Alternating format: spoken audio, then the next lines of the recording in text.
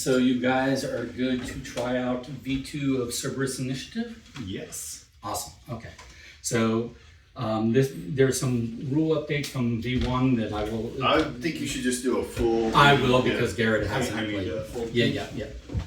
I'm just letting you know. Don't presume. That No, you my memory is not strong enough to have probably even remembered any of it. Okay. So your components are not behind your screen unless they're in your supply, because behind your screen is your HQ. Okay. Now, so I will do this part first. So this is Cerberus Initiative V2. It's a semi-cooperative game of spycraft, international peacekeeping, and subterfuge for 1 to 6 players. Okay. The synopsis.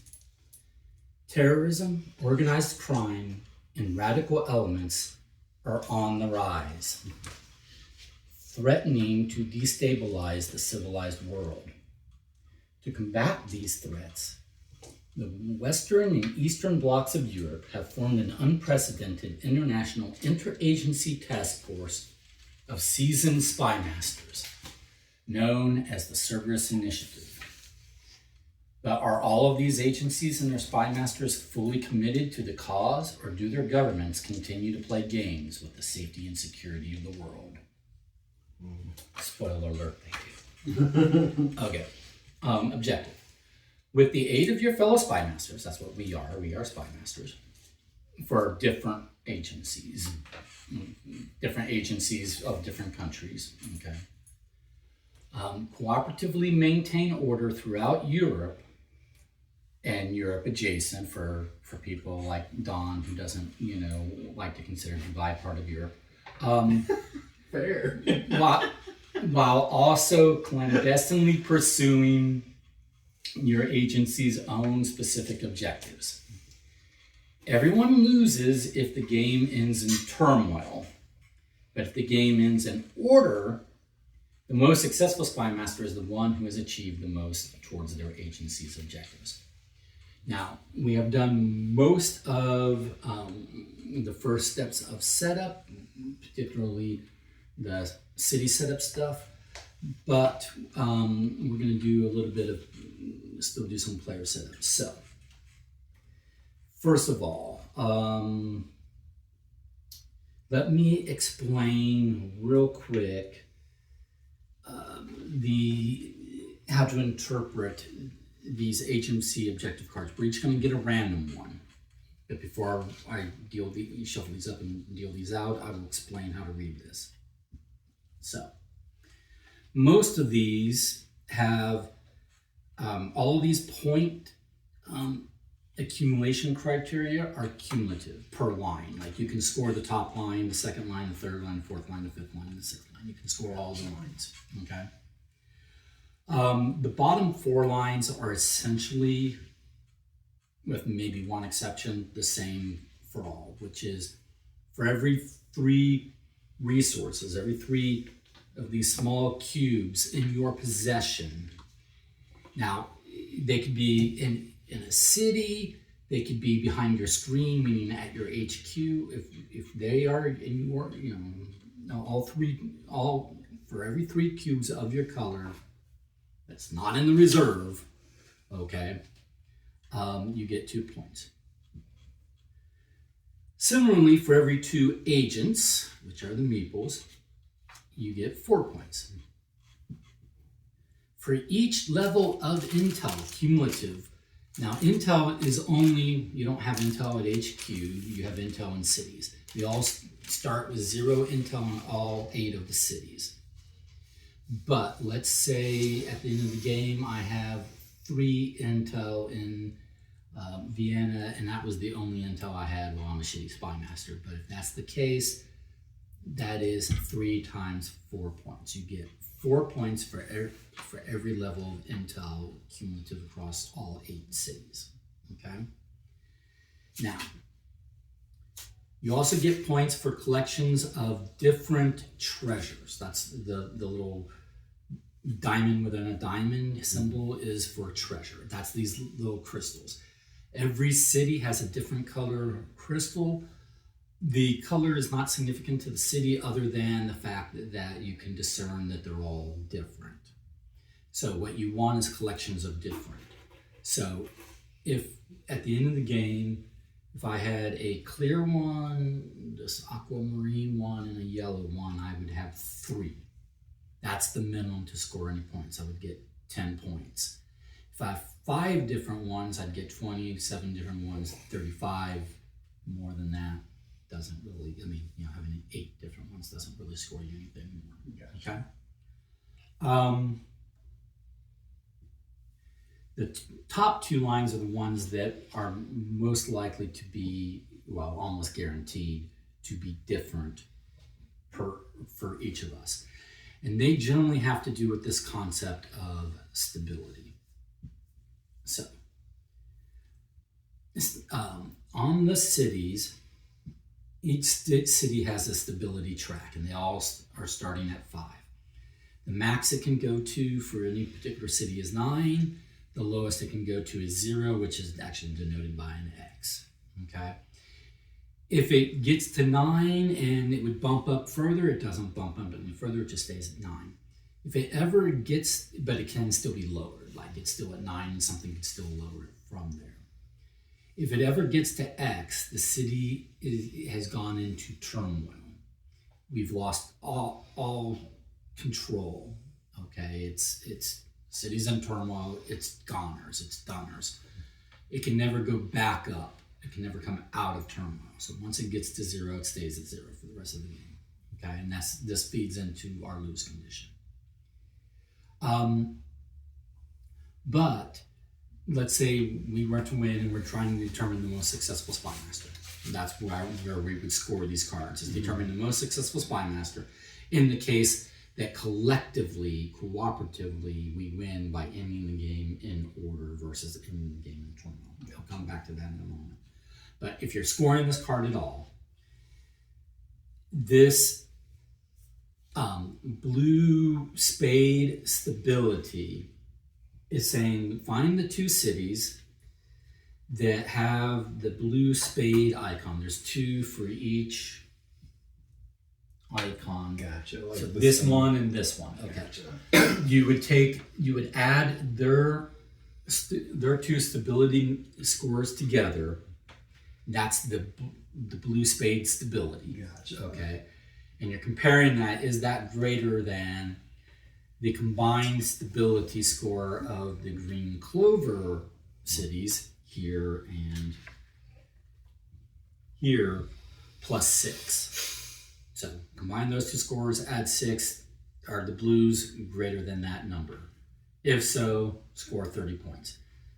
Same concept again with chess pieces, the orange knight versus the red queen. Okay? Gotcha. So every city has basically 2 icons. One, the first one, which is kind of the chess piece. Gotcha. Cards. And then the second one is like card suits. Nice. But the first one is more or less kind of like its closest political allies. Okay, allegiance. Okay, or bloc. Okay, and then the second one is kind of its cultural allegiance. Okay, or its cultural bloc. Okay, so thematically, what's going on is we have this international task force where MI6 is in theory cooperating with the former KGB, in theory cooperating with India's Secret Service, cooperating with so-and-so Secret Service, and the French Secret Service and so forth and so on, and I forget all their names, I used to know them, to restore order, maintain order, and restore peace and restore order. But all these governments still selfishly want, at the end of the day, for them and their closest allies to come out ahead. Gotcha. From whom they perceive to be their rivals. if London's in the game, London always wants to be in a better position than Moscow, right?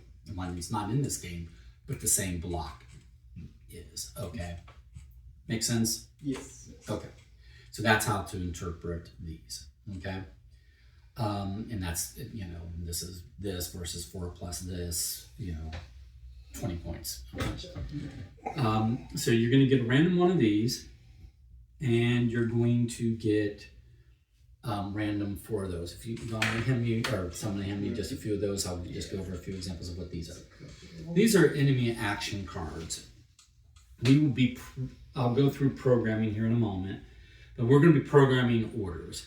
And when we put in our orders, we also have to throw in an enemy action card. This is what the enemy is doing for their turn. So you're kind of deciding, but you have limited choices. So you might be mitigating it. Like you might be like, oh, I've got 4 choices.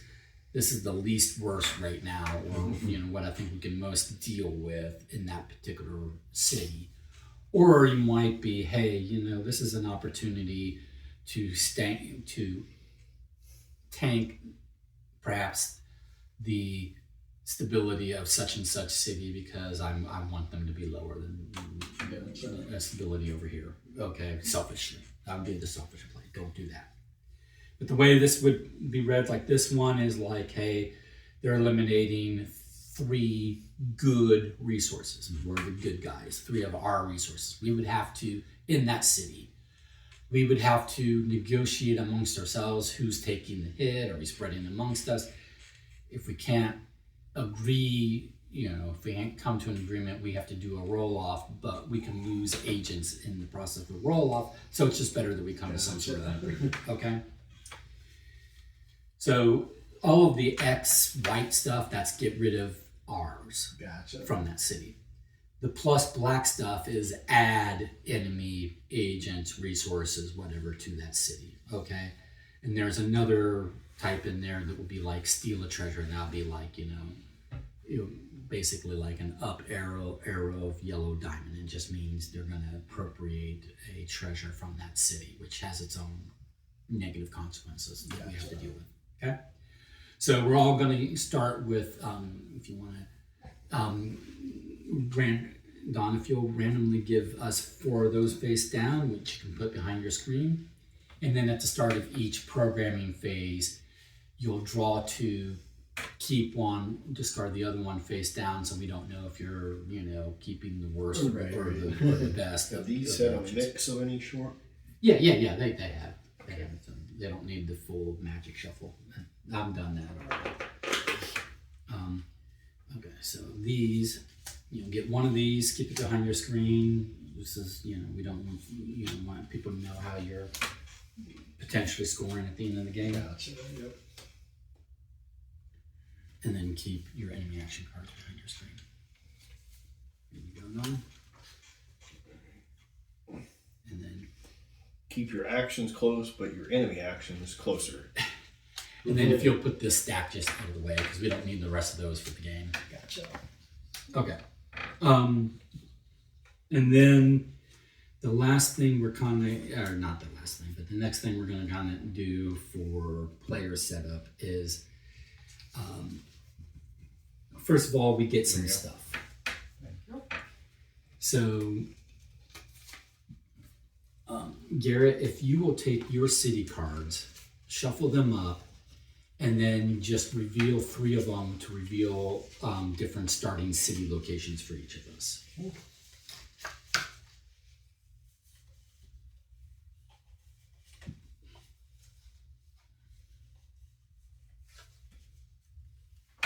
So, Don, you, me. So, Don, can we get Istanbul? Okay, Don's starting in Istanbul. Can I start in Right. Istanbul? So you're going to take your big plastic cube. This is your mobile base. Don starting in Istanbul. Mine is Madrid. Madrid right up here. I had an extra Berlin. I don't know if anybody is. You had 2 Berlins? I had 2 Berlins. Weird. Both the city and the band, I guess. Oh, there you go. I will fix So you. you might want. Are you missing a city? No, I am not. Oh. I just had. Okay, well then it's probably missing from someone else's. That's why I was saying. So you guys might want to check to make sure you have Okay. I all have 8. broken. Yeah, I gotcha. Okay.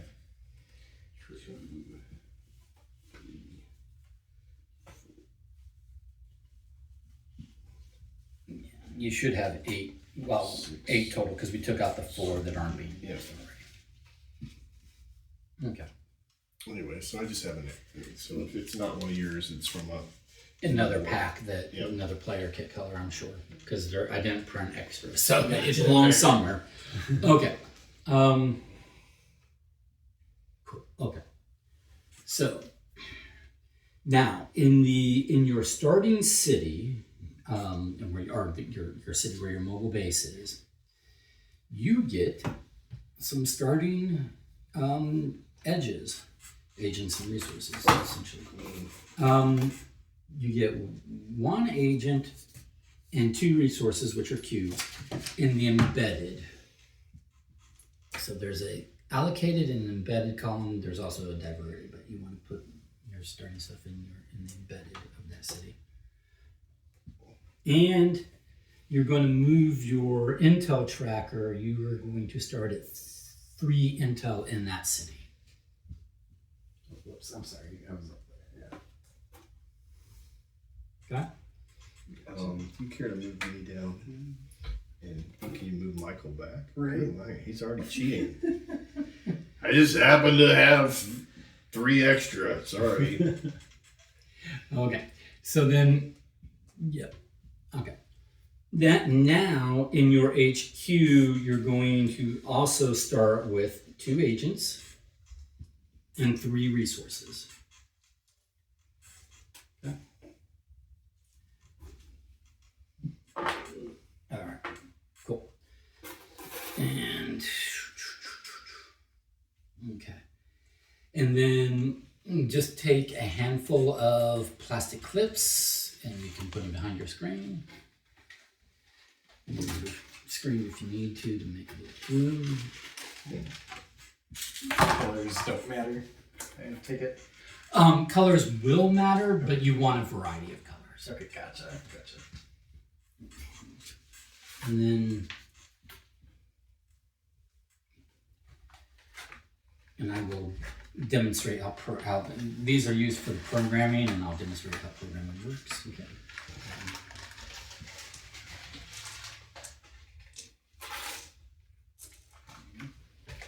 And just, you can ask for that box to grab more whenever you need. Gotcha.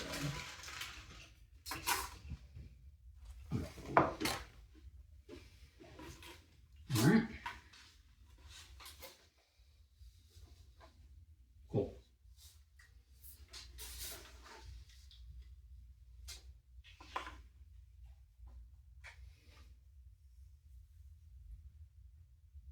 Okay. So I'll explain some of the components a little bit.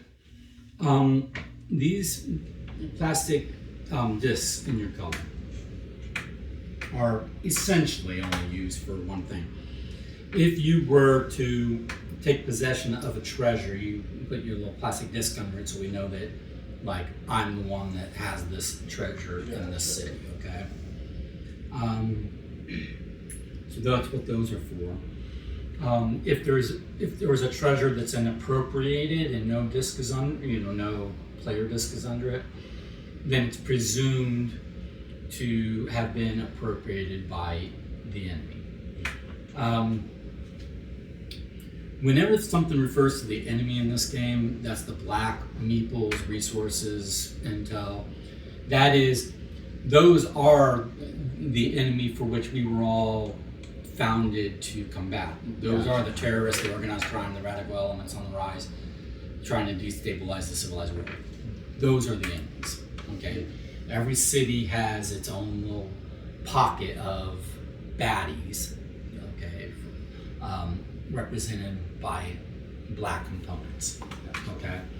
So, but they'll also steal treasure. So if you just have a treasure out on its own over here, it's appropriated by the enemy, okay? But if it's on a colored disc, then it's been appropriated by one of us, okay? Make sense? The white cardboard discs over there. Those are +5ers. Oh, okay. Gotcha. So if we're told to put like 12 enemy agents here, we can just put 2 discs and 2 black meeples on top of those discs, and that's 12. Gotcha. Okay, that's +5 to whatever's standing on top of it, whether it's our stuff or enemy stuff. It's a +5. It's not a +5, but it's a +5. Okay, make sense? Okay. Okay, so we've done setup, and we'll get to die rolling and all that kind of stuff.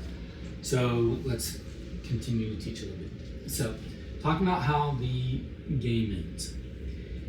The game ends during the check game in step of the evaluation phase of the intelligence cycle. So basically, the game is played over. Intelligence cycle is basically a super round of the game, and there's 4 phases to that intelligence cycle. And once we finish the 4th phase, we just start another intelligence cycle, a phase 1 again. So at the last phase of the intelligence cycle is the evaluation phase. So if during the evaluation phase of the intelligence cycle, we first check to see if the game ends in turmoil. And this is based on player count. The game will end in turmoil, and we all equally lose. None of this Andrew counts his points and says he would have won. We all equally lose. And this happens if, based on the fact that we are 3 players, if there's 5 cities in turmoil. Okay? Now again, once a city's stability makes it down to X, that city is in turmoil, it can never come back out of turmoil. It's a goner. So once we've lost that 5th city, we know we've lost the game. There's no undoing it in the last hour. Okay? So we don't want to lose cities to turmoil. The other way the game can end, if it doesn't end in turmoil, is it ends in order if the requisite number of missions have been completed successfully, based upon player count. So we're 3 players, so we need to complete 10 missions. Each of these cards here in these different cities are missions. We just have to complete 10 of them. Okay. Not 10 from each city, just 10 total.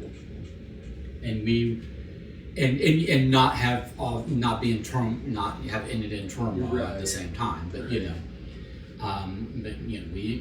at the end of the intelligence cycle, if we're not in turmoil, we end in order if we've completed 10 missions, 10 or more. Gotcha. Everyone wins the game, and then we can determine the most successful spy master by, again, revealing and totaling up points from our agency objectives card. Okay. I would posit to say meeting your agency objectives less important to winning the game. Gotcha. But that's just me. You play how you want to play. Well, I would say this, that like Andrew went immediately to like destabilization, and it wouldn't have worked. Gotcha. But playing that way later on would have worked. Okay. Right. Like creating a modicum of stability to where there's a little bit of fluctuation on the board seemed to... These cities will go into turmoil on their own. But They don't need you pushing them they over go the edge. quick. Yeah. And so, like, we may not get to that just because of time and whatever, but he pulled the trigger way too early. Like right from his get-go, he was like, what can I do to destroy these 2 cities? And then you're like, oh, so the game does it and he's doing it. Yeah. And it wouldn't have sustained more than 2 rounds. Gotcha. Yeah. Okay. So how do we actually play? Okay. So the gameplay, the intelligence cycle. First, we start with the preparation phase, which we will do here in a few minutes once I'm done to teach.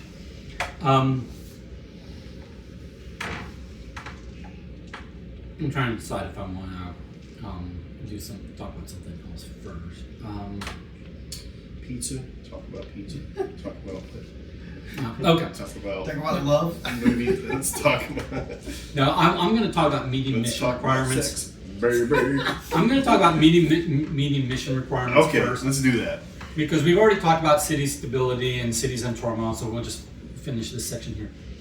When we're trying to meet mission requirements, and this plays a little bit differently than I played with you, Don, in V1. Okay. Is when we're evaluating the agents and the resources and even treasures in a city, we evaluate that cumulative amongst all of us. Okay. My agents are, green agents and blue agents and yellow agents. We're all working together. We're all part of the Cerberus Initiative versus the black stuff. Okay. The exception is intel is not cumulative. The fact that you have 3 levels of intel and the fact that I have 2 levels of intel does not mean that between the two of us we have 5 levels of intel. It means that you have 3 and I have 2. Okay. So if we have to meet an intel requirement, it is a specific color has to meet that requirement. But material edges, which are agents and resources, those are cumulative amongst us. Okay. So I'll just say that. Okay. So and then. So now I'll go back to the gameplay. For each active city, one's not in turmoil, so we're going to do this now. We flip over the top mission, and we will put the countdown marker at its topmost number. So this mission starts at 3, and we got this mission, and it's gonna start. So 3. Gotcha. 3 is a pretty common. 4s and 2s less so. Okay. Might have gotten 2 flipped over, but that's Oh, okay. pretty much fine. But Gotcha. Yeah. Open up 2.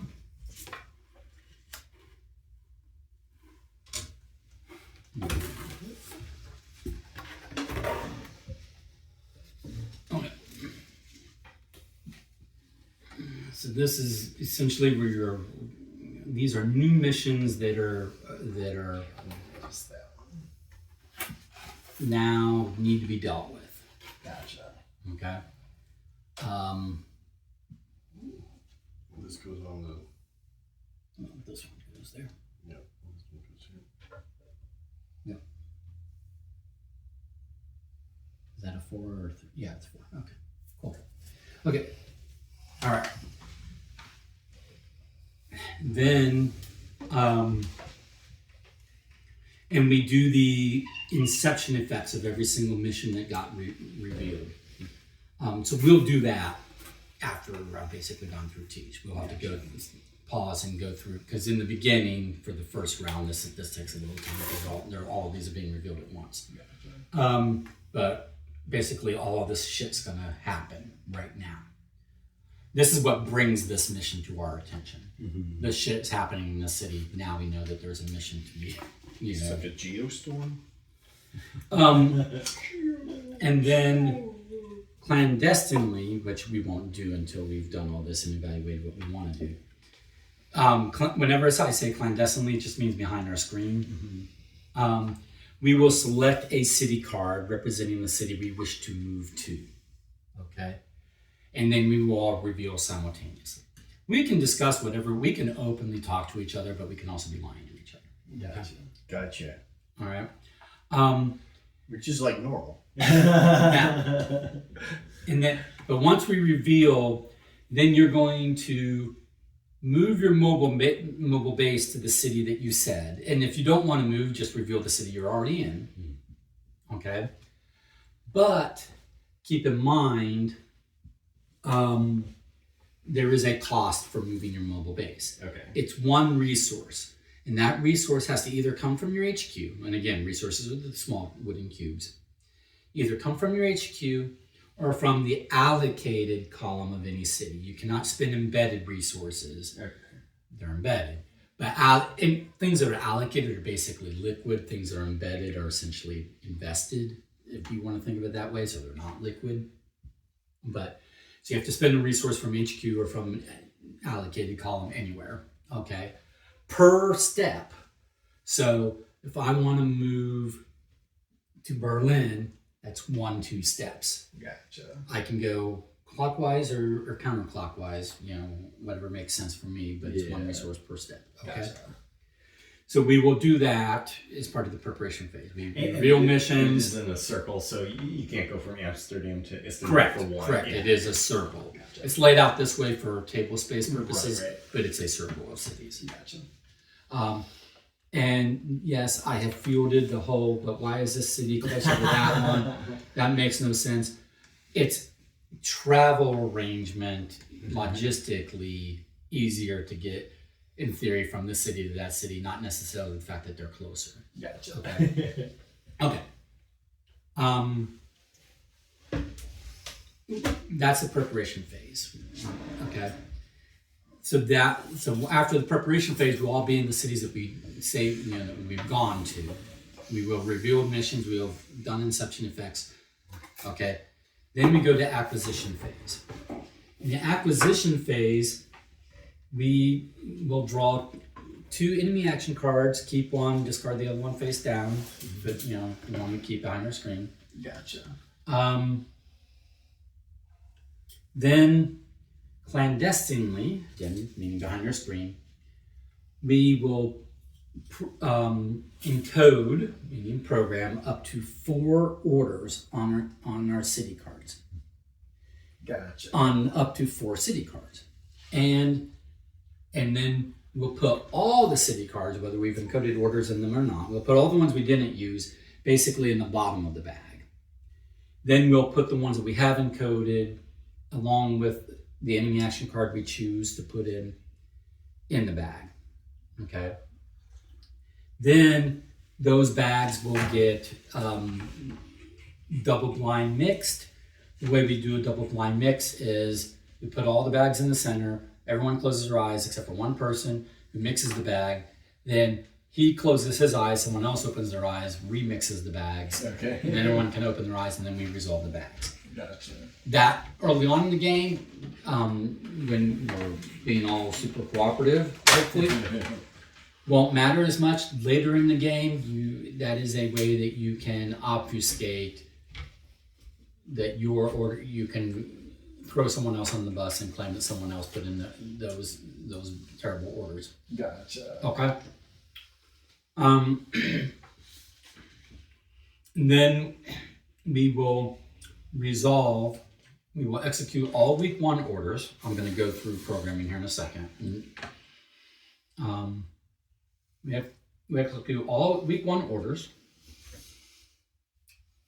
of which there can be 2 per player. You might have encoded 2 week 1 orders. 2 week 1 orders. I encoded 2 week 1s and so forth. It's basically first half of week 1, second half of week 1. Then we execute all the enemy action cards. The enemy action cards execute against the first city in the bag that has an order on it. Whether that first order is a week 1 order or week 2 order, doesn't matter. It's the first valid city with a valid order. Okay. That's the city that's going to have the enemy action performed on it. Gotcha. And by valid, I mean a city not in turmoil.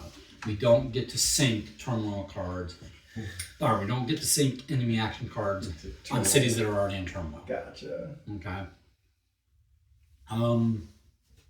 Unless you burn your entire phase programming 1 order or 4 orders all on a cities in turmoil, then yeah, your enemy action card is being burned on nothing.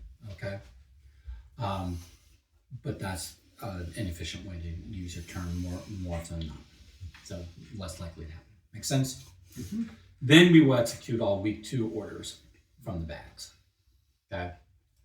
Again, there can be two from each of us. First half of the week, second half of the week.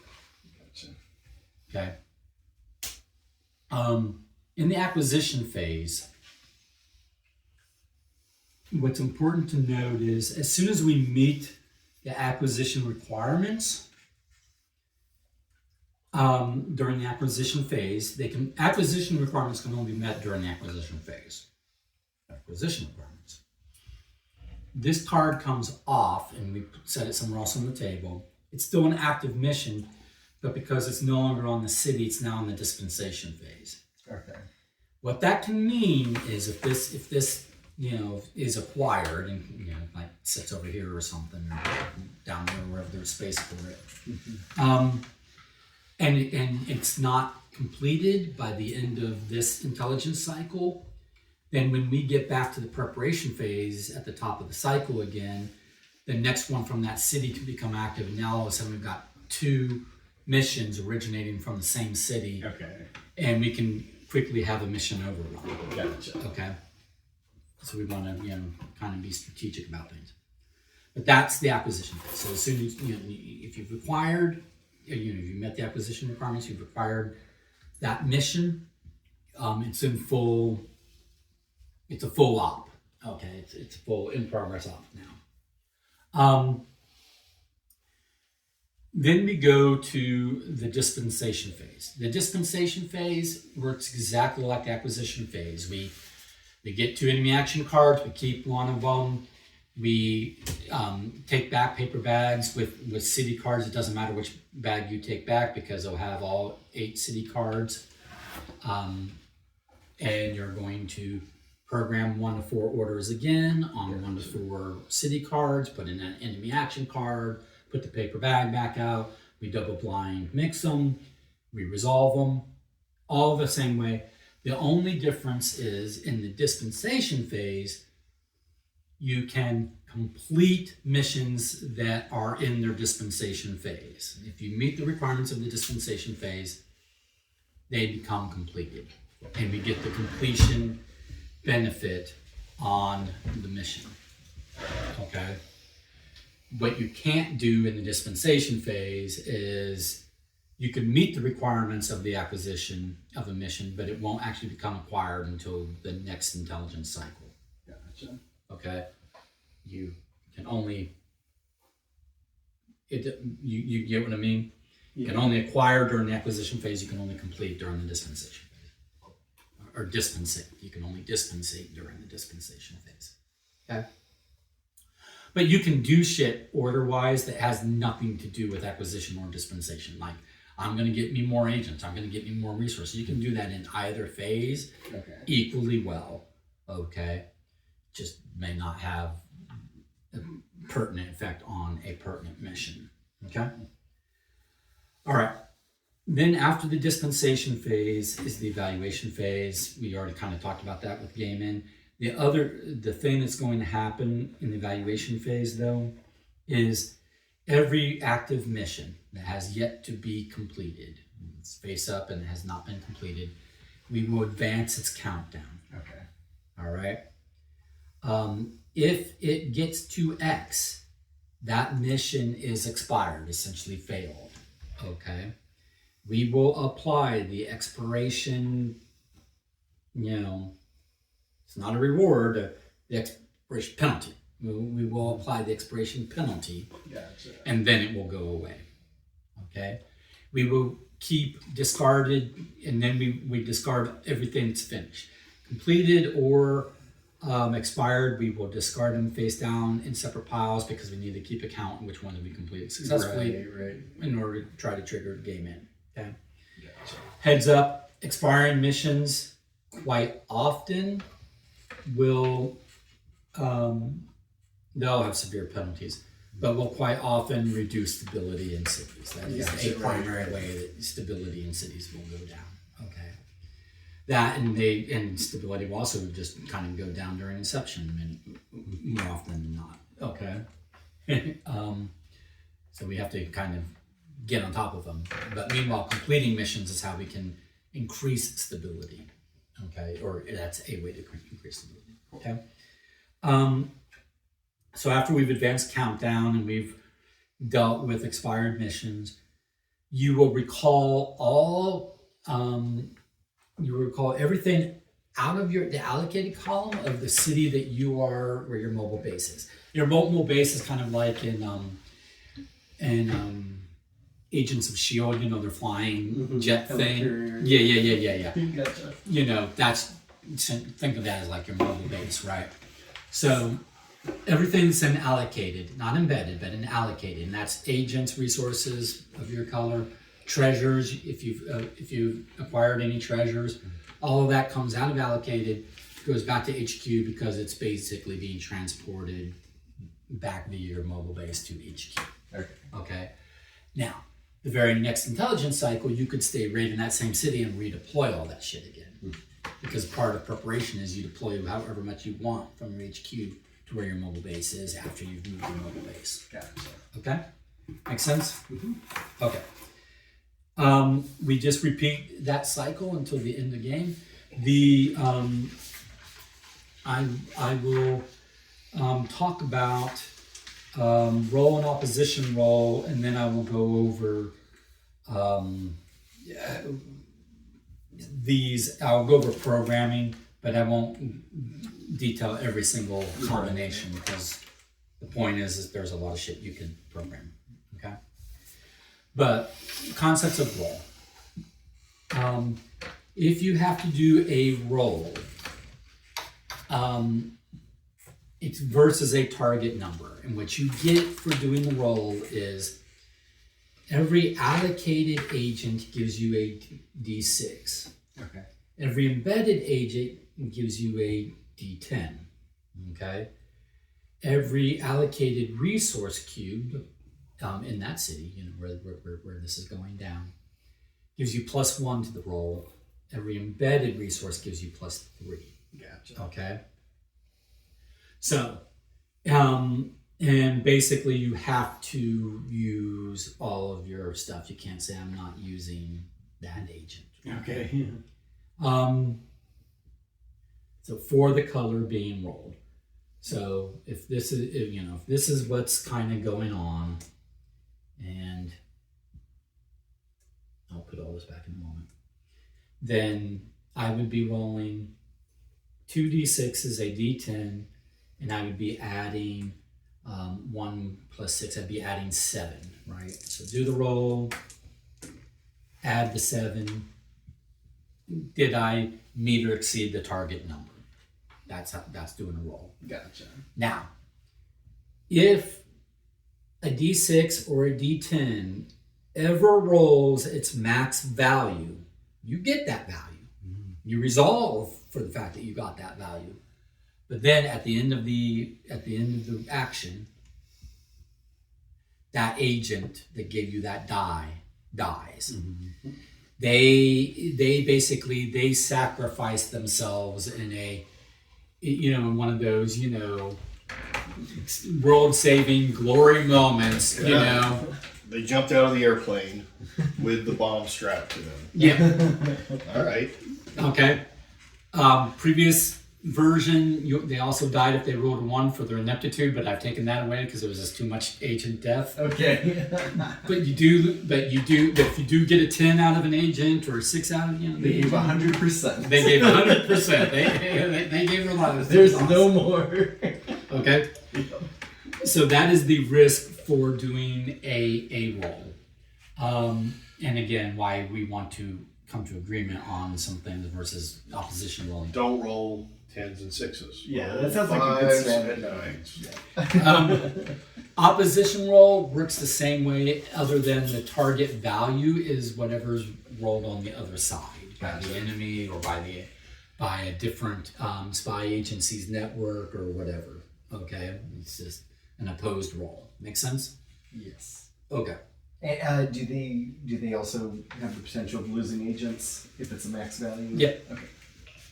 Yep. Fair play. Okay. Okay, so let's talk about programming orders. So I will use Paris. I think this is my set here. I'm going to use Paris as an example because it's probably the most visible. On every single city card, there are 4 operation areas, each of the 4 corners. So there's a number. You can ignore the letters in the corner. You see letters in the corner, ignore those. Those are for a mechanic that's not presently implemented. But there's numbers, there's this set of symbols, which is the op itself, and then this set of symbols near it, which is the target of the op. Okay? So the combinations are all on your cheat sheet of what can be done, and they're put in the categories, okay? But this is one op area. This corner is another op area. And this corner is a third and fourth op area. The way these are resolved is the top left corner is the first 3 days, or the first up to 3 days, the first half of week 1. Okay. This top right corner, this is the second half of week 1. Okay. Down here is the first half of week 2, and over here is the second half of week 2. So when we're resolving, we resolve all of week 1 order starting going left to right across the top. Then we will do enemy action. Then we will resolve week 2 orders left to right across the bottom. Okay. Now, unlike V1, you can spread these orders now across up to 4 different cities, as long as the stipulation is you can only have 1 order per operation area. Okay. So during the first half of week 1, you can give 1 order to a city. Gotcha. Second half of week 1, you could give a second order to the same city, or you could give an order to a different city for that operation area. Yeah, so we're in an analog era. There's no digital. No simultaneous. You can't send out more than 1 order because you only got 1 lady out back. Hey, I'm typing this as fast as I can. Hey, give me brief. I can take it. I can take it. There's reasons, but game mechanic wise, but I can spin all sorts of thematic reasons. But essentially, It's solved by 1970. It's solved easily. does that make Dottie sense? can only type as fast as Dottie can type. Yes. Make sense? Yeah. Okay. Early on in the game, you might be focusing on 1, maybe 2 cities. Later on in the game, you might want the flexibility to do stuff in more than 2 cities at a time. Gotcha. Just don't break the rules. Okay? As far as don't double code an operation area. Do we have to have a current, I can't remember, is there a way to represent we have presence in those cities, or we have presence in all the cities? So this is the crux of this game, is you're going to use the little clips, and you're going to put 3 clips per operation area that you're giving an order to. Okay? More often than not, the only clip color that matters is the one that's going on the op. Because that is saying which color, which spy network by player color is doing that op. So I can put a blue here, and then I just use other clips to say it's going to be a 2-day op, and it's going to so this would be, hey, the blue spy network in Paris, which they can't do it, they couldn't do this at the moment, this is what this order would say. The blue spy network in Paris is cultivating agents, they're cultivating 2 agents, because the number of days of the op is also the quantity you get, the amount of effect or quantity you get out of the op. Spend 1 day on it, you get 1 unit. Spend 2 days on it, you get 2 units. 3 days, 3 units. But if timing, or if and when timing ever matters, a 2-day op finishes prior than a 3-day op. Okay. So if you are in contention with another spy master, that can make a difference. But also, you just might not be able to afford the cost for a 2-day op, because everything has an associated cost. But that cost is being paid by the spy master network that's doing the op. Okay. I can encode this. I'm green. Right. But I'm telling the blue forces in Paris to do this. Yeah. Because the way the Cerberus Initiative is devised is we're all presumably cooperating. This is an interagency task force of spy masters. Ergo, MI6 over here is authorized. Me giving orders to MI6 is an authorized thing for me to do. Gotcha. Okay. It's not even clear that it's coming from me. It's coming from the headquarters of the Cerberus Initiative. They can presume it's coming from their spy master if they so choose to presume such. The point is I'm authorized to give orders to anybody's agency and vice versa. Okay. I could send them to certain death. I could, send them to glory. I could have them doing shit that benefits my side more than it benefits their side. That's neither here nor there, okay? And again, why we mix the bags, okay? Gotcha. Because you're not just ordering your color around, you're ordering everyone's color around. Make sense? Yes. Okay. Now, the only time that, essentially the only time that there's a second clip color that matters is on the target if you're doing a diversion or an elimination, a divert or eliminate operation. Because in those cases, the color of clip you put on the target is who you're doing that diversion or elimination to. And the other ops, you're generally just doing it for the benefit of the color that's performing the op. Blue is getting stuff for blue, or green is getting stuff for green. But if green is eliminating black or green is eliminating yellow, you have to make that clear. Okay? Make sense? Yes. The paper bags should be big enough now that you don't have to go super far on the clips, just far enough that they're going to stay and we can see Wiggle. Yeah. what you're highlighting. You put the tongue in the back so that what is, Oh, nice. Yeah. what is outlined is the thing that you intend to be done. Nice. Okay?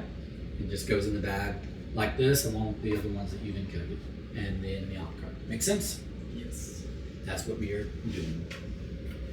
All right.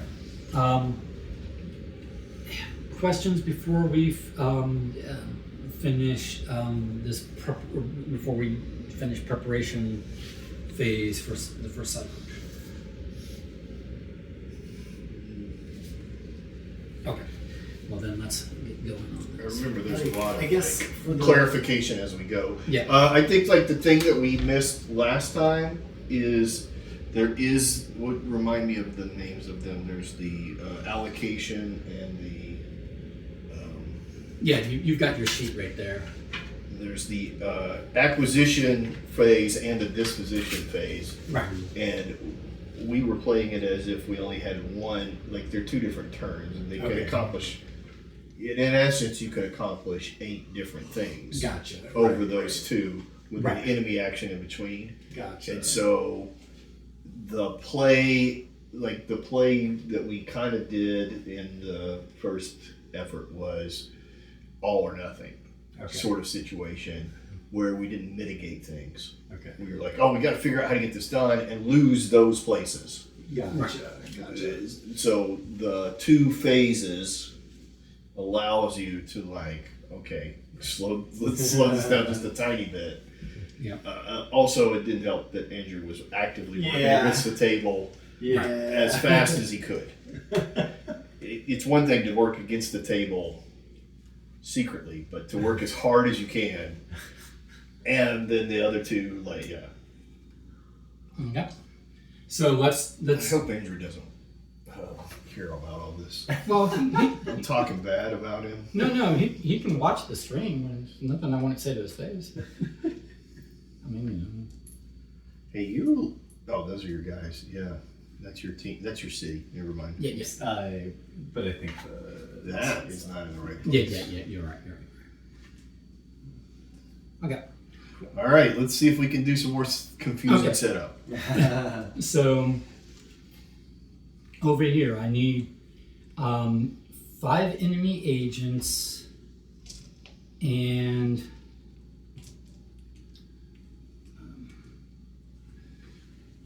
I can't reach across. I'm just going to sit in there and let you do it. and 5 enemy resources. 3, 4, 5. Okay, and then instability goes down by 1, and 4 of these are going over.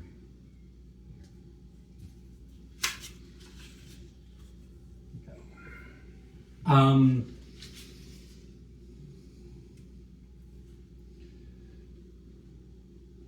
Right. Okay.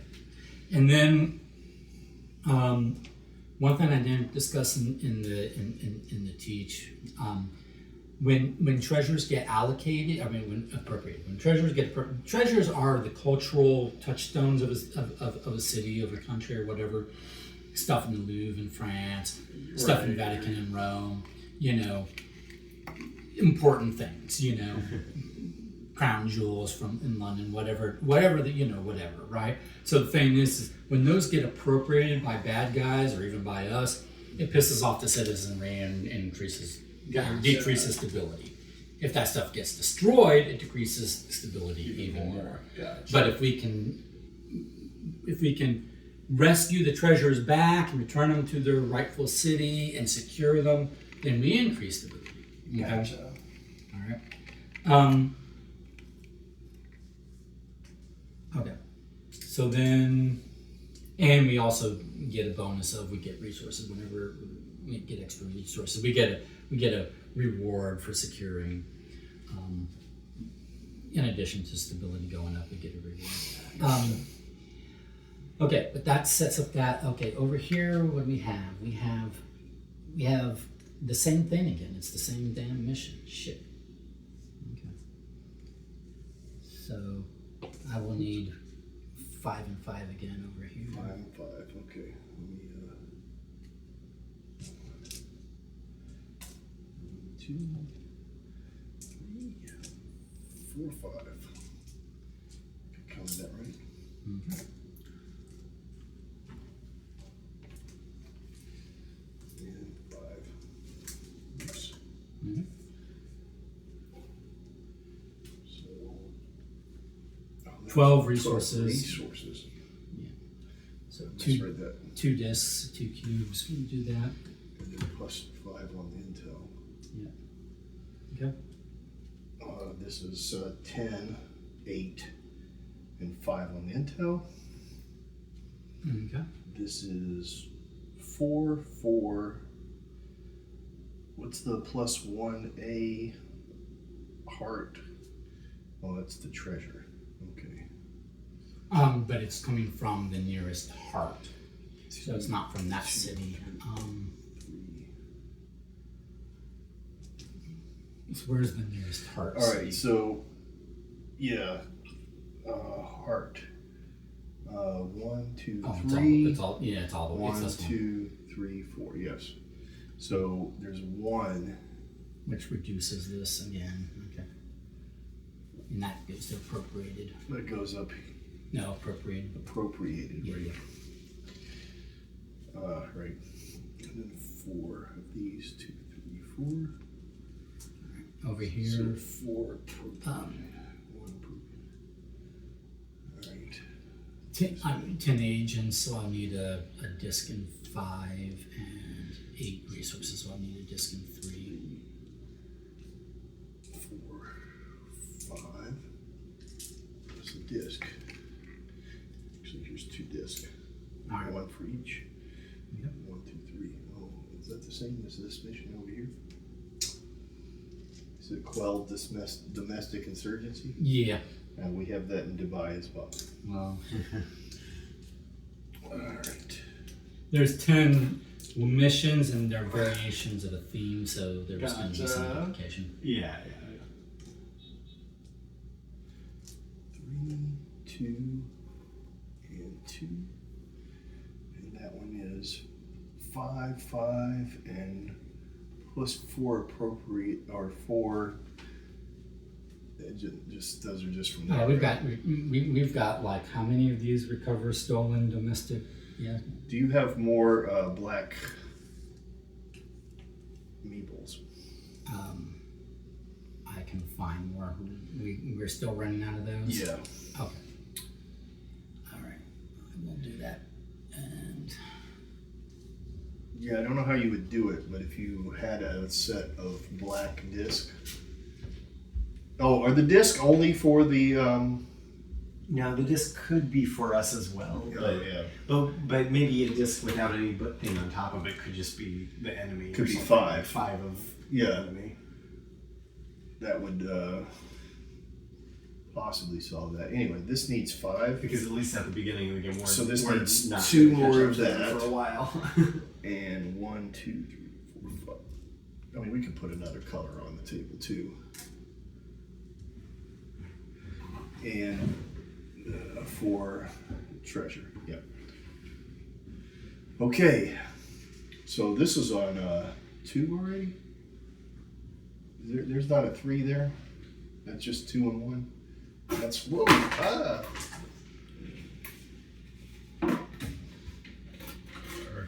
I can see everything in Michael's plate. all right. So we need more. We need black 2 meeples. black ones here. Okay. And then we have exhausted our supply. All right. So, Well, you need to put that bag over there. There's more black ones in the bag. yeah. All right. And that weird. So the really expensive missions all came out first. one cube as well. I can get more cubes if need be. Okay. Right. Okay. That one fell off, right? Because it should still be on. Yeah.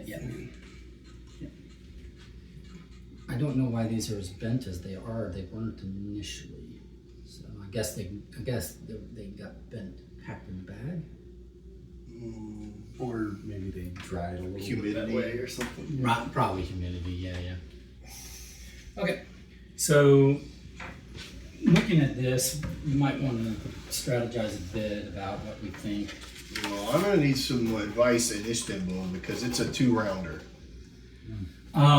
If it's a 2-rounder at this stage of the game, I say Let it go. Let it go. Yeah, don't make the mistake we made last time of me going all in and then still not being able to pull it off. Yeah. What's the penalty on that? What's the expiration on that? Expiration is +5 enemy resources, +3 of the computer symbol, whatever. That's intel. Yeah. Intel. -5 good resources and -2 good intel. Okay. So I would say get your shit the hell out of there. So if we can't pay the cost, so there's no extra penalty, right? Like if we don't have that to lose, it's not an extra. Right. Gotcha. All right, I think there will be a heavy round of reminding exactly, do this to accomplish that sort of things. Yeah. Like, if I want to leave there, what actions would I be taking? If you want to get your stuff out, right now your stuff is embedded, so you would need to lift, and one agent, you would need to lift 2 resources. Now, you don't have to spend anything, so it's just taking you 2 orders to do that. Right. And then once they're lifted, then when your mobile base moves, if your mobile base is there at the end of the intelligence cycle, they'll come back to your HQ, and then you don't have to put them out. Okay. But if you move your mobile base right now, they're basically left behind. Right? They're left behind. Yeah. Gotcha.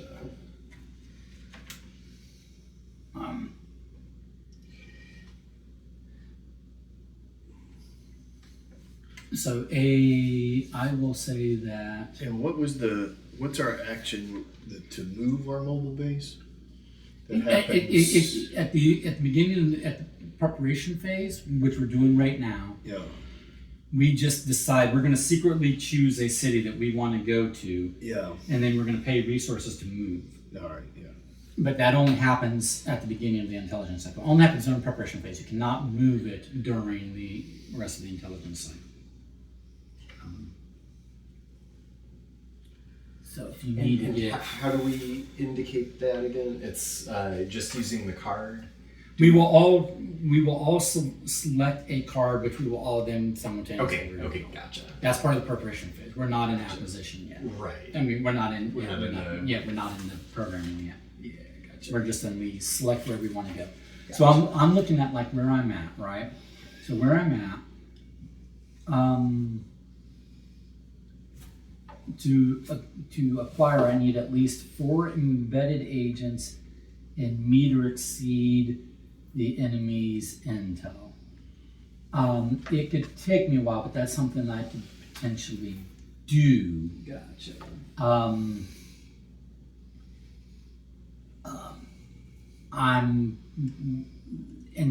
But this is a 4 countdown where I'm at the moment. What is at a 3 countdown, and should I be working on any of those? Like, should I move to work on one of those instead?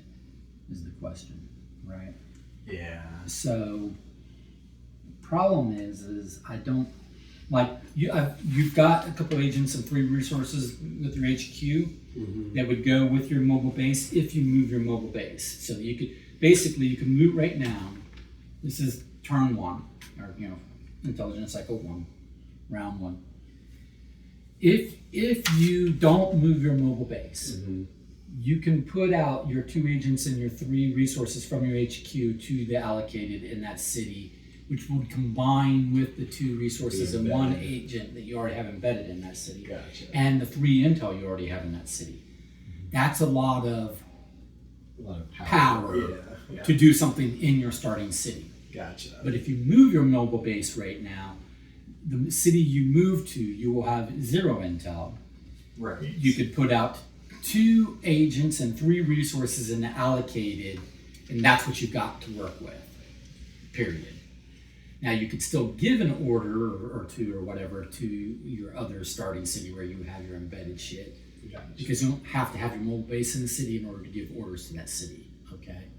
You don't have to have your own resources in the city in order to give orders to that city. Right. But right now, the only 3 cities that have any of our forces in it are our 3 starting cities. Right. This has your forces. You can decide what intel agency you are. I'm obviously the Irish Secret Service, the best Secret Service. Everybody knows about it. We're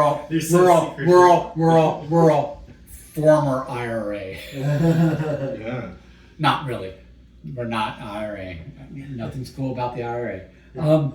But we're just experienced. Well, Brad Pitt. We're experienced in anti-terrorism. Right. Wasn't Brad Pitt Yeah. former IRA in that one movie? Yeah. So when our Well, he was actually. I don't even think he was former. He was, or he was. I don't remember. Was that Brad Pitt, Liam Neeson, or whatever movie, or Brad Pitt, someone else? I don't really remember. It was someone else, maybe. Yeah. so when our resources are behind our screen, what are they considered? In your HQ. Okay.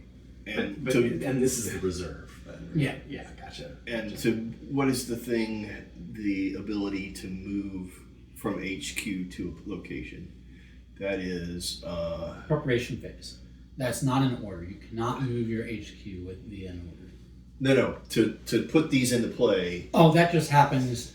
That's your choice in the preparation phase. After you've moved your mobile base, deploy as much as you want. Okay. Okay. And it Okay, gotcha. but it goes into the Allocated. allocated. Gotcha. It's not embedded. Embedded, allocated essentially means these are agents that are visiting, agents and resources that have been brought via your mobile base to the city to try to get a job done quick and then get out. Gotcha. Your embedded these are your agents and your resources that you've invested in that city as an ongoing, they're making local contacts. They, the resources are like property now that's bought there, real estate and all that kind of non-liquid stuff. Right. That is more effective, but less mobile. Right. Okay, that's the difference. All right. But right now we're in the preparation phase. So, we don't get that until the acquisition phase. Never mind. I thought we were missing getting enemy action cards. We don't do that yet. Right now we're just deciding what city to be in. All right. I'm going to do something stupid, which is I'm going to stay where I am. Well, no, you don't tell us. You're just going to reveal a Oh, card. okay. Well. Oh, okay. Yeah. But you can talk about it. No, I'm No, sorry. You can I'm talk going to about say this. I think what I'm going to do is go ahead and do a risky mission and let you kind of guide me through some.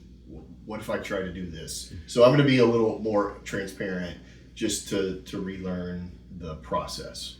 That's what I'm saying. I think I'm gonna stay where I am, just because that's where I have the most intel at the moment, anyways. And Yeah, I'm debating I can either staying where I drop a lot am of because that's where I have stuff the there. most stuff, or going to one of the, going to like this 4 city or 3. that has a 3 countdown, right? Yeah.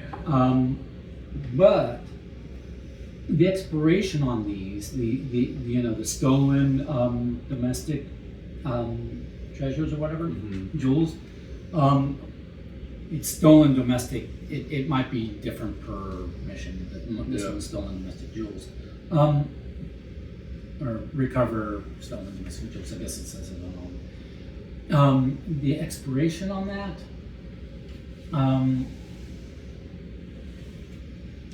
Does not appear to decrease stability. So,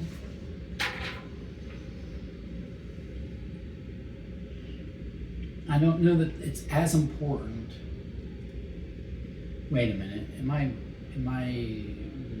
missing something here? Just 1 second, because are any of them saying that they decrease stability? What's the symbol for stability? It will use the word stability. Oh, okay.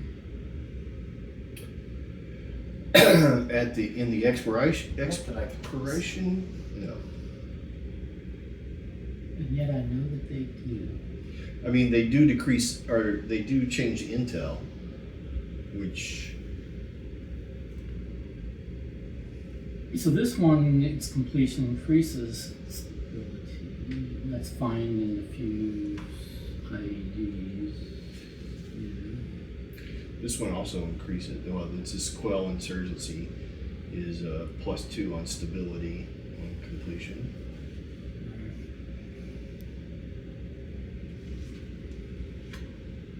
I really thought most of these decreased stability on expiration, but I'm not seeing that being the case. Okay. It is what it is. What is the left-hand column indicating? The colorful column along the left-hand side. It's an abbreviated notation of what's spelled out over here. It's a quick reference, but probably not as useful as I envisioned it being.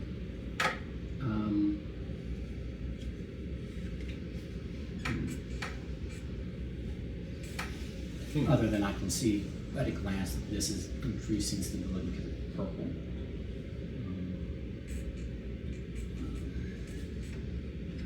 Okay, so I think I'm going to stay where I'm at. That, or at least that's what I'm planning. You're right. That's what I'm planning. We're gonna give this a try. I want to be able to accomplish something. All right. Well, I mean, I think the thing is if we kind of crosstalk and get some guidance through, we can do some actions, and then Yeah. we'll understand gameplay a little better. I'm staying in Amsterdam. Me too. I'm staying in the Eastern. All right. So now you can deploy as much as you want from your HQ to where your mobile base is. I'm like, I might as well give it my all. Full in. All right. So this is problematic, but we'll take that. Yeah. You really only need your screen at the point in time you're reviewing stuff privately or encoding and putting stuff in your bag. Okay. Now. Which is literally next. Yeah. Okay, so we're done with preparation phase. So then, acquisition phase. We each get 2 enemy action cards. Keep one. Discard the other face down.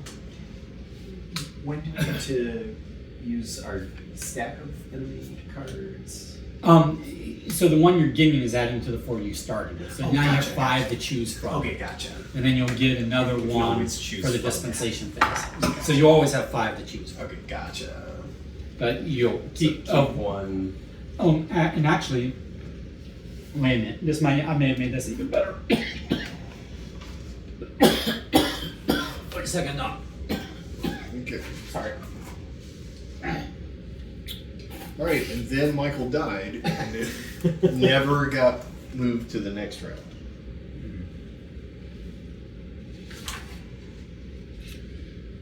Oh, okay. Yeah, I did make this better.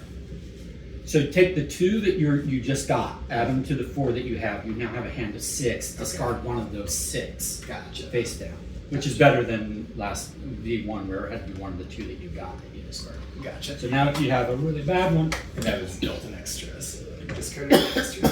They stick together easily. man, I breathed in almond. Oh, Don't no. breathe almond. It's not meant to be breathed.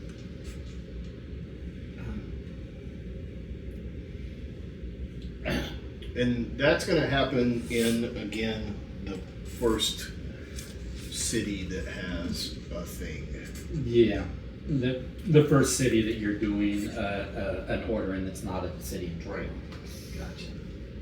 The first valid active city. It's termed an active Yeah. city if it's not in Troy. Yeah, and that's intriguing because, like, I mean, just for cross-talking wise, and like, I don't You have any discard this reason one. to play against you guys yet because we're trying to stabilize. But I'm kind of thinking about increasing, or playing one of the less bad but still bad cards in a city that we're not working on How many did you get rid first, of? just to get it out of there and try to focus on this. How many did you get rid of? I discarded 2 because I had 1 extra from the beginning. I think they stuck together. They stuck I had together. 5, Yeah, if you want to like basically waste an order on another city, like an order that you know is going to fail, Right. it can't be completed, but Yeah. it is an active city. You can sync. That is a way you can sync Right. enemy action. But the active cities are just the ones that us 3 are in? No, at this all of point? them are active. Active cities are ones that are not in turmoil. Oh, If the city's not in turmoil, it's an active city. okay. Oh, you're right. Yeah, it would completely fit. Yeah, never mind. Yeah, I guess I didn't realize I couldn't do anything without a presence there, which makes sense. My base would have to go there first before I could increase anything. So, yeah, I got you. I mean, you could do certain things, but they're not. I mean, here's what you could do. I'm not asking you to do this. Right. I'm just saying that game mechanic wise, your first order could be, hey, in the blue network in Istanbul. I could do something Go good do for blah. blue. Yeah. But here's an enemy action that happens there. Yeah, that's true. And then, Yeah. and then my second order is going to be over here in in Madrid. When my second, third, and fourth orders are all in Madrid, I think that Don will know it's coming from yellow over here. Well, but then I will next time around. Right. Yeah. Right. Since I'm on a That's the politics of the game, you know. since I'm on a suicide mission,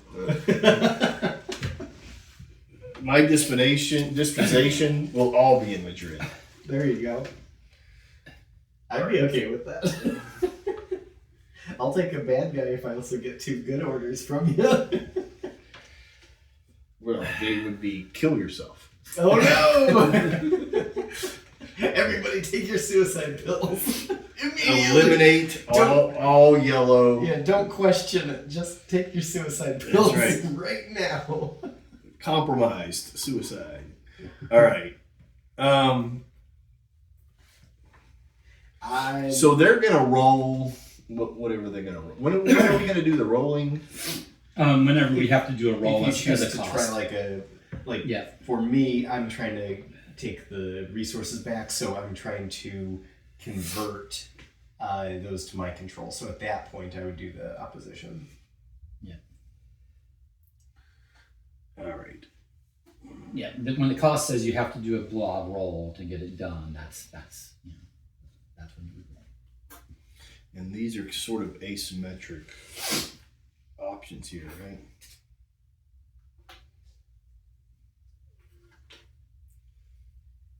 This is and I'm sure you probably understand, but we're not going to quibble over the paperclip colors. These are both green. Oh yeah, that makes sense. Yeah. The only thing is, don't do like Andrew and conveniently use this one and then want to make a situational argument as to whether it's red or orange. Oh, You know? oh gosh. Yep, situational. Nope. It's like, let your reds be reds, your oranges be oranges, blues be blues, greens be greens, and yellows be yellows. I would argue there's like 3 shades of yellow in this, but you know, if it's yellow, then you assume it's yellow because the green will be obviously green. And there's no other than certain things triggering before others. There's not really a penalty of choosing like the higher number versus the lower number, other than it just changes the target values or what the costs are. Right. So like I could choose the easiest easiest target every time or the hardest target every time, and that's still valid, right? It doesn't mess up my week by like. Right. It's not like I have 7 units to spend for days or something like that, and I could do like 3 versus. Yeah. Right. Cool. But there are different operation area options for the different cities. Some cities Gotcha. can't do a 3-day op in the first half of week one. Gotcha. Some of them can't even do a certain type of op or against a certain type of target in a certain operation area. Gotcha. You can only steal stuff in Korea at a particular time. For instance. Can I eliminate an enemy? If you can afford the cost to do so. And what is the cost to do so? Well, it will say there will be an opposition roll, I'm sure. Right. But it should say. Against stars with a minimum value of 4, 8, or 12.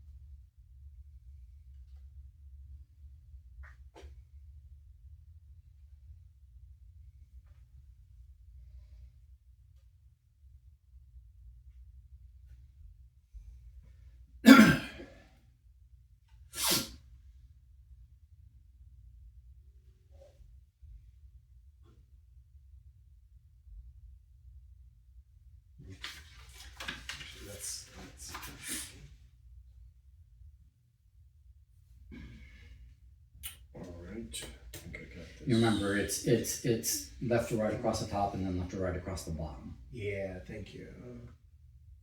I mistakenly said clockwise to Andrew for someone to play, and that was a mistake because it's not clockwise. It's left to right. Well, this is not good. I literally, in the 4 periods, only have one way to try to take a treasure. Yeah, that's actually pretty typical. So it would take 4 rounds to collect that.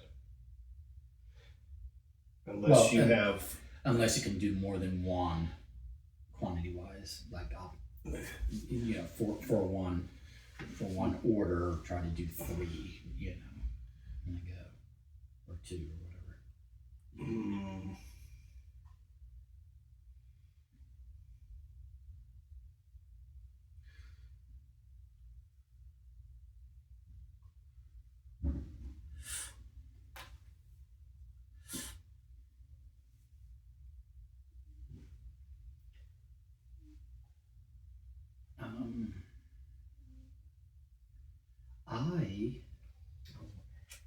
I'm reconfiguring. I don't think I'm understanding what I'm doing here. Let's see.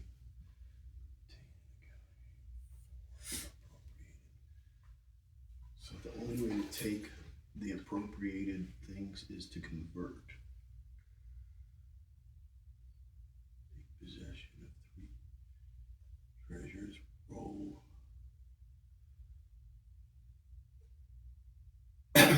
Opposition roll against each current possessor of the treasures with a minimum of target of, oh, okay, 10, 20, or 30. Oh, okay, so I'm just rolling against those numbers.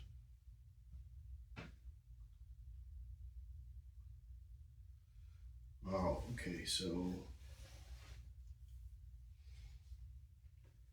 then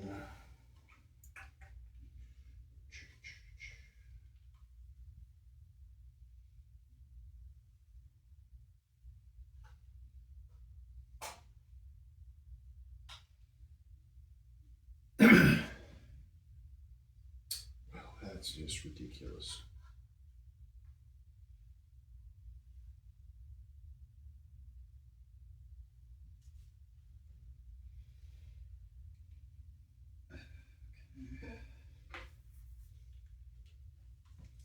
What happens if I start running out of blue paper clips? Get more from the box. Okay, cool. Valid question. I'm glad you asked. Switch to yellow. Alright. Yeah, I knew the answer. I know. Yeah.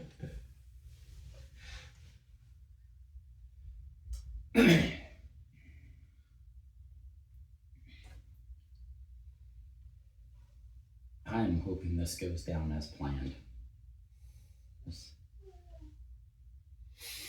Buffy's why is Buffy whining? She shouldn't like it out there. She's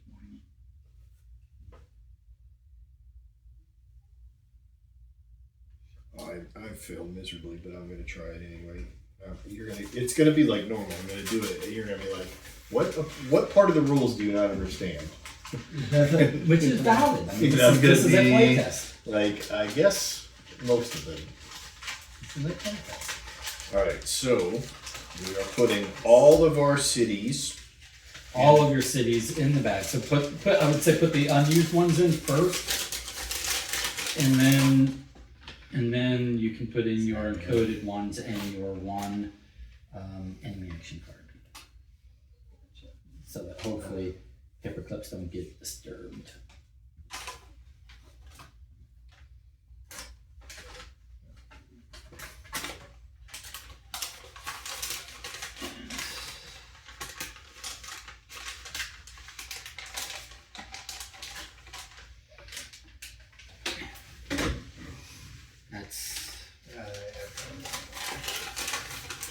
I'm not going to complete this mission this turn, but I'm setting up for next turn.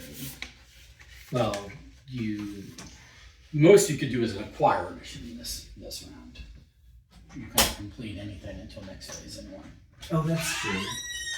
Oh, right, yeah. I mean, you can actually meet all the requirements. It just won't be counted as completed until next phase. You want to come inside? Okay.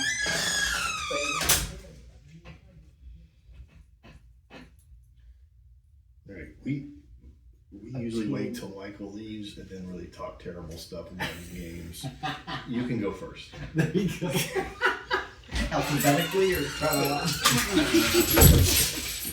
No, go ahead. Just say whatever you feel comfortable. It's okay.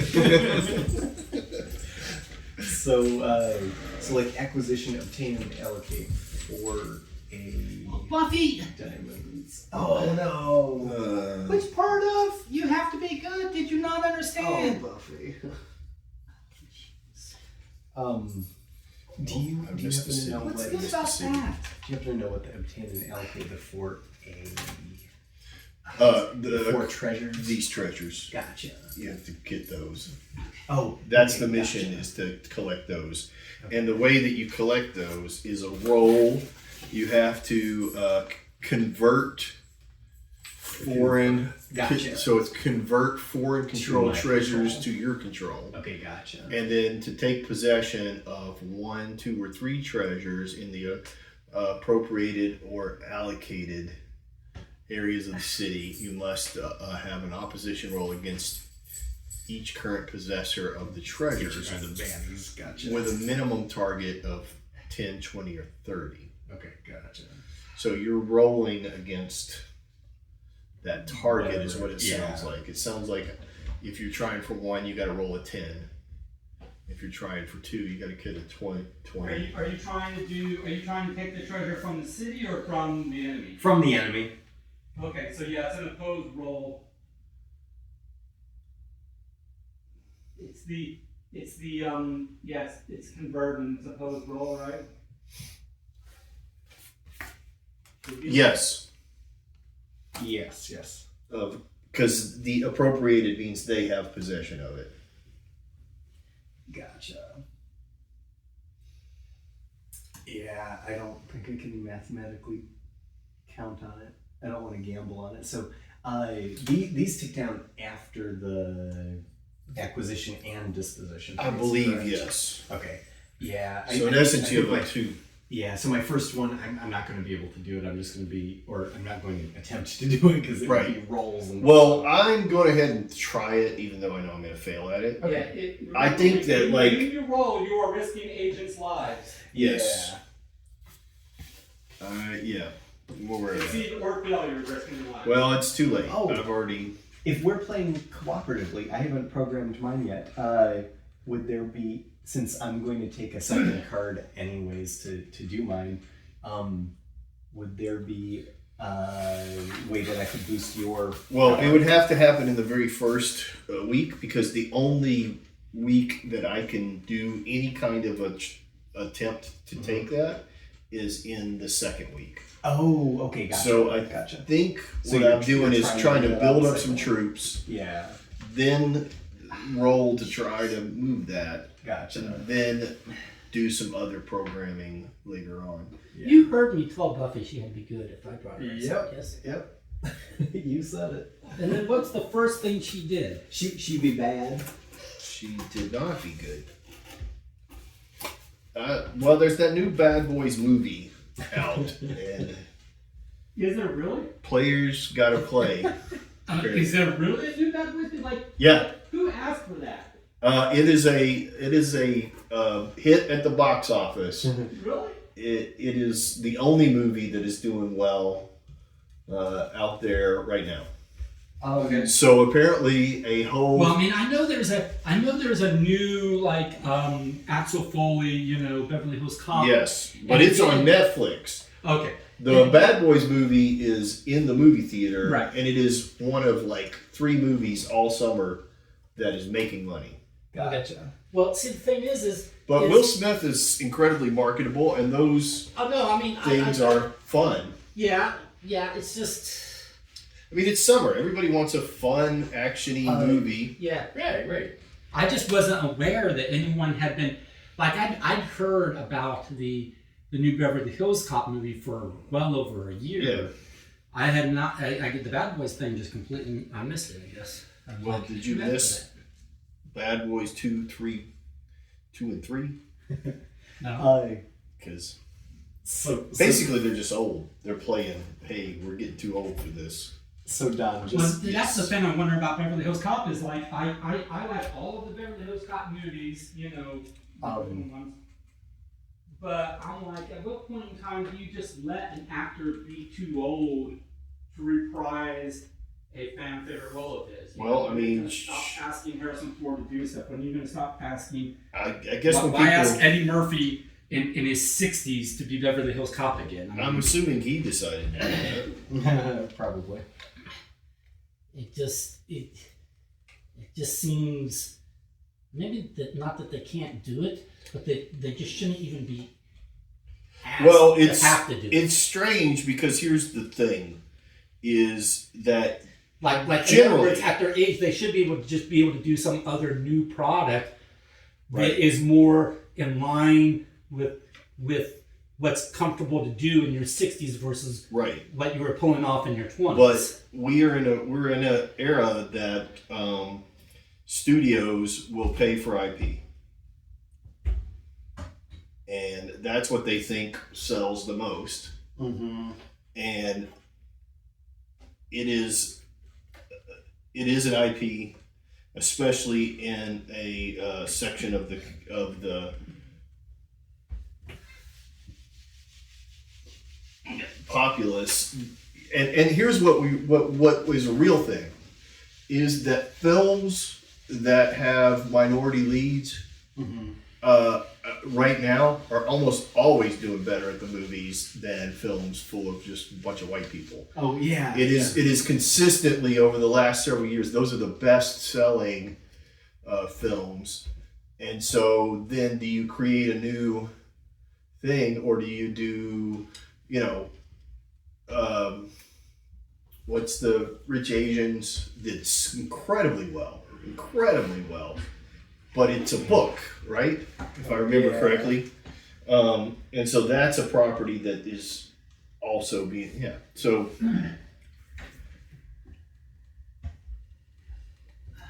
Hey Garrett, can I get behind you? Yes. I won't read your stuff. all right, what were you trying to? So Don, in phase 1, I'm just gonna say it because if I'm a liar, then you can start telling my people to eat their suicide pills. Yeah. But in phase 1, I'm if you're okay with it, I'm thinking about embedding your 3 resources, so that way they'll count as 3 instead of 1 each. Oh yeah. Would that be beneficial? Yeah, I'm gonna lose them anyway, so doesn't really matter. You lose resources? You will if you lose the city Mm-hmm. or lose whatever, the resources will. When does that tick down? Does it tick after the second? I think so. Okay. Well, you won't lose them automatically. It's just that the elimination or the expiration penalty is what will take. I'll be honest. I played part of a round on this, and then we finished up that round, and I can't remember if we did the disposition. Okay, gotcha. Yeah, we did. We did one acquisition and one disposition phase. And we did one Yeah. full intelligence cycle. We did Oh, one right. full intelligence cycle. But we didn't really do it with them, like to some degree. At least Andrew and I both went, "Oh, we get another round." So it wasn't like a comboed up. Yeah. I think I comboed this up, but I'm not 100% sure. We'll find out. One way or another, I will die, or I will die with my boots on. What I don't understand is, Buffy, you were out there for how many hours, and it didn't occur to you? And the evaluation phase is after the disposition. So yeah, so you have acquisition and disposition to advance, and then one more full round to be able to try to complete it. I think I tried to go after like one treasure, Gotcha. just to see what would happen, knowing that I'm going to. I am hoping to pull off a beautiful, beautiful, acquisition phase, but I probably jinxed myself now. I'm helping Don a little bit, Well, that's good. but then setting up my own for next round, hopefully being much stronger. Cooperation is. I think one of the things that we were saying last time we kind of tried to see what this was, there is some synergy to this thematic of you need to display. You need to go after hotbed areas where you have some resources, but you also need to recruit agents. And I like the idea of recruiting agents and using that to boost your intel in the area. So then, if my mobile base leaves, I can still recruit people. And Right. I have having to move my base there each time. Yeah. Sort of Right. situation. Yeah. So I like that a lot. Okay. We ready? Uh, Are we almost ready? Yes, ready. Just stacking my bag. So You put all the unused ones in? yes. Okay. Now, are all those cities completely asymmetric in what you can do Pretty much. on each week? Yeah.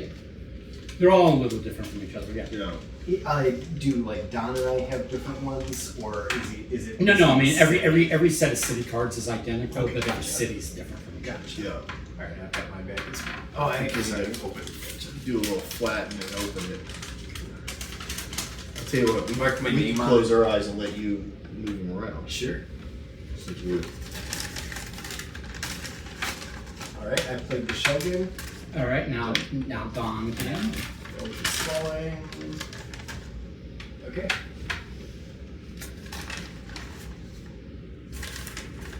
okay. All right. So then just go ahead and take a bag, and then some area on the table that you can find. I would ask you to carefully remove anything with clips on it, so the clips aren't disturbed. Find the enemy action card, and then you can leave the rest in the bag, because everything, the other stuff will go back in the bag once we resolve. Okay, gotcha. All right. Oh, this one got put underneath clips. Got it. Okay. So Oh, funny. Did you pull your own? I think I did. I pulled my own. anyway, without saying whether I did or spy didn't, network. Yeah. whether I did or didn't put my I got one that seemed like information I understood how to play. Okay, so I'll just start for demonstration purposes. So over here in Amsterdam, first of all, has anyone else got an order in Amsterdam? Do I have to worry about timing? No. Okay, well, if we don't have to worry about, if there's two orders in the same city, especially in the same operation area, coming from two different spy masters, then we won't have to worry about timing, but otherwise we don't really. So over here in Amsterdam, the first thing I'm attempting to do is to cultivate 2 intel, which I must roll a 16. So over here, I need to roll 2 6-sided, a 10-sided, and then I will add 6 plus 3. I will add 9 to this roll, and I need to get a 16. I like my odds, but I could lose an agent or 2. I don't lose any agents. What do I have? I have You have 10. Nice. that's 10 plus 9. 9, so that's 19, which exceeds 16. So I succeed in increasing my intel by 2. Nice. So my intel is now at 5. My acquisition requirement is at least 4 embedded agents, which I don't have yet, and meet or exceed intel. So now I meet or exceed intel. Now I'll go on to the second part of week 1, which is cultivate 2 agents. So to cultivate 2 agents, I must possess 4 intel in the city, which Okay, so here's a question. Here is a question. Hold on. Yeah. Before you do this. So, just because we've crossed talk. Garrett is doing something that, quote, benefits me. Okay. What player, is there a specific player order? Like let's say that my first thing is something that benefited you. Yeah.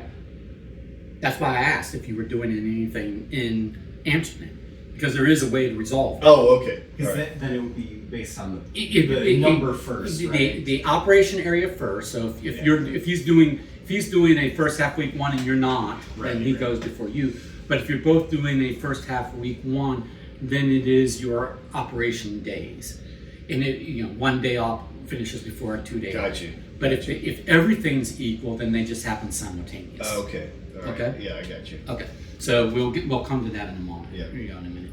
So anyway, I've successfully cultivated 2 new agents now that I increased my intel first. So now I've got all of this power here. Mm-hmm. But now that's the end of my week 1. So now I will do my. Normally we would do all the week 1s and then we'd do enemy actions, but because no one else is operating in Amsterdam, I'll just fully resolve this. Now, the enemy is appropriating 1 treasure, which will, whenever an enemy appropriates a treasure, it decreases stability by 1. So now that city stability is at 4.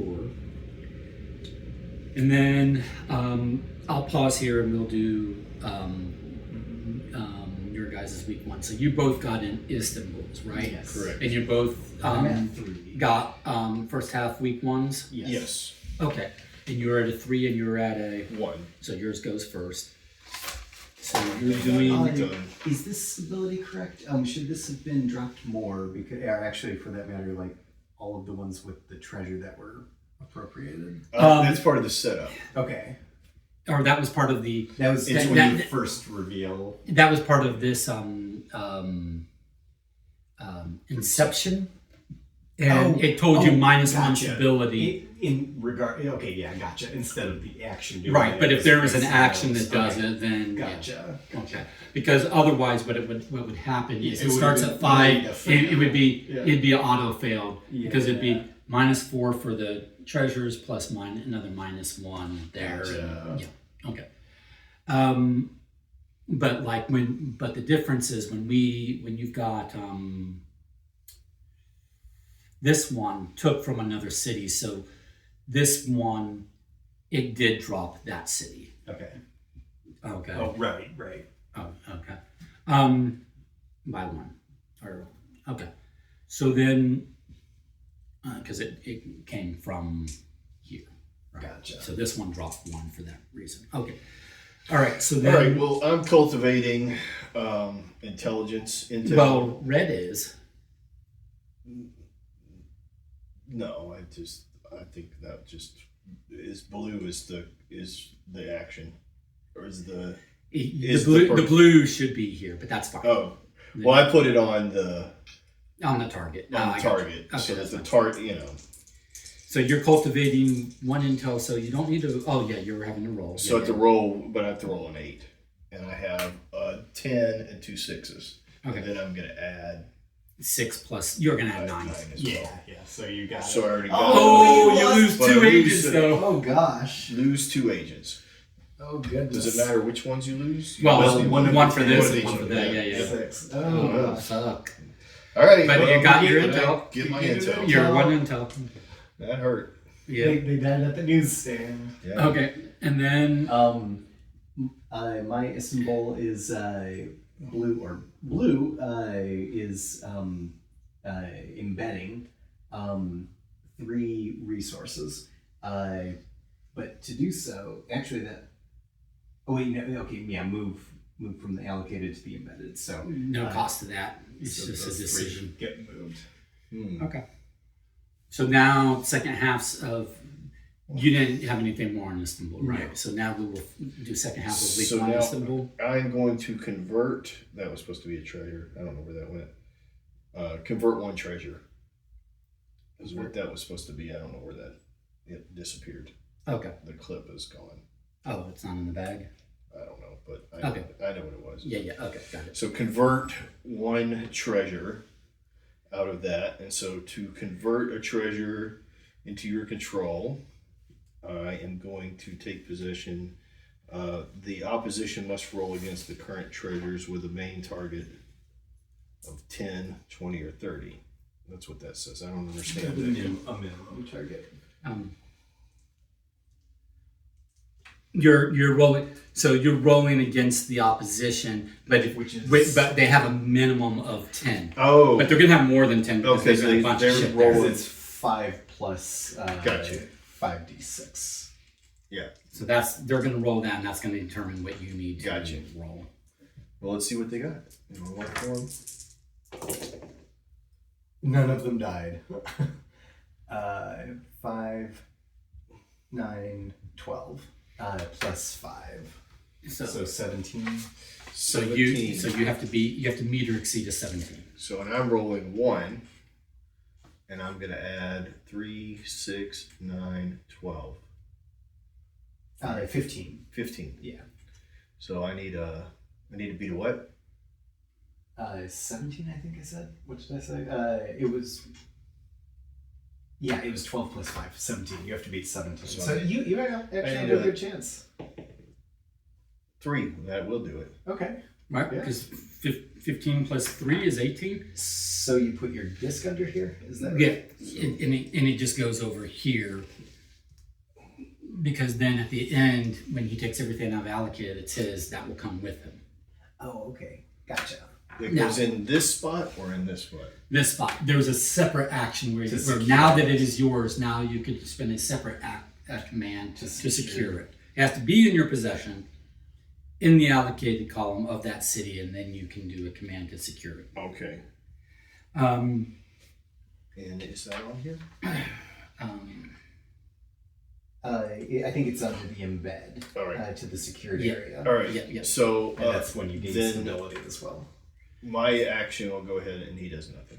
cool. So you can discard Oh, that. nice. Air's my discard as well. And then that is your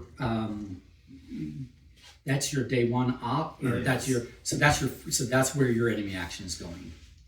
Oh, right. It's day 1, not week 1. I mean, yeah, it was week, but yeah, 1, 2, 2 intelligence for the enemy. Okay, because that's the first active city you did an op. Gotcha. Yep. Oh, well then. Things I have to roll against that. Okay. I don't think you have to roll against that. There's a couple things that you do, but I don't think it's a big deal. Well, that you've already done your second, right? Right. Yeah. So because enemy action happens after week 1, so it didn't affect anything you've done. I mean, technically, you would have finished your week 1, and then it would have attacked my. Right. Yes. So he still has an action. In Yes. week So the 1. rest will be in Madrid. Yellow embeds 2 meeples. And there's nothing special for that. No cost. It's just a decision. And then that's it for my week 1. Okay, so then coming back, we'll do week 2, and we've done all the enemy actions. So over here, I am embedding 2 agents. And now this says at least. Maybe intel done, but Oh shit! But At least that helped. 4. that helps by 6. The only thing that helped. It's what saved it. This got shifted. This was a 3. Because I can do math. Why do I not have these things on here? And then right, so embed 3 agents, which I did. Mm-hmm.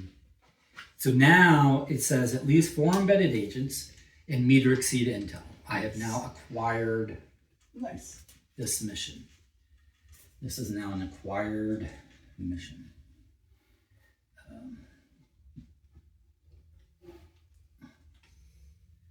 All right, this does not flip until the beginning of the next intelligence cycle. Okay. And then I am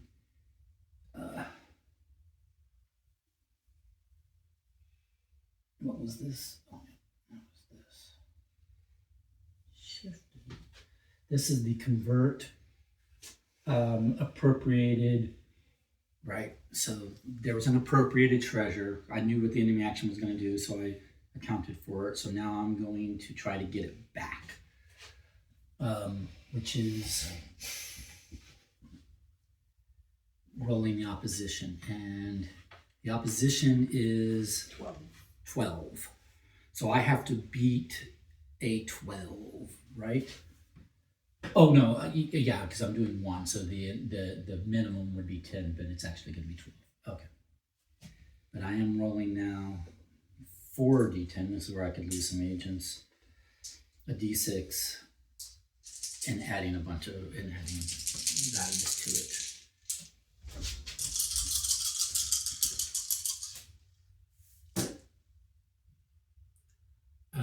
Nobody does.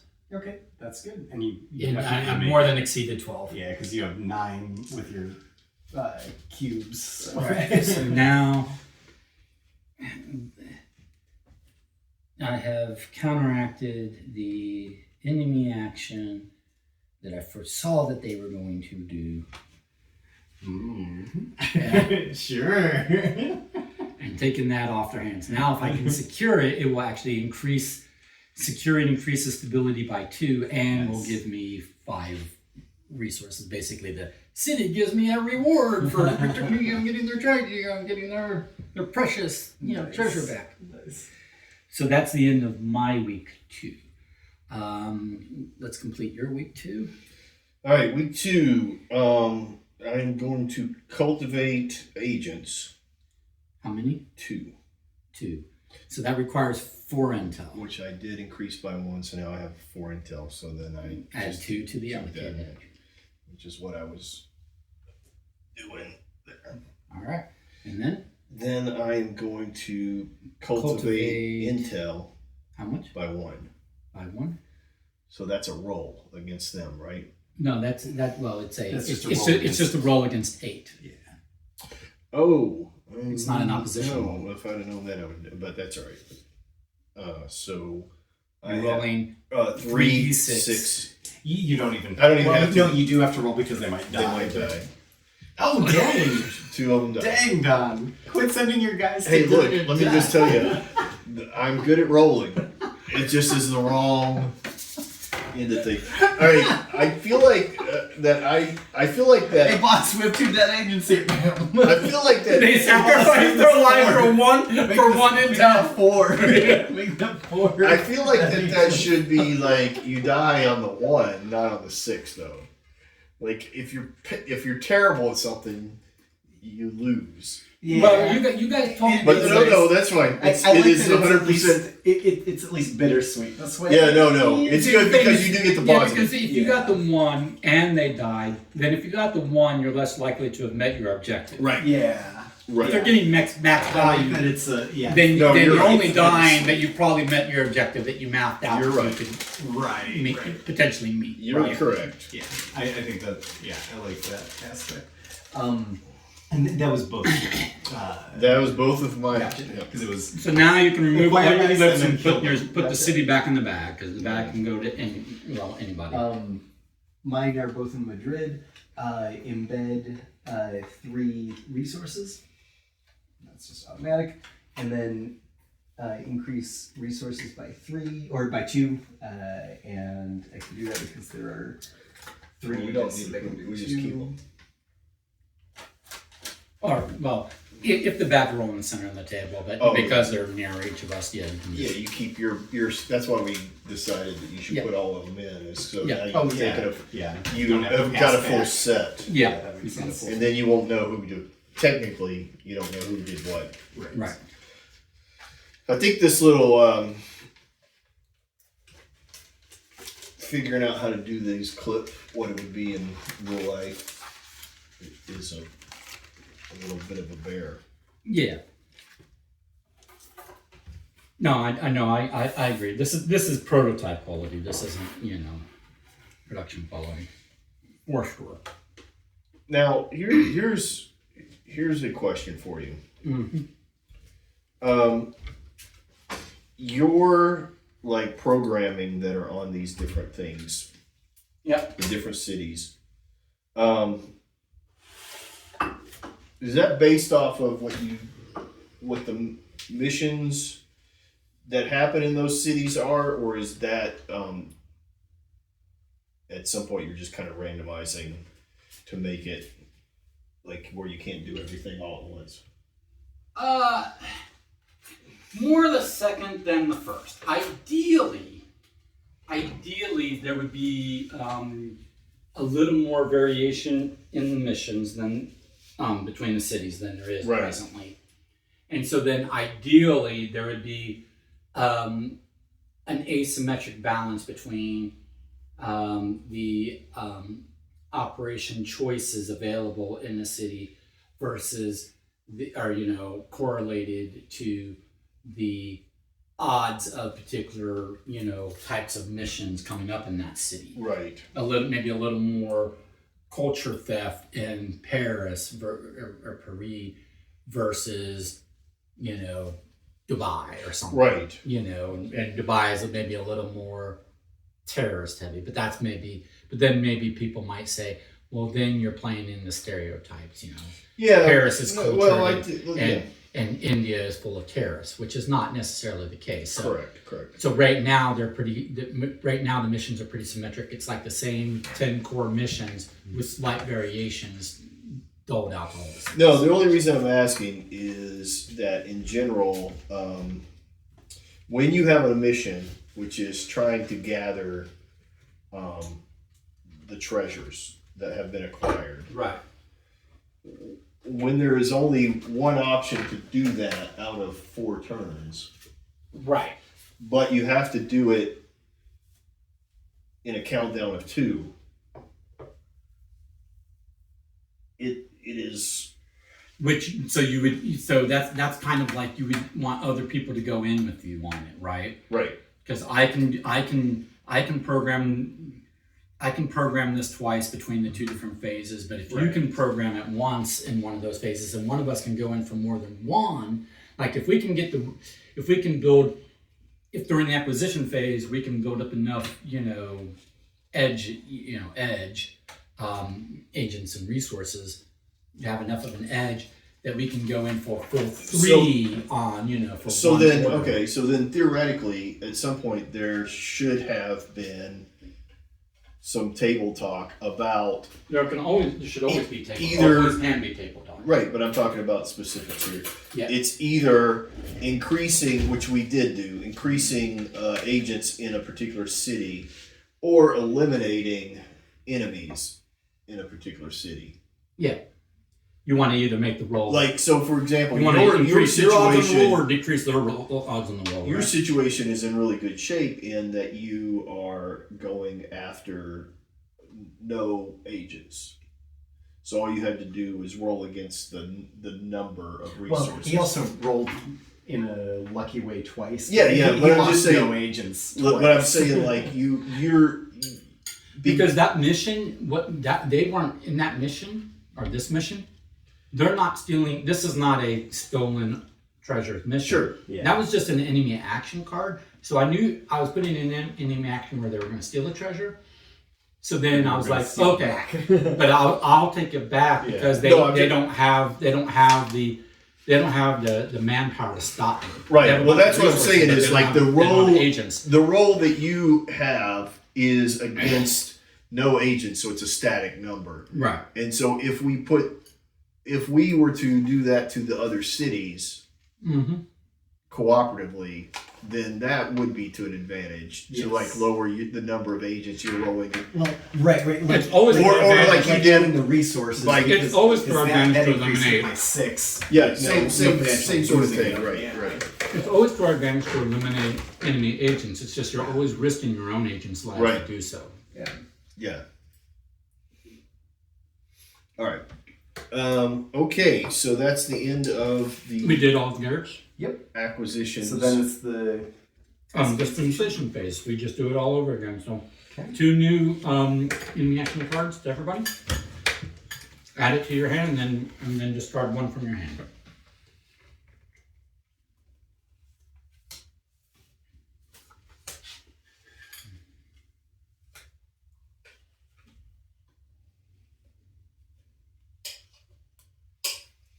You still have the perforations on them, so they might have stuck together.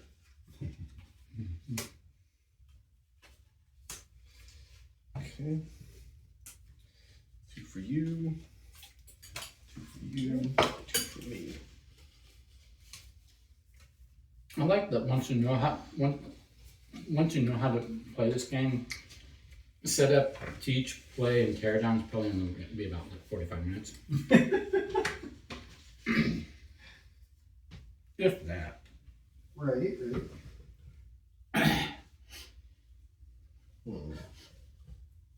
He says facetiously.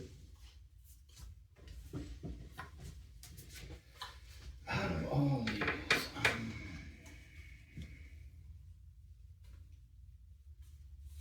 Alright, I'll get rid of that guy.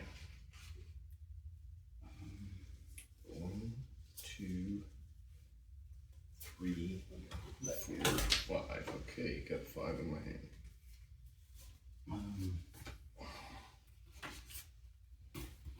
I am going to get rid of this one. Okay. And I'm going to claim to you guys right now that I'm playing fully cooperatively at the moment. I have not been consulting my agency objectives card. Because if I did, I'd probably realize that I'm working on the wrong cities, you know. But Well, there is a part of me that wonders, like, if, nah, never mind. I'll hold that to myself for now. Until I know a little better. Excuse me. All right, so are we just program again from where we are? We're not doing the. We're not moving or anything. All right.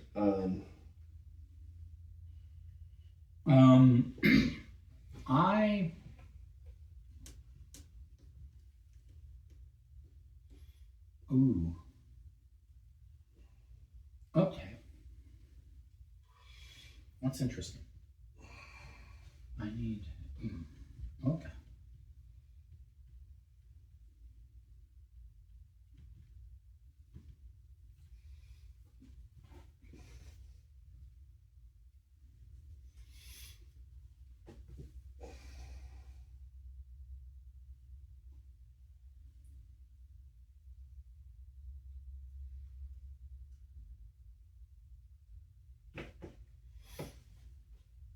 All right, so to eliminate agents, you will roll against them with the minimum value. So you got to roll against whatever they have. Yeah. Yeah, so it's expensive. Yeah. Like, so I think increasing before attacking probably. But Yeah, well, it doesn't help that I keep rolling 6s. you need to. Oh, I'll roll for your guys. You can roll for the black team. Like, let's see if that helps. Yeah, but then they're still rolling the 6s, and Yeah. Oh, like true, that's the true. problem. So they would win, but they would. Yeah, be they would wiped win, out. but wipe out, right? Unless I automatically,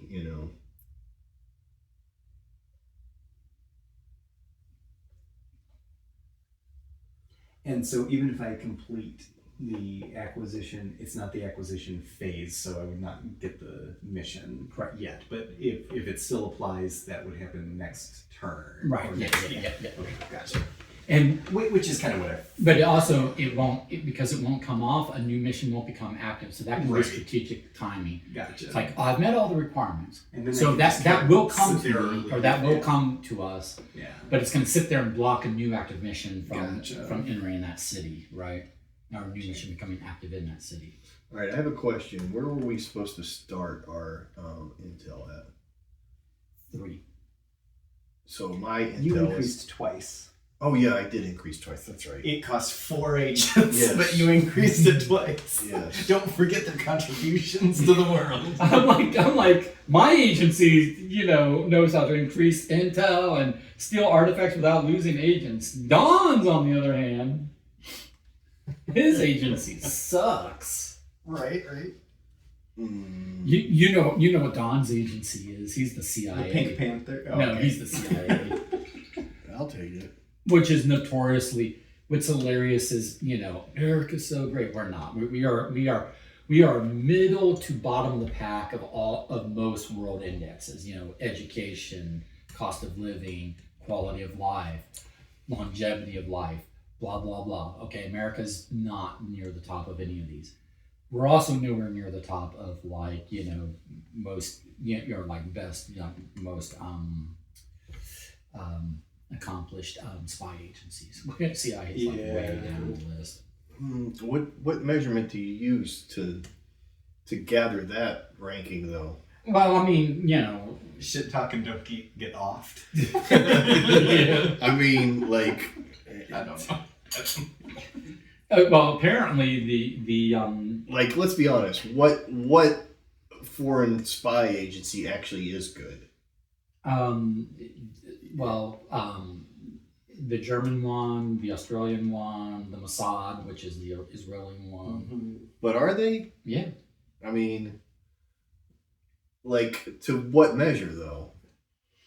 Well, see, here's the thing: is the European, or not the United Nations ranks them. Like the United Nations oversights a lot of that.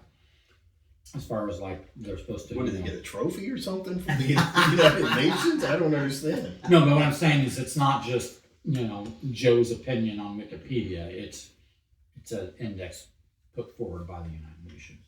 Yeah, but again,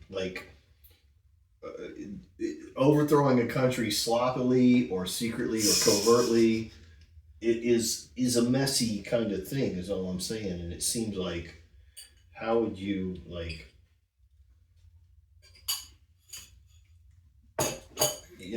it's the mission accomplished poster over the top of the, one person's "we did great" is another person's "you did terribly." Right. Oh, you didn't say, you went in there and you did a lot of damage without saving the locals. That doesn't mean that that's not what their objective was. And like the Israeli Mossad is always supposed to be great, but then they just had a horrific thing happen to them that they didn't stop. And we all the time are like, hey, we just stopped a bomber. Right. But did we? We don't know, because it didn't, Okay. All right, anyway. Well, no. Anyway. Here's what I have to ask you guys. So I have two opportunities. I have a week 1 slot 2 or a week 2 slot 2 opportunity to do what I need to do in Amsterdam. That leaves me an opening. So this is what I really want to say. I have an opening in week 1 slot 2 or week 2 slot 2. Operation area 2 from either week 1 or week 2. Do you guys need assistance elsewhere? Well, I think Garrett helped me out last time, so if there's a push. I will not be able to acquire it until next round anyways, so I'm just focusing on increasing the guys so that way my base can move, but there will be enough guys here for next time. So I think I'm good. If Don's also good, I would not be opposed to extra resources, and that could travel with my mobile base for next time. But conversely, if extra resources would be able to travel with your mobile base, then go for it. Okay, so you're telling me to just be selfish. If you'd be able to move to a different city with more resources to tackle something else. Okay. Yeah, I mean, I'm gonna roll and do the same thing that I did before, but I'm gonna roll for. I guess I'm gonna go for all of it. So if you want to throw anything in my space, that's fine. But Just don't count on Donnie having agents. I don't like. Well, I can recruit. I will have 2. I will have 3 agents. They just will die very quickly. Do you want me to recruit you more agents? Yeah, do that. He had some bad rolls. I'll cultivate on some agents. How's that? Or at least that's what I'm saying I will do. And he's currently at 5 intel. If that matters for your decision for how to do it. If the requirements are not met and it's not doable, would it be done at a lesser power? No, or it's not not at just levels? not done. Gotcha.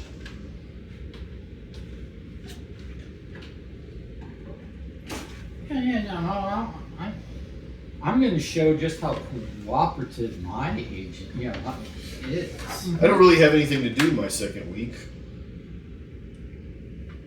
If anybody needs something, the beginning of the second week. So what if I get I'll take more resources. So let me ask you this: if I just somehow get of those, Don, your intel is 5. Is Yeah. it going to be any higher at any point this phase? probably not. Okay, you're not increasing. So let me ask you this, just to be so if I somehow take those 3 treasures and take control of them, is that the end of that mission, or I have to get them into the secured area? You have to secure them. If you obtain and allocate them, you'll acquire the mission. and then you have to secure them Then and you have to complete the mission. Yeah. All right. So to secure them, I need And you've got. agents. This isn't going to happen, Don. This is a 2-round. Yeah, well, I got the next round to do that.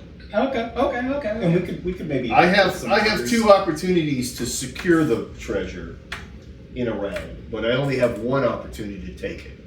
Okay. Well, here's the thing. So Do if you I want can't me- get it, if I do can't you get want all me- of those this do round, you, I'm do out. you do you want me to, instead of giving you agents, try to secure the treasure you've got already, and you can focus on acquiring more?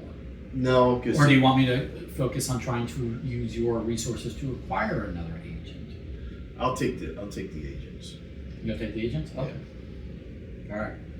Because securing 1 doesn't necessarily. And again, the way that you secure them is you have to have embedded agents. Yes. So I need to end up with agents in my allocation, and then I need to embed them, Okay.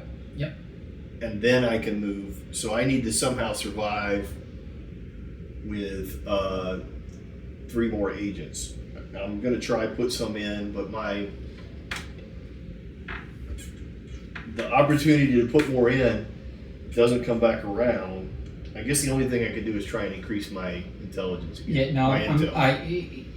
Week 1, area 2. I'm going to attempt to give you 2 cultivate you 2 agents. How's Alright. that? Okay. That's what I'm saying. I'm doing. Okay. Unfortunately, that means that since the first part of week 1 is going to me, that means I have to take the brunt of the enemy action. 6.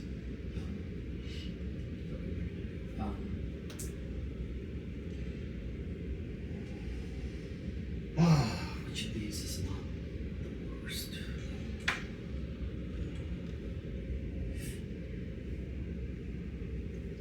I guess I'm just gonna load up on agents both All of rounds. this sucks. I don't want any of this. And then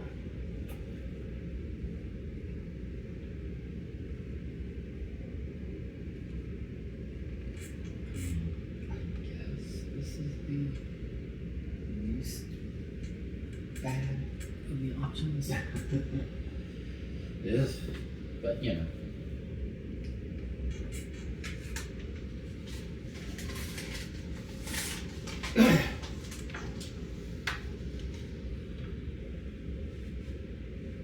Oh, you know what? I was doing something wrong. Sorry. Dawn's in what city? Istanbul. I was programming shit for Dawn, but on Amsterdam, which is not. Oh, no. It would happen in.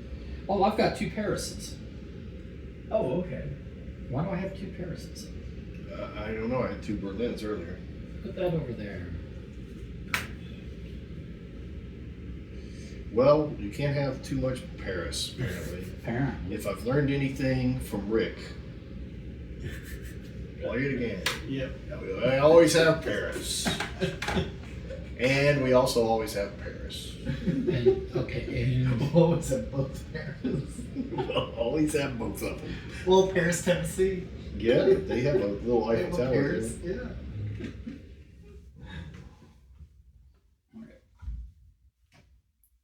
apparently I was not as careful setting up these decks as I thought I had been, but anyway, it is what it is. Okay. So what I need to do then is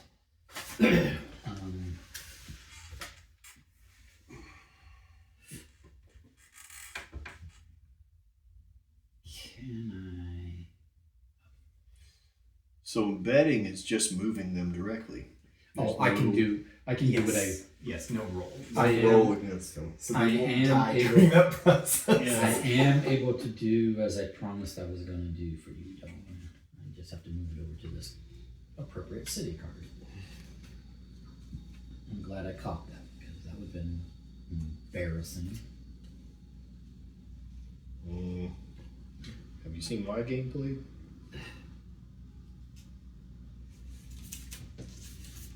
Hey, but I am too busy trying to actually accomplish things over here with my agency. I Don't worry about the ineptitude of your agency. All I'm doing is, what are you talking about? My agency is gung ho. They are willing to give their life for their country. Multiple times. Which is a sure sign of poor management. It's not even the agents dying of ineptitude. It's management saying, we need that intel. Is it worth my life, sir? You bet you ass it is. It's worth 2 of your lives. 2. I got like 5 or 7. But it's Two just- agents per intel. It's sir, I think it's just the phone number of the waitress that waited on that one terrorist that one time 2 months ago. I don't care. Give me that number.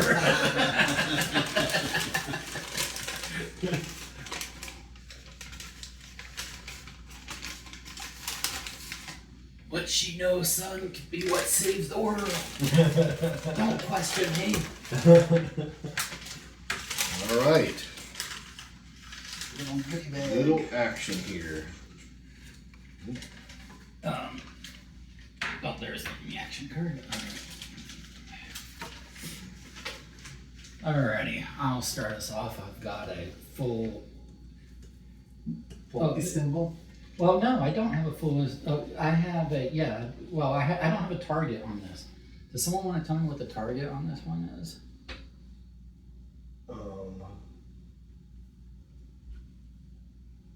Oh, that's the. I don't know. That somebody may have said that.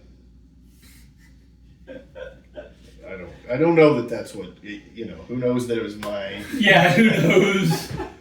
I think like maybe that there is the thing here that there is a little bit of a either that has to be 100% figured out or there's the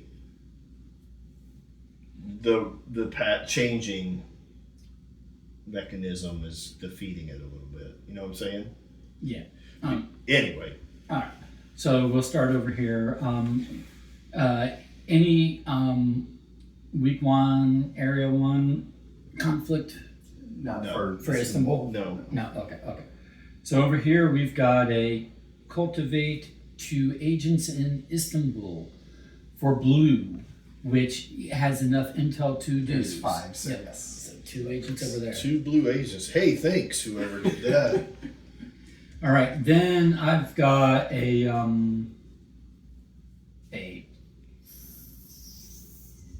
3-day area 2. Is there something shorter for Istanbul? I have a 2-day area 2. We'll do that one first. All right, so it is cultivate 2 of these guys. All right, cool. All right, so then we're going to For try blue. to convert. Embed. Or No. oh wait, convert. Convert 3 artifacts. take possession of. Yes. Oh yeah. Because that's the only place that it's available on that card. Gotcha. Okay, so that is the cost on that is, 2, 3, 4. You'll have 5 blue dice. yeah, and the min on that is 30. 1, 2, 3, 4, 5. And rolling against 5 plus 5. So 5 versus 5d6 plus 5. Yeah. Minimum of 30. Yeah. All right. And I have the 5 plus 15 added. I'll let you roll for the. No, would you like me to roll for the enemy? All right. Go ahead. Okay. 1 dies. And one of yours dies. One of mine died. Okay. All right. And so I have 6, 7, 8, 9, 10, 11, 12, 13, 14, 15, 16, 17, plus 15. 30. 32. I rolled less than the minimum, but minimum is 30. So I got a 32, so I do take those then. Nice. Oh, so you take all Very 3 of nice. them. Nice. Yes. I'll They're balance them all on the chip. blue. Yeah. Kind of. Okay. Nice. Well done. All right. So now the And then all right, both. now this week 1 does nothing. Hey, boy, that was lucky. Yeah. Whoever put that in there.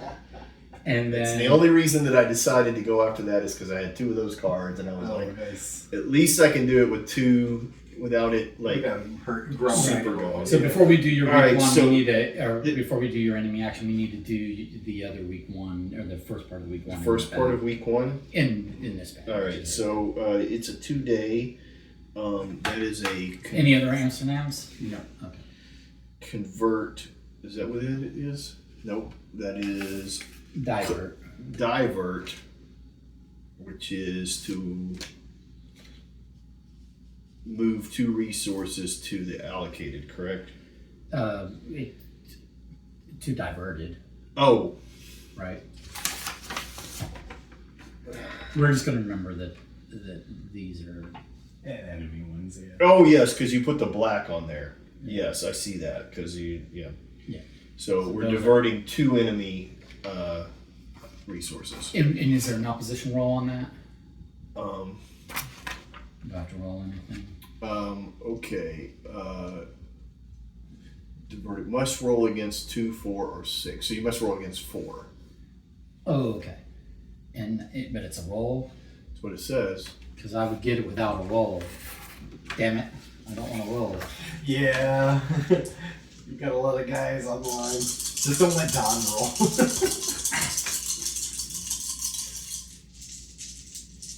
You need a cup. Oh shit! One of them dies. 1 dies. One of these guys dies. Yep. Oh well. Well, that's sad. But I succeeded in diverting 2 enemy resources. Okay. Oh, do I have this now that I've done? Did you meet the requirements? I did the, Obtain and allocate 4. Yes. Yes. So you take that. but this stays there. Yep. It just comes into the, It just comes off the city. comes Just- off the city Yeah. because it's gonna add a second. Right. Yeah. I'll put it over here. Okay. All right, and then, okay, so that's the end of. Weak line over here. So now you do the enemy action. So this increases in Amsterdam. The black increases to Intel. Not ideal, but you know, enemy action is enemy action. All right. What's your So now in Madrid And activates. there's no conflict over here for Madrid. Right. I'm embedding 2 resources, I'm gonna pull these clips off since it's. and then week 2 is also Madrid. It's all in Madrid. I am cultivating intel. It's 3. So I have to roll. I have to get 24, which should be easy because I have 2, 3, 4, 5, 6, 7. So I have 21.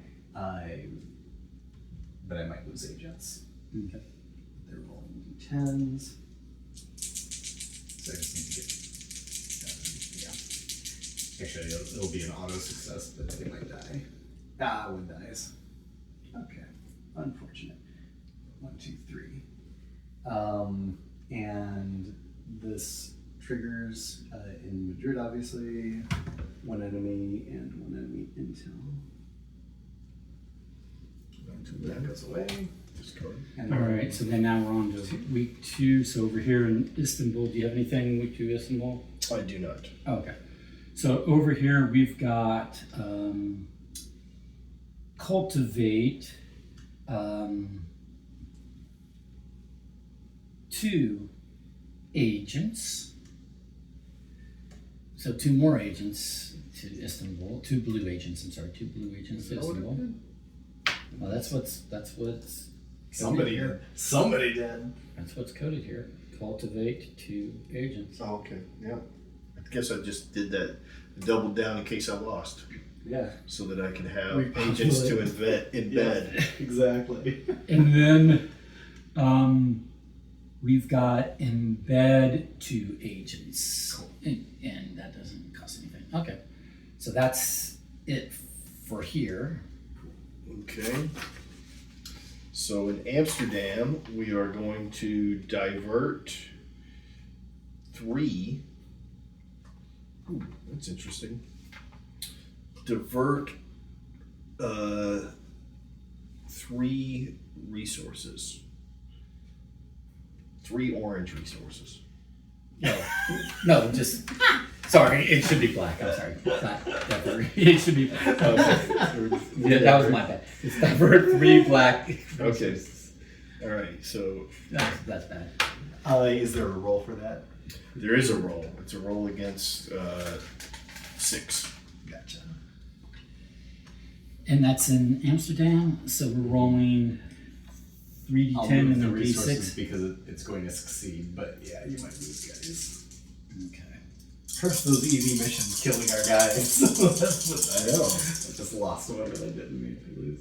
Oh, well, okay, nice. Did not lose anybody Very good. and succeeds, right? Yes. Okay. And then The second week, or the second half of the week, you are converting 1.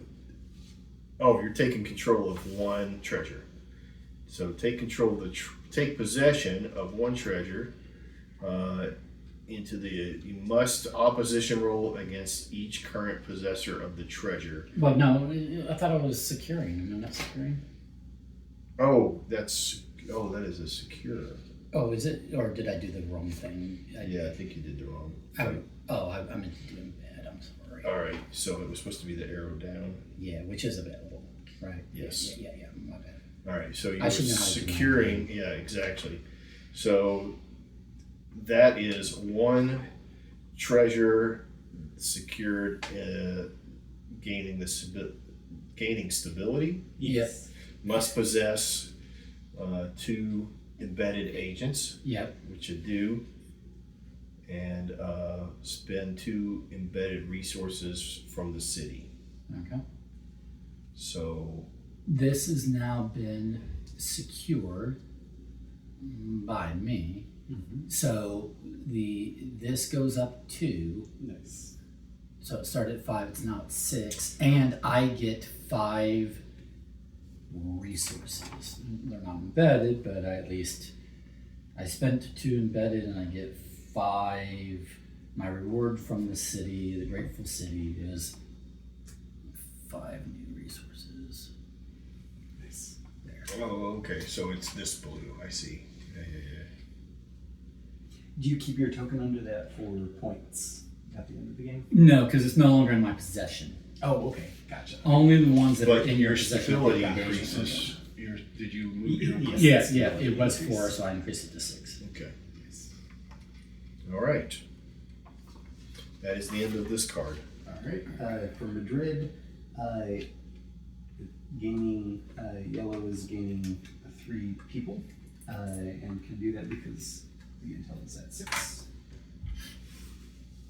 So cultivating resources, human resources, and then the second half of the week is what was that?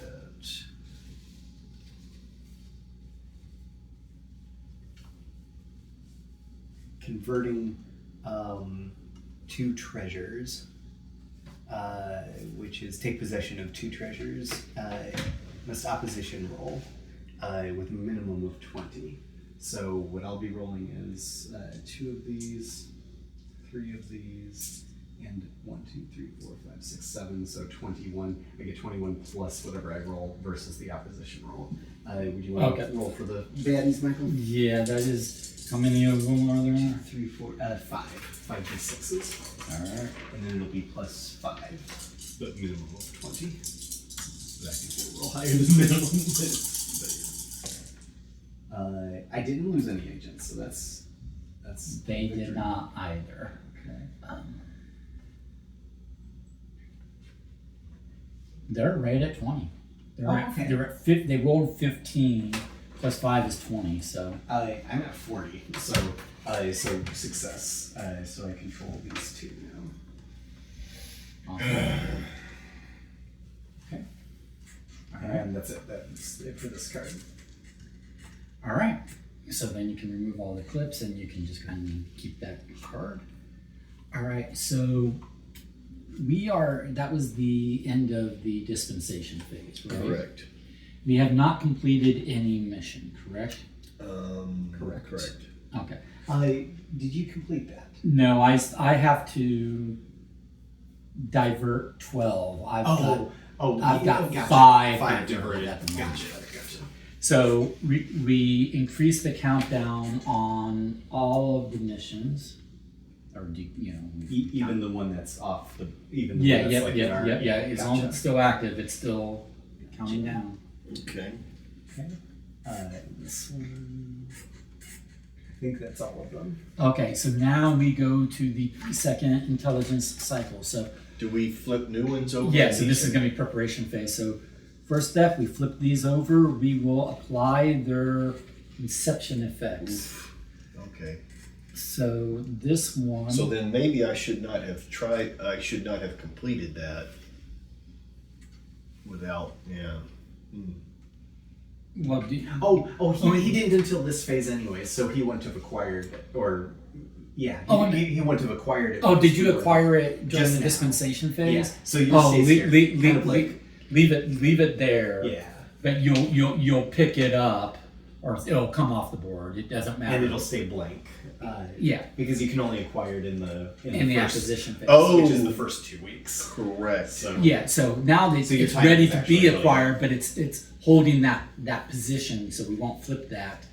And then if we can dispensate it, complete it, then that would be great. But this one does come, so Gotcha. this one's, oh shit, this is plus 4 intel. Well, that goes to the end. Yep. So it maxes out. Yeah, and acquisition's going to be a meter exceed intel. So. Oh gosh. But okay, and then 2 agents and 2 resources. 2 agents and 2 resources. I only have 1 resource. If we have any resources around.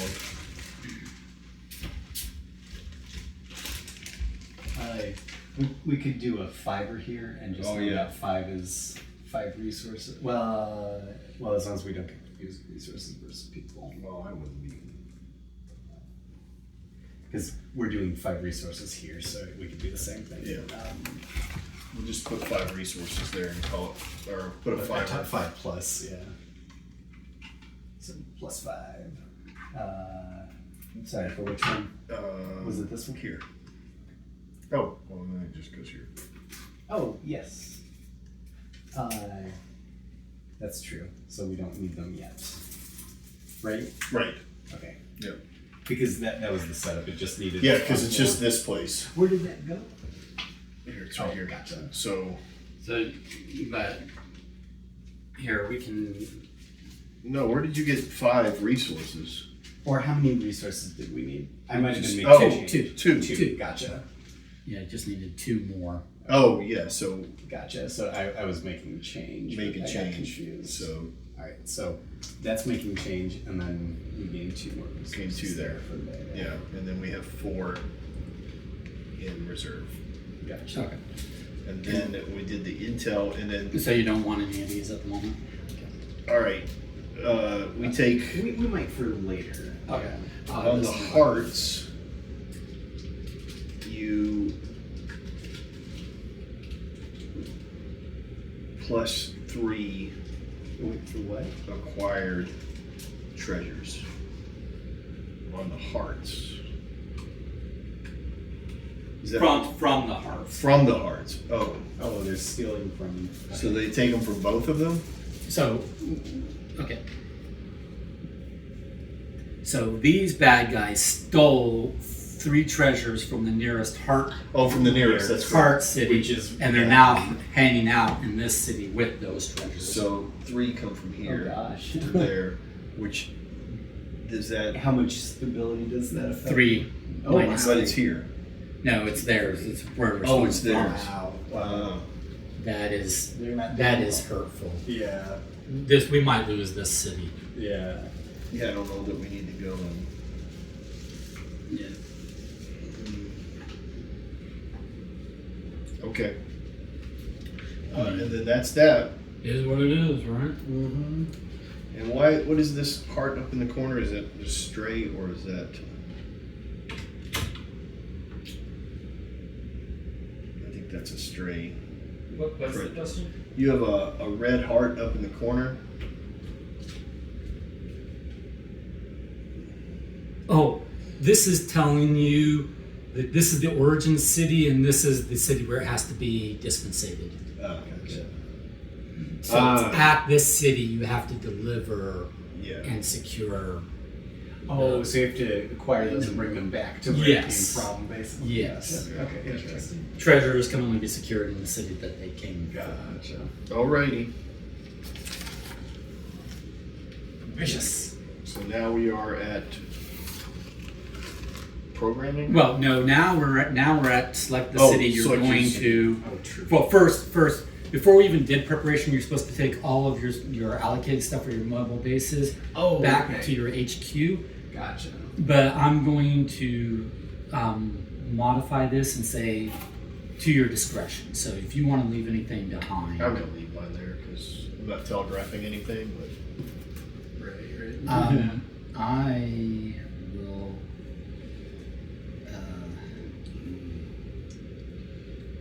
What do I need to do for? I need to figure out what I need. Sorry. Yeah, so I will update the rules, but basically, instead of having to take all your stuff, you can choose. You may take what, yeah. Just like you may deploy as much as you want, you may recall as much as you want. That's what makes sense. Gotcha.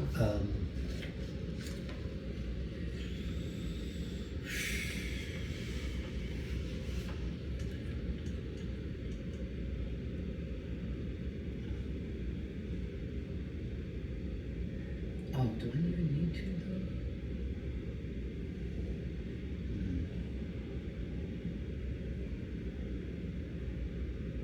That was for. Oh, that was for that.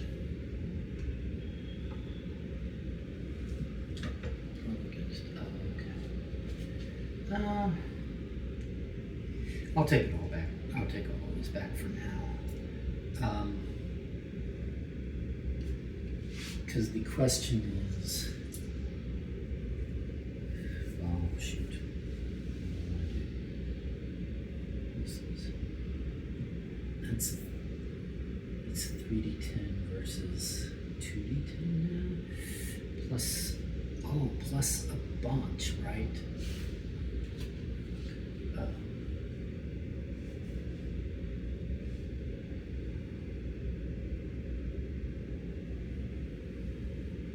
Ooh.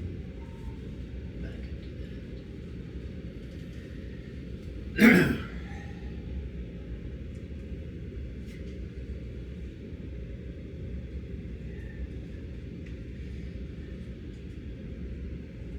For now, I'll just do this. Okay, leave 4 there and take that back with me. Okay, pick the city you're going to. So, table talking. What do we think we need to do?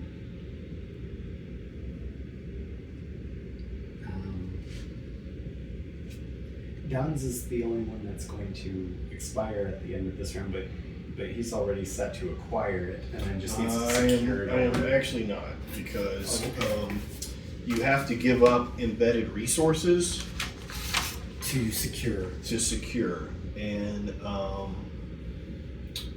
so I would have to, let me see here. To secure, I would need to give up 6 resources for 3, and then I would have to do it again and give up 2 resources for 1. Yeah. So I Embedded don't resources. actually have it in or vice versa, because you're going to be acquiring this during the acquiring 2 weeks, right. and then so you have basically Yeah. two goes of the card to. You have 2 whole phases To to meet the resolve it. requirements for dispensation. So I think between the 2 you should Well, be good. if I secure any of them, I get 5 resources, right? Yeah. Right. So then I can embed those. And it has to be the embedded ones that you spend 2. Yeah. Yeah, gotcha. So I can do 2 and 2 theoretically. It costs me more that way. Or I could do 1. I think Don's got I that. think Yeah, I'm okay. between I mean, two, he's got yeah. this mission. right? Yeah, Yeah. exactly. So I don't think I need to go over and help him Oh, there. have we passed out? Do we need to pass these out? We're not there yet. Okay. We're deciding what city to go I should be to. good on this mission, and I think I'm going to be moving. I think I'm going to move here and. See, I think I can do this mission with what I've got. So I Right, think I right. can move and start I think working something else. I think the same thing. I don't know that I can be working it though, but I think that I can move because I've got enough. So if a intel mission here. doesn't get done, that city goes into turmoil automatically. No. the bad effect goes into effect. Oh, Yeah. okay. Yeah. Which I'm trying to find out if Paris is going to go into turmoil. the bad effect can sometimes Cause it not- to happen. cause loss in stability. Yeah. Apparently not always. All right. I think I only have this round in me, by the way. No, fair enough. I have to go to work Fair tomorrow enough, fair for the enough. first time in like forever. No, I mean I think this has been a productive playtest. Yeah. Well, now that we know what we're doing, it would be With- nice to see how long a round goes. Yeah. With prototype qualities, it's always more fiddly, so it always takes more time. It's Yeah. like it takes more time to deal with the cards and deal with the clips than it Right. would in a production quality. Yeah. I'm still trying to decide. Sorry. Trying to work this, I don't think. I kind of think that's a goner there. So, what is doable? What's this over here? It's 3 levels. It is No, quote meter domestic. exceed in Meter that- exceed the intel and have at least 5 resources and convert 2 agents. Oh shit! well. This Oh. is this one. Okay, it's only got 2 rounds left, but this is divert 2 agents and obtain and allocate 1 thing. So that one's doable, Mm-hmm. possibly. All right. Well, But that has to go to Red Heart City, which is yeah. there because both of them are at the top. Well, it has to go to this particular city Yeah. because this is where That's we where it took was the jewel stolen from. from. Yeah. Oh, Jewel color. same thing here. So, yeah, so I could go there unless someone has a better idea of what to work on. So, are you going to be able to finish that thing then? I think so. Okay. Or at least I don't think I need these resources in order to help me do it. So, anyway. So okay, that is Berlin. So I'm, we'll see what I put out card-wise, but okay. Gotcha.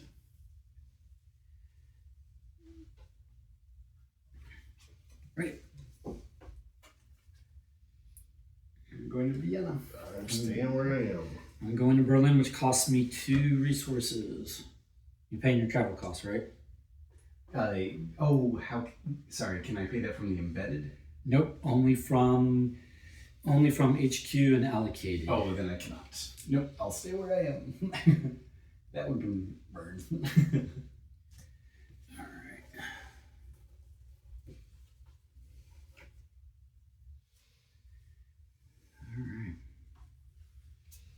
Okay, so now we've done that. Now we get two of those.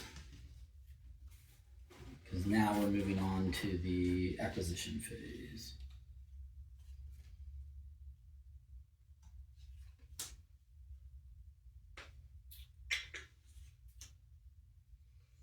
Again, hopefully they're not sticking together, but they might be. Yeah. What I need to do is buy flour, not because I ever bake, but just so I can throw my cards in flour. Gets rid of some of that card stickiness. I think it's just your perforated edges.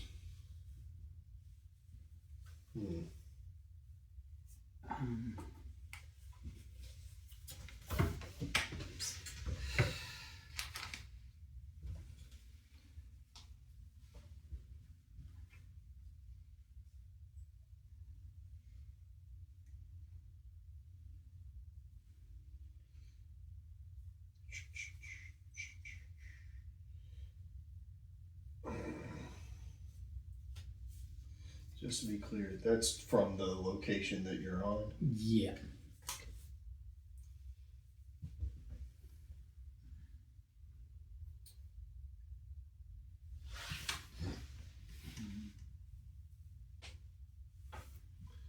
I think that'll be alright. Oh, wait. Holy schmoes.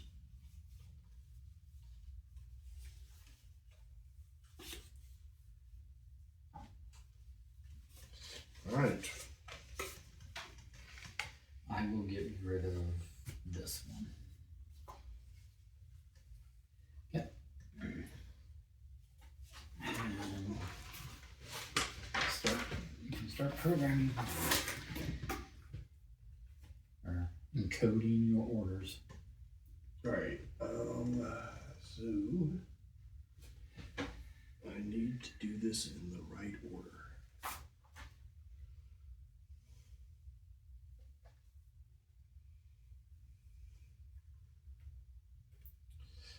Alright, take position.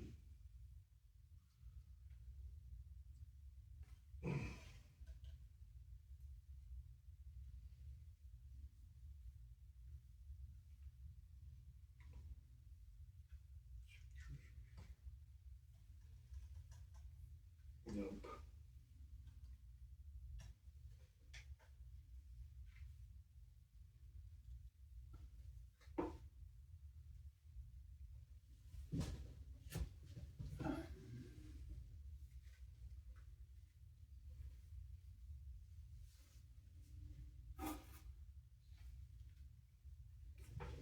Just call out if you think you need help somewhere, and I'll see if I've got the bandwidth to help. Otherwise, I'm just focusing on the two cities that I'm working on. Right. Unless you alert me to something.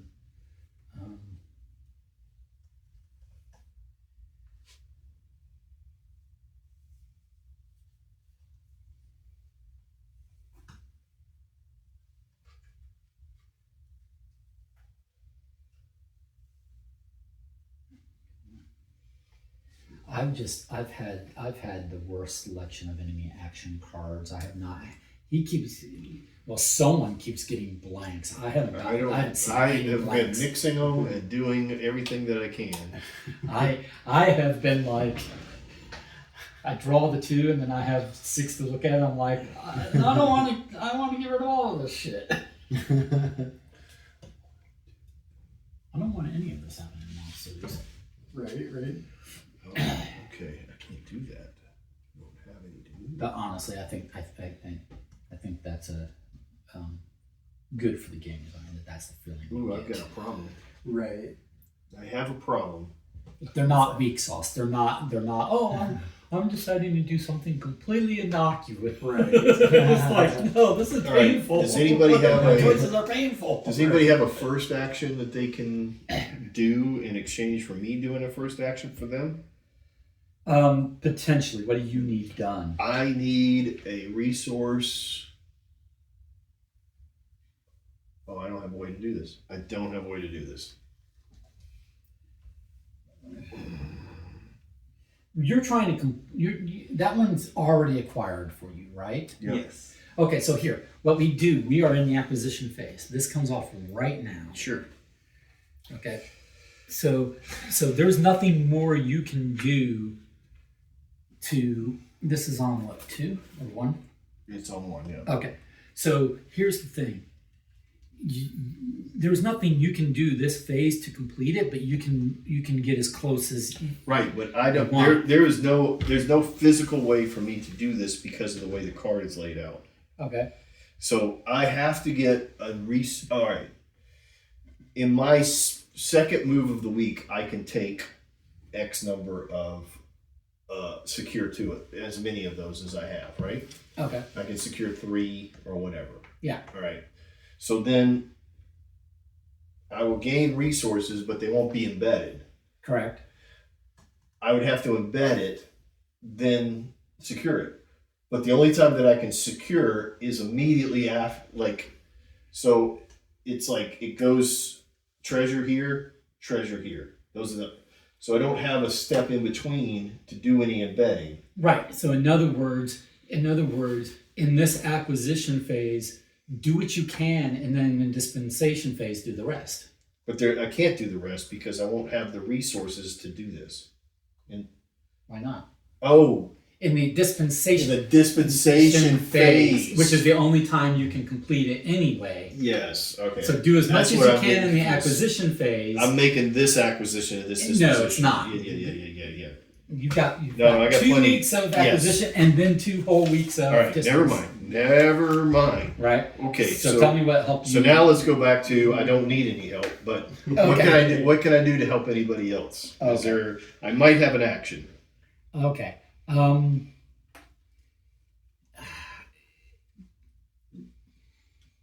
They've got a lot of agents over here, agents and resources. So I'm looking at what I need to try to do to divert crap over here.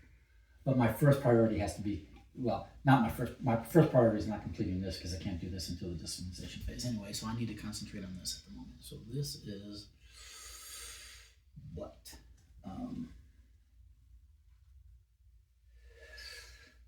This is, I'll get back to you, Don. Okay.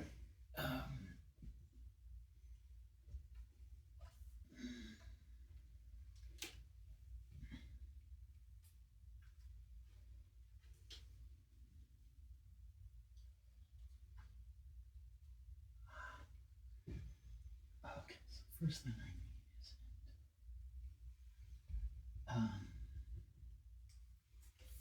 is I should be good.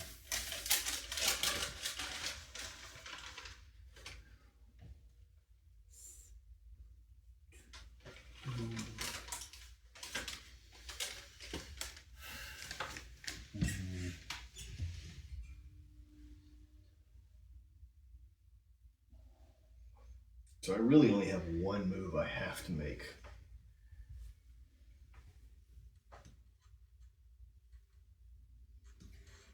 Right. Because In the first round. First round, I need to embed people. I need to do one taking of a securing. Secure one treasure, Oh, okay, sure. which gives me 5 resources. Nice. So then my first action in the next round can be to secure those resources, then take the last 3 treasures in the dispensation. Gotcha. So I So can like embed the resources and embed the people, so you'll be ready for yeah. next round. So then the question is, Because you need a lot of. should I resources. take my agents out of there? Well, to acquire or to secure the other 3 though. I only need it's a resource for resource. And 6 agents, I thought. Oh, you might be right. I might have misread that. I'm working on the same type, so I might have misread it. But I think that. Oh yes, must possess embedded agents in the city. Okay, so yeah, so Can I do anybody give me a week one Berlin? Don was asking. If you cannot, that's fine. Let's see, how many agents do I need to put in there? You'll need 6. I'll need if 6 if you want to do the. No, because I can only move. No, I'm wrong. Shoot, I lied to you. I'm sorry. No, that's fine. So you don't have anything? That's fine. No. That's fine. That's fine. I'll do it all myself. Because that's just the kind of guy I am. Do it all myself. 5. Yeah, I forgot that I need the agents in there as well. Yeah. So if I do it half and half, it costs more. No, it's the same. The It's the resources are always going to be the same. It's Yeah. like 2 per. But if you do it half and half, you could do it with fewer embedded agents if you Right. prefer. But yeah, But I still need 4 in there to take 2 of them. right. Or I need to move 4 in the, no. And I can, in the max you can move over is either 2 or 3, depending on how your card is set up. Yeah. So exactly. So I'll have to move 2 or 3 over the first, That's that what I'm first doing. half of the week. I'm kind of in a similar Yeah. predicament. I'm a little bit behind you because I still have to acquire 2 more, but I'm going to be working on getting So my agents. If I move those embedded. guys over, and then I take out 2, that'll cost me 4 resources, and I'll have 1 resource left, but I'll gain 10.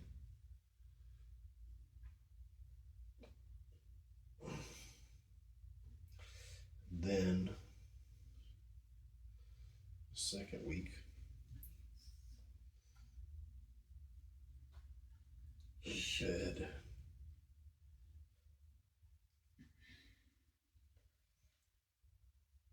resources, but I can only do 2, so that'll leave me 3.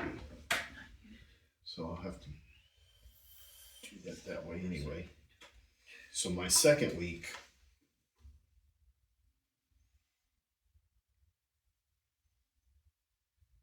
Okay, I'm gonna have to do it this way. all right. There is a slight possibility that I could do stuff for people the second week, or I can set myself completely and only need to do 1 move in the dispensation, which probably is best. If anyone has a up area 1 or 2 week 1 or up area 1 week 1 or 2 for Amsterdam available. I need help diverting. What do you need?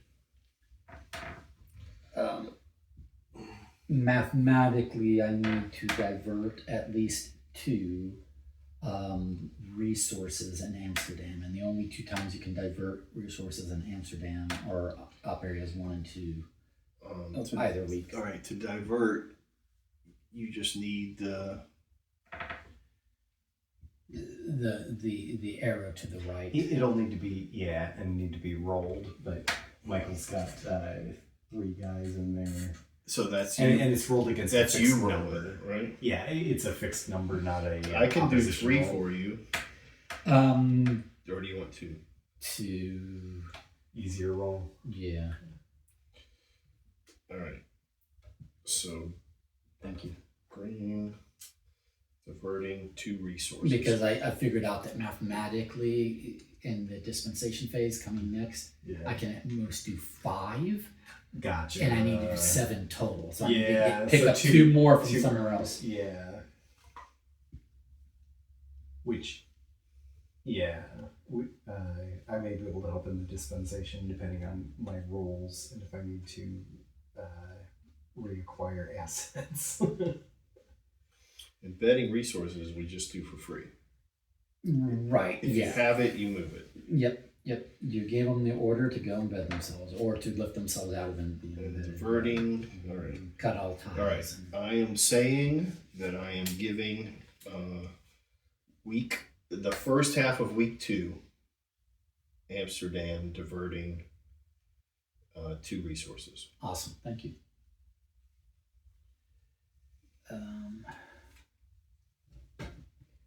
I'm not going to be able to complete all of these acquisition requirements in this phase but I've got. You've got like 2 more.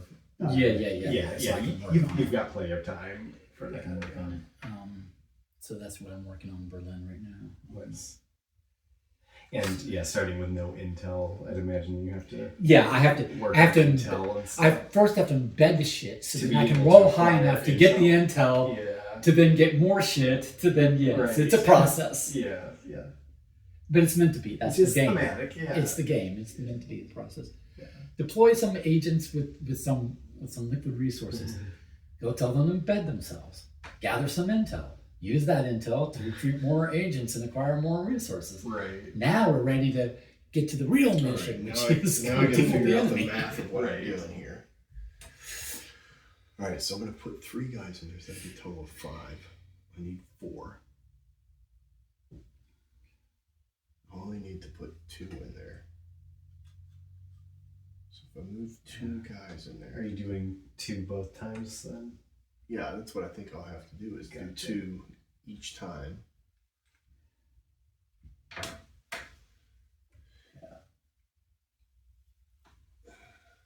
That's what I'm doing. I'm doing 2 this time and 2 during the dispensation phase. And then that means that at that time I would put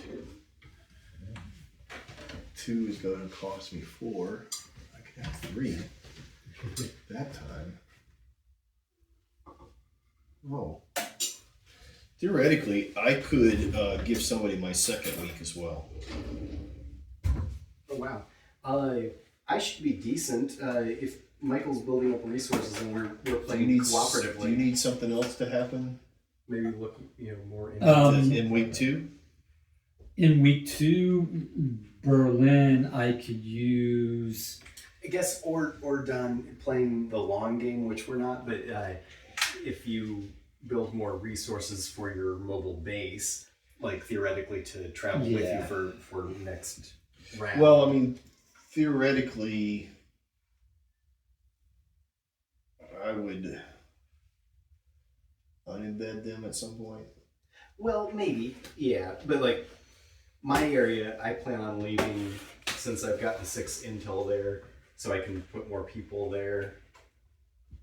Anyways, like I can put 3 agents in. Oh, here's a question: can I cultivate blue agents in a place that I don't have, but you have, that somebody else has? No. You have to have the intel. So you have to have the intel. Yeah. Can I cultivate an intel in a place that somebody else is? No. Because you have to do that color's roll. You have to do a roll against 8 for 1 intel. So then I just have to stay in the city to get everything out of there if I want to get it out. Yeah. So, All right. Anyway, I still if I have a D10 in plus 6, I should be able to get 8. But I'm not guaranteed to be able to get 16. So I think I have to start with 1 intel, and then I probably have to do that again so that I can have 2 intel so that I can get another agent. Yeah. It's a slow, arduous process. If you have anything to donate a gain 1 intel. Is that something I can do? I can give you a game For a green, yeah. For the second week. If you want to roll it, I'll give it to you. All right, thank you.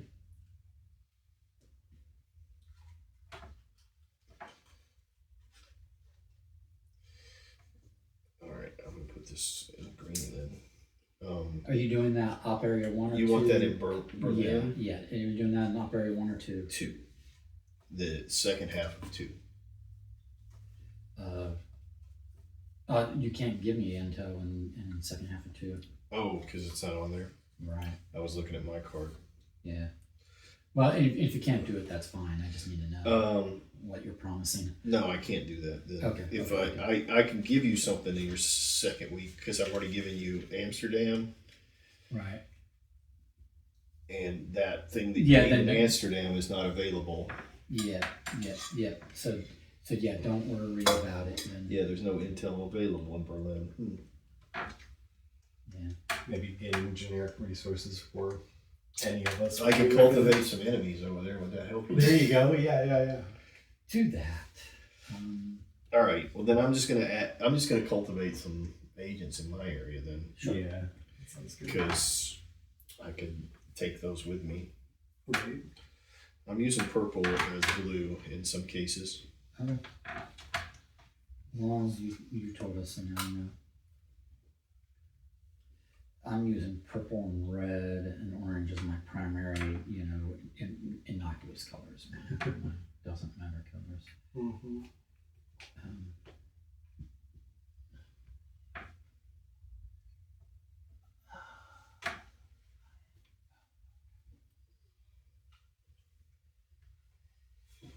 I think this is the best I can do for Berlin, but it's not great. It's a start. Yes, and it's a process. Yeah, exactly. It's going to be a process. Intended to be a process. Yeah. What are you trying to accomplish in Berlin? I'm trying to divert to. Yeah, but first I have to get enough intel. Mm-hmm. I have to be able to get up to basically 6 intel, right? Yeah. In order to divert 2 for 1 action, or 3 intel to do for 2 actions. But I'm starting at 0 intel. Well, so I have to get up to 2 intel so I can get another agent, so I can get another. We're agent. giving you. Oh. Will Yeah, you have any intel before the end of round 1? Before the end Of round 2? I don't know what you're calling around. In the second week. I will have. No, the first time I gain intel is op area 1 of week 2. Bottom left hand corner. So That's if what I do op area 2 of week 2, cultivate 1 agent in Berlin. I won't have enough intel because I'll have 1 intel. Oh, you only have 1 intel. You need. I'll have 0. I need 2 to cultivate an agent. Yeah, so don't worry about me. Okay. Focus on you. Yeah, I'm burning the last spot just to give me a cultivate a resource. Well, I To think help with future I think roles. theoretically I would be going to Berlin as well next. Yeah, we could. Like I would come Team over up on and team up on that. Yeah. And I would be bringing resources with me, theoretically, if I were going to do that. But All right, it's my bag. there's a random bag that belongs to somebody. I don't know who. Can't tell you. I'm not watching you randomize. I'm doing it under the table, but you didn't know because you weren't watching. That's All right, true. randomize. Alright. I'm going to pass out some bags to the little boys and girls. Mine has bologna, so hopefully I'll get something different. Maybe I'll get a peanut butter and honey sandwich. Alright. I have this one. Oh. Why this one? Oh, I have Berlin. Somebody has a third no action bad guy. it weren't me. It weren't this guy. 3 in a row. I roll a whole lot of 6s, but yeah, the agents die, but the enemies don't do much. the bad guys are afraid of me. Yeah, this is- Again, CIA. Right. Everybody's afraid of me, no matter what. I can rattle some swords. we do top the world. We go, actually, I won't say we top. We come in 3rd place in the world for corruption within the Secret Service. You know, the FSB or whatever the KGB was replaced with the FSB after the fall of the wall. But then the FSB has since been replaced by, they keep renaming, but it keeps being the same people. Right. You know, So Look, everybody just says, everybody just calls Rebrand. it. It's just rebrand. It's rebrand. Everybody just says the former KGB, because that's how you got to think of them. It's, All right, but like like Russia, you can't say, hey, they're like number one or number whatever, because literally they are doing a large portion of killing their own people. Well, that I was saying they top in corruption. Like, within basically everybody that opposes Putin is sick. Yeah. Yep. Disappeared. Okay. No, they just right in front of you. Oh, their plane crashed inexplicably. Okay, so starting here, we've got Madrid. So we're embedding 2 yellow agents in Madrid. And then we are cultivating 3 agents in Madrid, which we can do because we have 6 intel. So, cool. And then enemy action does nothing. You guys suck. Yeah. Berlin, embedding 1 green agent. Okay. And then action 2 for week 1 is cultivating 2 resources in Berlin. Cultivating, not embedding? Correct. Shit. Not program my own stuff correctly. Okay, fine. Cultivating 2 resources. Maybe that person wanted to have embedded. Are they close enough that they might have just slid? Well, actually, they can't even not cultivate. really, They but- can't even cultivate 2 because Because only- I mean, it might have slid. It might have slid. Yeah. They're not next door, but it slid. yeah, it's. I mean, your intention was. yeah. I mean, we can't like. that You can't neglect the fiddliness of Yeah. the setup. Okay, and then the enemy gains 2 intelligence. yeah, it was that. Well, I'm imagining that whoever programmed that did not have great choices. All right, so in Istanbul, we're going to embed 2 agents, Okay. Yep.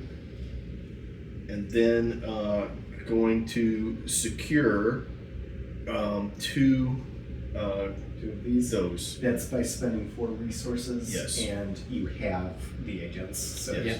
Gotcha. All right, and then that is going to gain me 10 resources. And 2 each. 1, 2, 3, 4. So they're happy. I'm going to just throw They're happy. 2 of these on there for now. Yes. Yeah. Or we'll know what it is, and that will make change next round. Gotcha. And then the bad guys miss again. Nice. They whiff. These guys in Istanbul, well, I don't know who it is, what agency that is, but Okay, They so then we're are on to week moving. 2, right? yes. Yes. So in Madrid, we are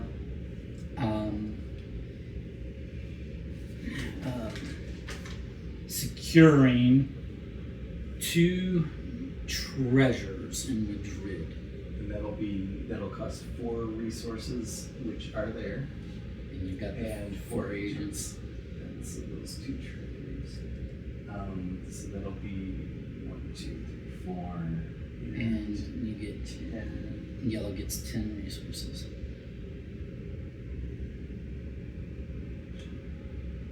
Yeah.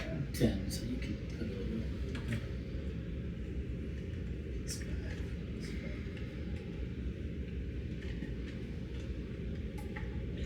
Yeah, split it up the next time. Okay, Exactly. and then In that actual. No, sorry. In the second half. right. I'll acquire that. Because now in Madrid we are taking possession, converting 2 of the enemy, or 2 of the appropriated treasures, which is going to be a opposition roll, right? Min 20. Yes. So that is roll 5d6 plus, is that 5 or 6? Sorry, 1, 2, 3, 4, 5, 6. 66 plus 5. 66 plus 5. Yeah, and I'm rolling 4 And 46. I like how many you give us, so we don't have to roll twice for a while.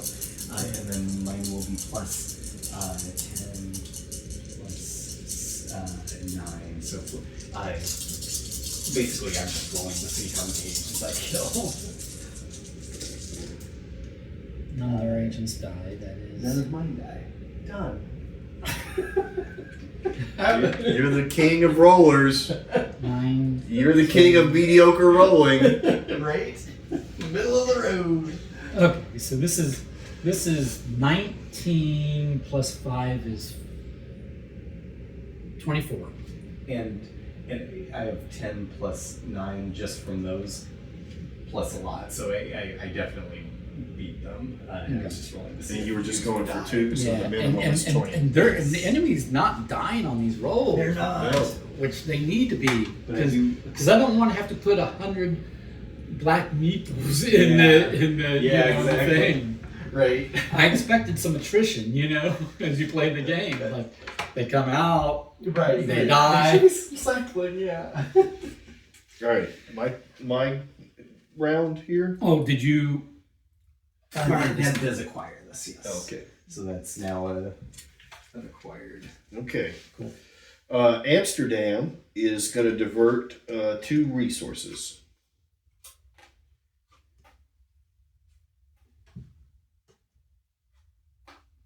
Garrett's not paying attention. Amsterdam, yeah, I was double checking what that one said. Amsterdam's going to what? Divert 2 resources. Enemy resources, Yeah. black resources. Right. Oh, I'm sorry. This is me. I thought, Yeah. I for some reason, I thought we were doing this symbol. That's why I was picking on Garrett. Okay. And then you got to roll against that. You got to roll against a 4. Yes.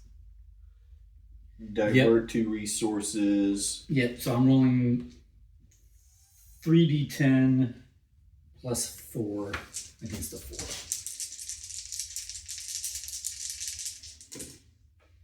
Nobody dies. Nice. And 2 get. Yep. Diverted, Nice. which adds to this. So this is now 7, and it's 5 more to complete this mission. Nice. Wow. So, all right, cool. And then what? Oh, and then in Istanbul, going to cultivate 2 agents. Nice. Those are not agents; those are resources. Okay. All right. And I have the intel. And the meats. We have the Oh, meats. did we finish Berlin? Yes. That is the end of that. Oh wait. I don't think we finished Berlin. Nope. No, we did not. We did not. We finished Berlin. Yes. So cultivate 1 intel. So you'll have to roll for 8. So it is. You've got a 6 to begin with, but yeah, D10 plus 6. Yeah. Rolling for 8. He did not Yeah. die. Awesome. Nice. So that's 1 intel Yep. for green. And then week 2 is cultivate resources. 1. Cultivate 1 resource, and you do have an embedded agent, so that is Legal. successful. Cool. All right. I think that's it. All right, you can clear those. And... All right. Okay, so now we are on to dispensation phase. We get 2 more enemy action cards.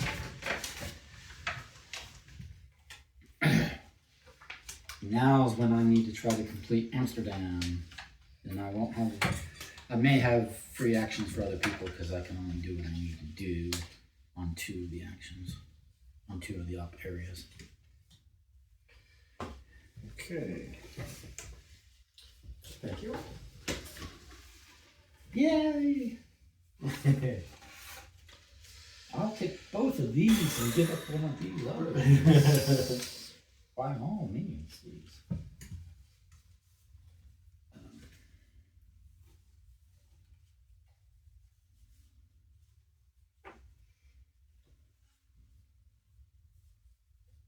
Yeah, you can get rid of that bullshit card. I'm doing that.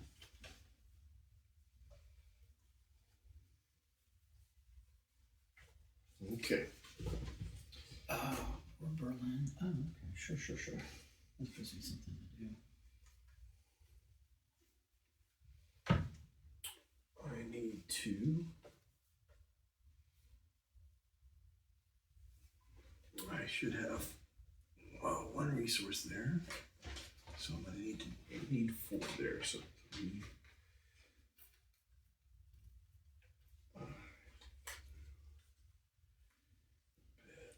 Don's like, I ain't using this thing. I'm not. Resource.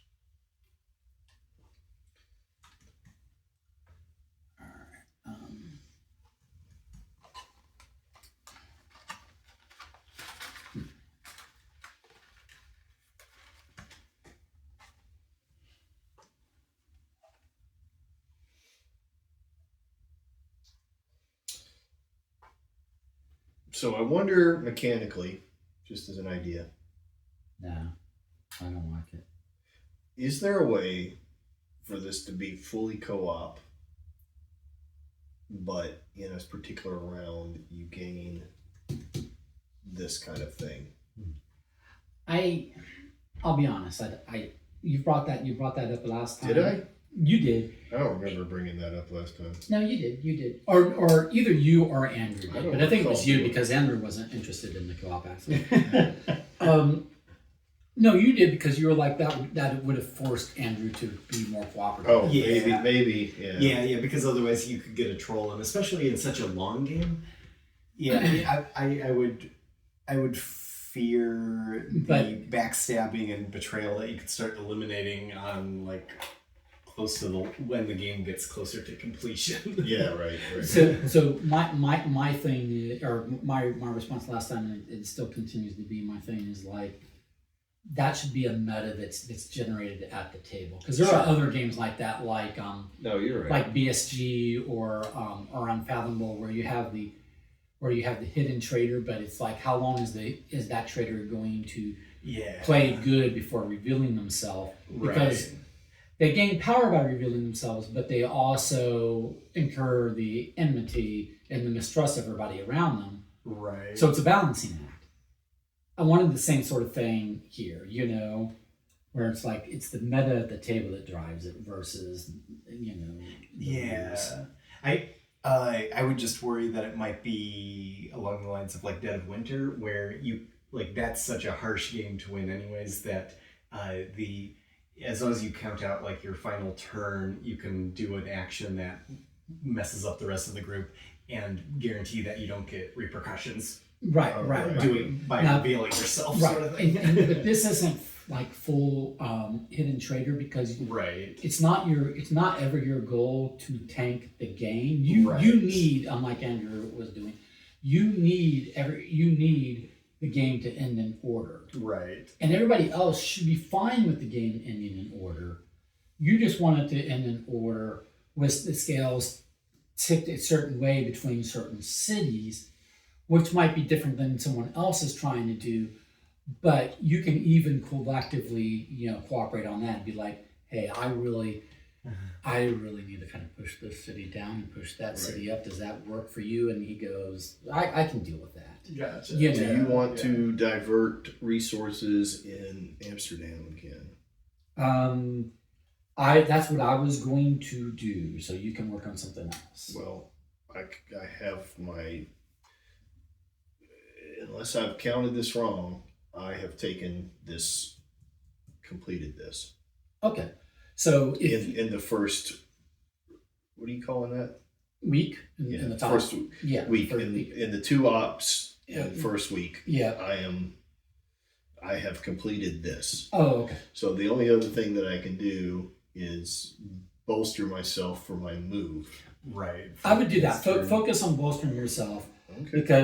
Because the op you could give me is the same op I'm using, and then we're just diverting more than necessary. Okay. All right. I'm happy to. Yeah. Garrett, you need anything before I bump mine up? Nope, I'm just bumping my folks up as well. Because I should be, I should definitely be good, especially since I whiffed on not being able to move correctly. It just meant that I had a lot more focus on this one. So to do that, to divert 2, I have to roll against 6 in Amsterdam. I can do that because it's not an opposition roll. I just have to roll against 6. And then resources. And then to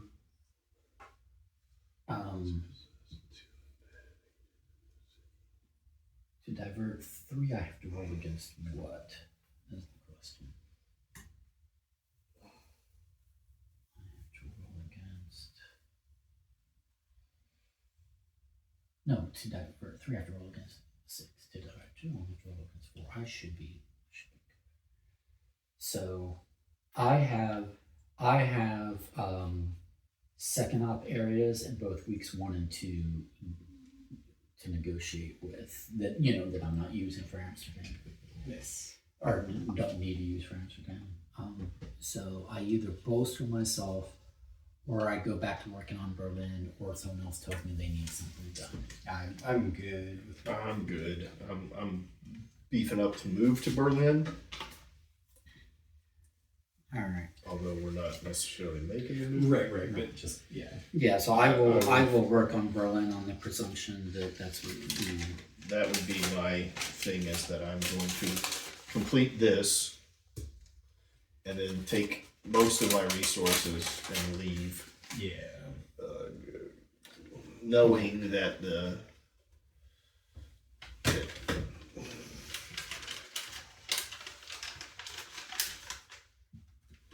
we would have to complete how many missions? 10. 10. And right now we've got we'll have 3 at the end of Okay, this we one. have Zero. So it's 2 rounds at this point. Theoretically, you spread yourself out and you keep them in check, and then you can start Right. sending. Like, you're attacking 2 things at once, and you're Yeah. you're really the only person that's in a position to do that. Yeah. Yeah, it would be interesting if there's a way to spread yourself out a little earlier. Yeah. Well, I mean, again, the thing is there's all kinds of I mean, I ways guess I could that I can have. make the game easier, No. which I don't need it might be easier. necessary in order to make it shorter. But it's also, I have to keep in mind that maybe the game isn't long, the prototype is long. Yeah, Like, but I realize where I failed here. I should have sent my. I didn't have the resources though. I was in the same place that he was. Yeah. I should have sent my mobile command if I could have, because I could stay here doing actions Exactly. Yeah. So at the end of this one, I'll have 9 intel, so I'll be super good over here. Definitely can move my mobile base to another place. Yeah. With a lot of resources to go with it. I- But the enemy is also still strong here. Okay, so here's a legitimate thing then, Michael. Yeah. What does it take to move your mobile command? It's not a command. It just has. To move your mobile base, you just choose. It's 1 resource per step. 1 liquid resource per step. Then I would say that not necessarily make it easier to make it more functional. Resource or agent. Either way, you're losing. You're losing. I mean, I can do that. Like It just seems like a lot more costly to spend an agent. Than it does to right, spend but resource. but both of us were in a situation where we had 0 resources but had multiple agents, and might have been willing to make that sacrifice. I would have. No, I got you. I can think about that. I also have to kind of think about what's the thematic justification of someone dying or retiring or being lost to the agency in order for you to move. Spending resources resources is liquid resources is something was converted to money and it costs money to. I would contend It could be to that move. that maybe they have to blow their cover in order to procure or Yeah. I would say this. I would contend this, that you need a head of that agency to be in that location. So spending him is taking him out of the field and putting him in the driver's seat in a city. So you're embedding a person running that. I mean, And then, yeah, I'll- and then when your mobile base moves, that person is part of why you're able to do things left in that. I don't know. I mean, I'll think about it and try to figure out a way to solve that problem. Yeah. Because I see the issue. I will need to figure out the solution to said problem. Yeah, I think it's But we're at a point now, Don, because I know we're getting close to where we're going to call it. yeah. For the night. How do you think this version compares to the last version? Well, it's hard to say. Again, remind me what you have changed that has come into play. I guess that's the Okay. biggest question. More starting resources. You have greater starting intel so that you can immediately recruit agents in your starting city. Yes, fair. So you've got 3 instead of 1 starting intel. You've got, like what is it, 2 agents and 2 resources or something like that. Embedded already, so you don't have to spend any action in embedding them. Yes. So they're already powerful in your starting city. Yeah. And then you've got shit behind your screen so that if you decide that you do want to move from your starting city, you've got something to move and deploy with. Yes. While leaving something behind in your starting city. So you could immediately Have set up a second command. you can immediately have shit here and move here and have shit here before you even get into the first acquisition phase. So that was one big change. Another big change was you can spread your orders across multiple cities now, which is more collaborative. Yes. And now that because you can have presence in multiple cities, means that you're not devoted to just only doing something in one city for 2 consecutive programming phases. Yeah. Right. So here's Or my one whole phase. here's my take on this. Now knowing that, number one, again, I like collaborative. I enjoy that part of it. I enjoy the give and take. And I think you're right that having something that you have hidden that makes you want to take more than you give is a thing, right? To some degree. Right. And people, and also there's that, but thematically, there's just there was no, in my mind, there's no thematically justifiable world, or there's no thematically plausible world in which these agencies are fully cooperative without trying to seek something for themselves. One. So I think that would bring untrue to play to people. No, I think that's. Oh, it's a spy game, but all these different spy agencies are fully cooperative. That's not realistic at all. Yeah. There's that, but then there's also one of the biggest complaints people have against cooperative games is you'll have the competitive players but who won in the end? Right. Well, so it's you all win. I clearly state everybody wins, but if you want to know who was the most successful of the spy masters amongst you, you can tally up. Let's finish this round. Let's finish this round, and then. So that's the justification. I have a couple more thoughts, but let me save it until we get past this little round. Okay. Because I have something directly to that to speak to that. Gotcha. But I'd like to see how one particular thing plays out. Okay. All right. So we got Istanbul over here. All right. I'm just being greedy and always starting with me. That's all good. Or starting with the card I pulled out. We've got embed 2 resources in Istanbul. That would be blue. That's here. So here's. So 2 and then 3 stay in there. Yeah. No, that must have slipped because it's supposed to be 3. Oh, Oh, no, it is 3. I'm sorry. Okay. It's embed 3 resources. Yep. And then we've got, do we have any other symbols? No.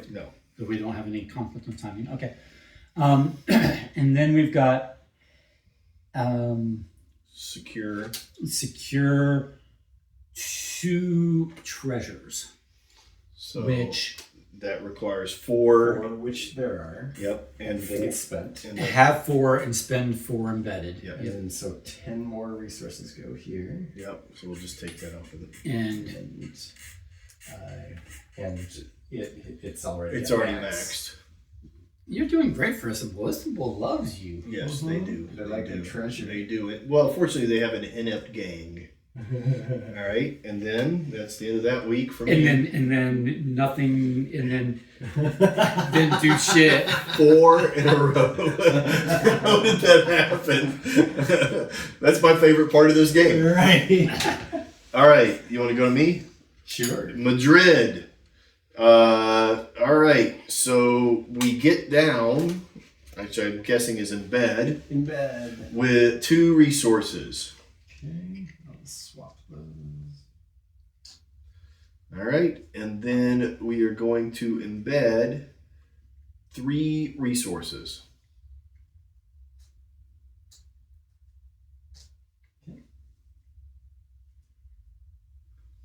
Did you do 3 or did you just do 2? I did do 3. Yeah, I did 3. Okay, and Total then of 5. he gets no action. Yeah. My gang is He did nothing. the Istanbul gang is helping out. Right. All right, let's go, Mr. Amsterdam. Amsterdam. Amsterdam is. What is that? Diverting. Diverting 2 resources. 2 enemy resources. So there's a roll involved. There is. It's for 2 to roll against 4, right? Yes, if I remember correctly, yes. So it's just Which whether you or not thought, but yeah, do they die? do they die. Nope. Nice. Good. All right, so that is successful. The second half. Well, is now the in oh yeah, Berlin. never mind. Acquiring or cultivating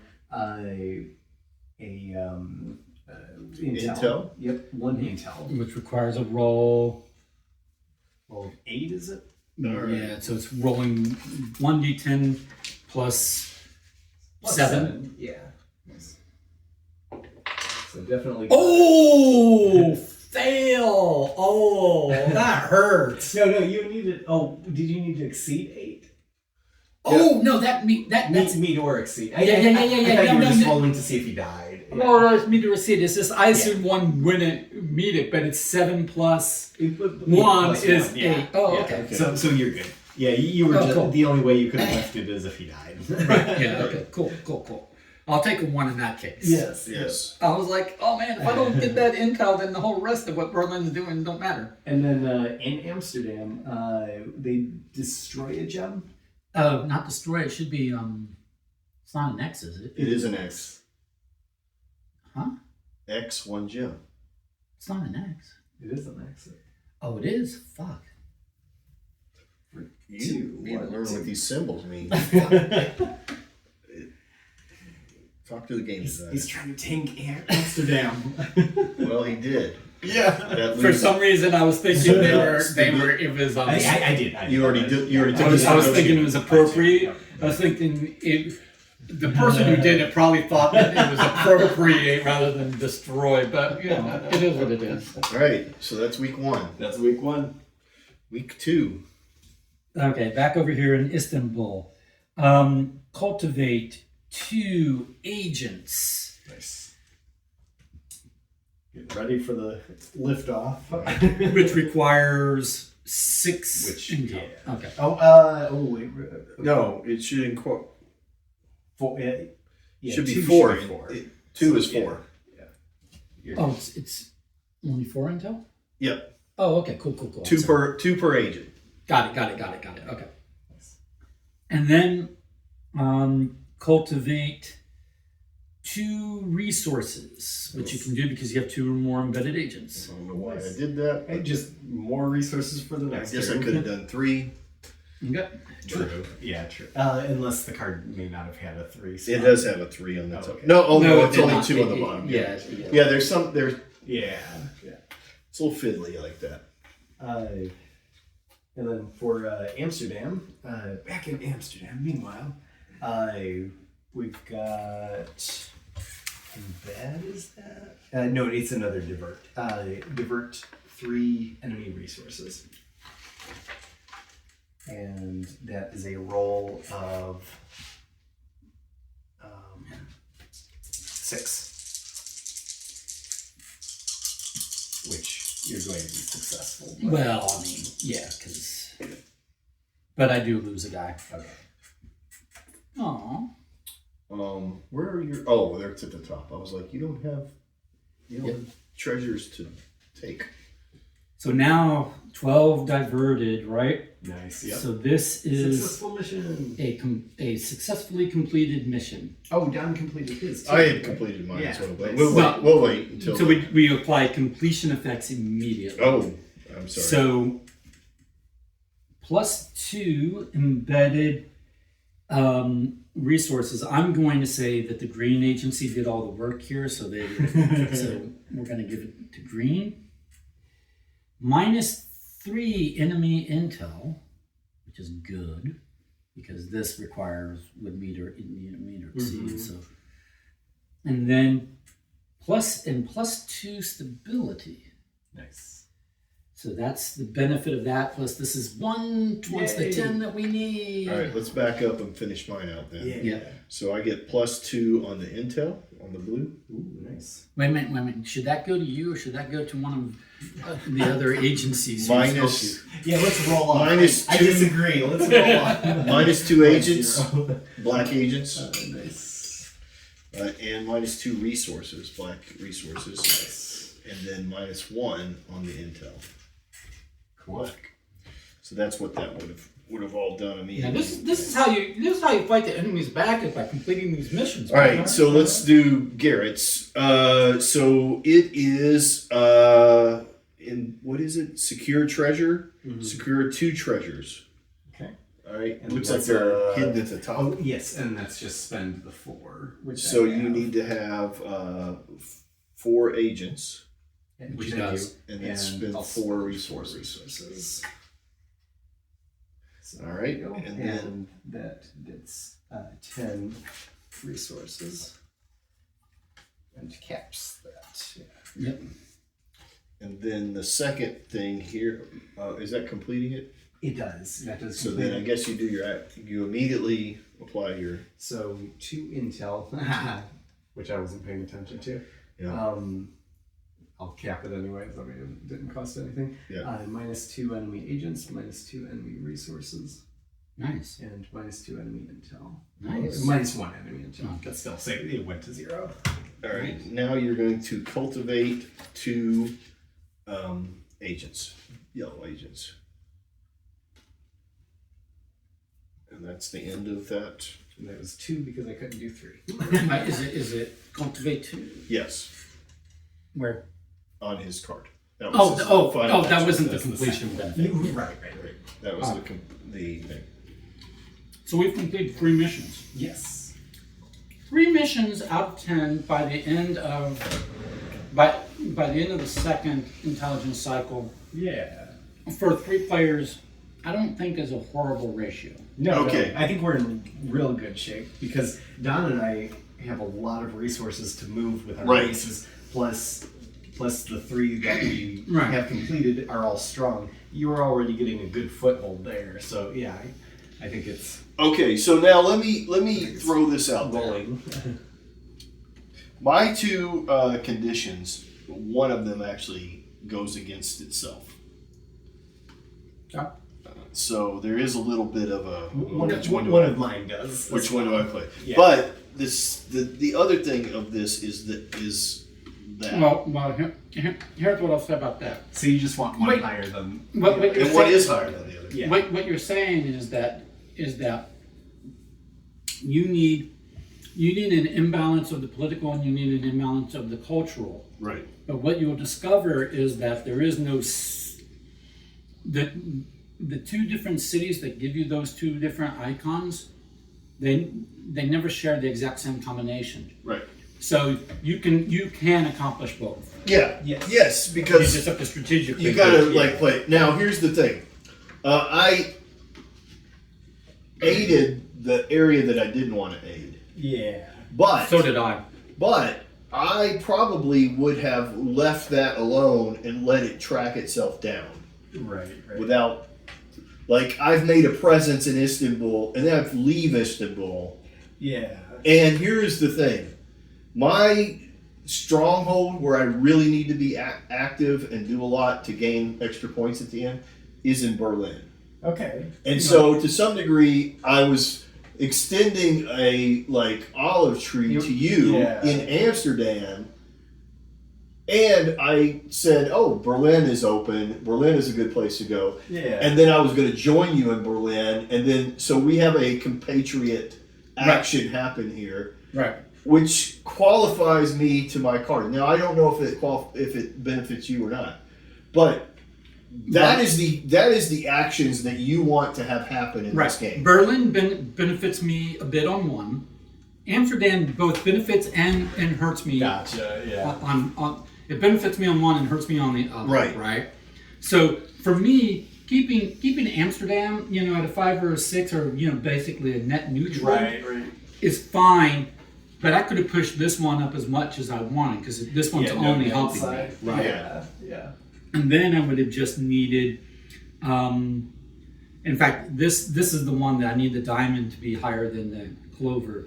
So the other clover, this one I would have maybe wanted to push down at some point because because I don't really necessarily want to push this one down. Right. But I could push this one down if I needed to, as long as I could push this one up high Right. to compensate, But again, that's for those who care about this. Right. I tend to play more cooperatively. Right.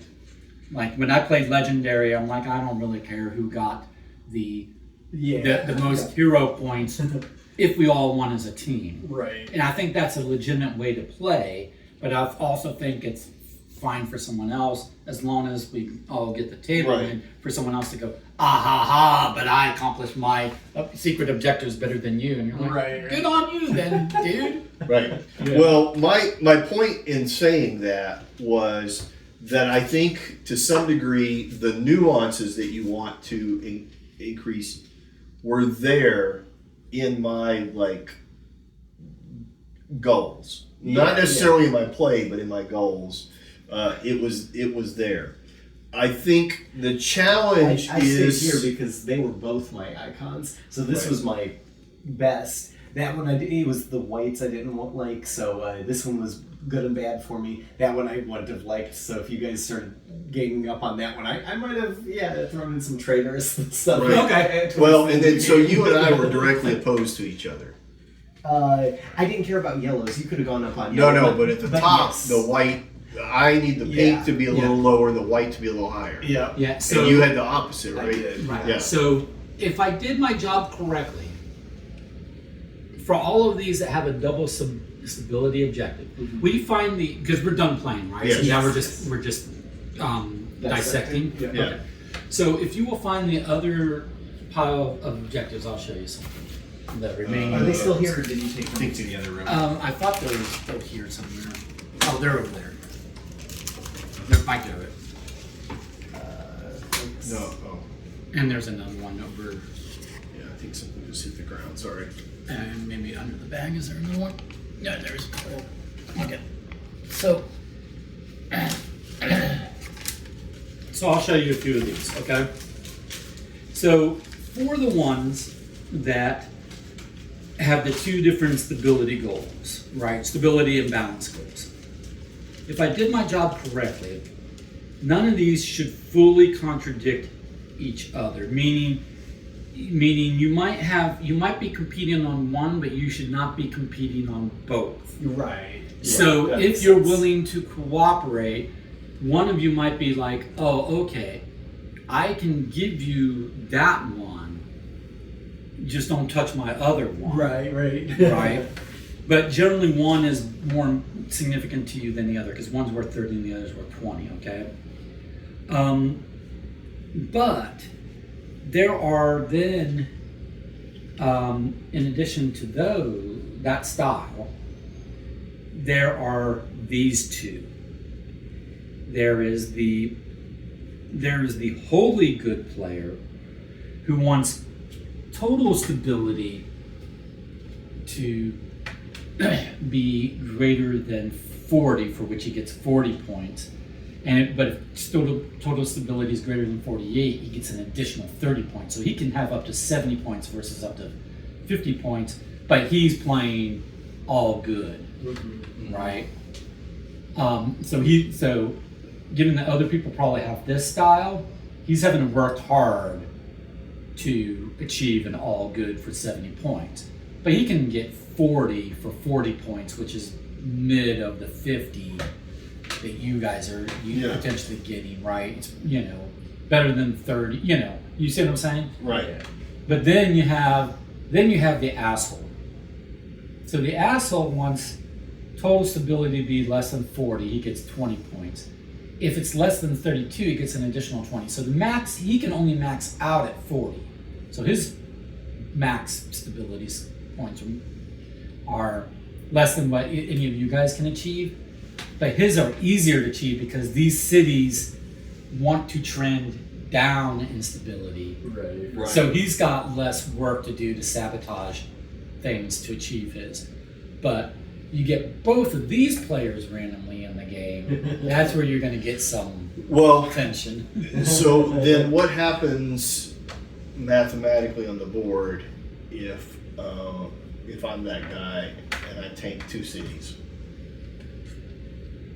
So if other people notice that you're tanking the cities and they, don't have their own selfish reasons for those particular cities to be tanked, right? Or if they catch whiff that you might be, the complete ass who's going to tank everything, then they're going to have to gang up on you and get in there and push stability back up before you can get it to term out. What was that number that it needs to be below?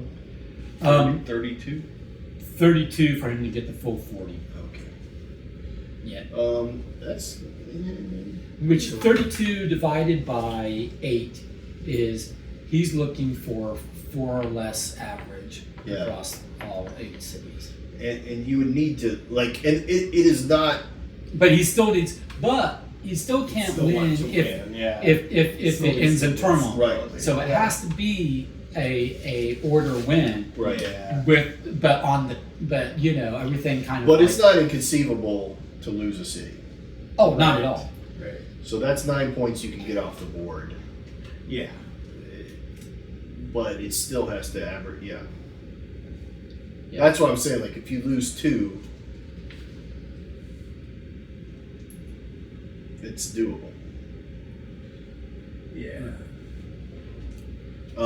But I think that the only thing I would say is that I would think that you would need to know that those types of players could possibly be in the game. Yeah.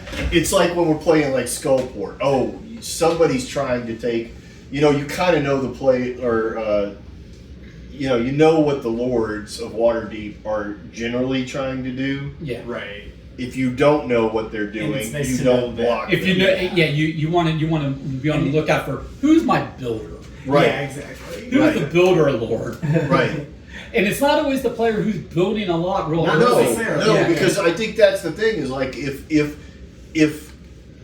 if I don't do well, I've lost guys right off, and I don't do Right, well, right. and then I suddenly, because I was down and you were down, Yeah. if one of those are happening and the other people are watching and they go, oh, he's failing at something that I think he should do well at, Right. then that's an interesting kind of dynamic. Right. Yeah, it paints the shade of So then maybe not a hidden traitor, but a hidden asshole. Right. So then what happens is possibly you start still full you of start hedging your but hidden bets. asshole. You start hedging your bets, and then the other person that actually has that card quietly does something in the back. Yeah. Yeah. In fact, the name of your company could be Hidden Asshole, and underwear could be your logo. I think that I think we had ours like our starting cities were very well protected.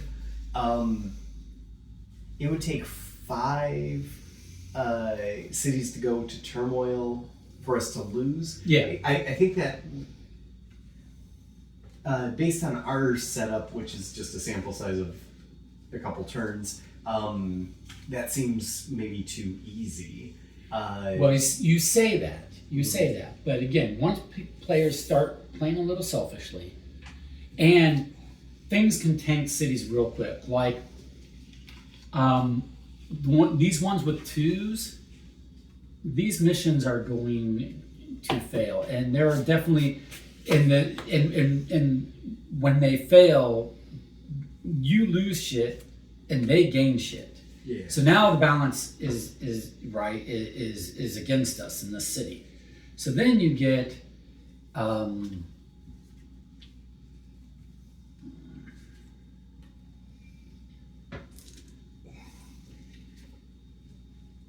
I was in a good position to take a lot of stuff and move. Yes, me too. Yeah, you had a little bit more, but we were both in really. But I think solid part of it is positions. that we weren't spread out and in a position. Well, we to were do anything. battling the harder missions, but they Right. also had higher rewards because, well, as part of completing our missions, we got the 10 those gave a resources. lot. Yeah, so we got a lot of gems and stuff. But it took us like Yeah. the so you've two- got these the 2 you've got rounds to these do you've, so. you've got these missions that come out that steal 3 from a city, and that's -3 stability right there. Gotcha. And then you've got the missions that come out that reduce stability right on initiation. So these cities go into turmoil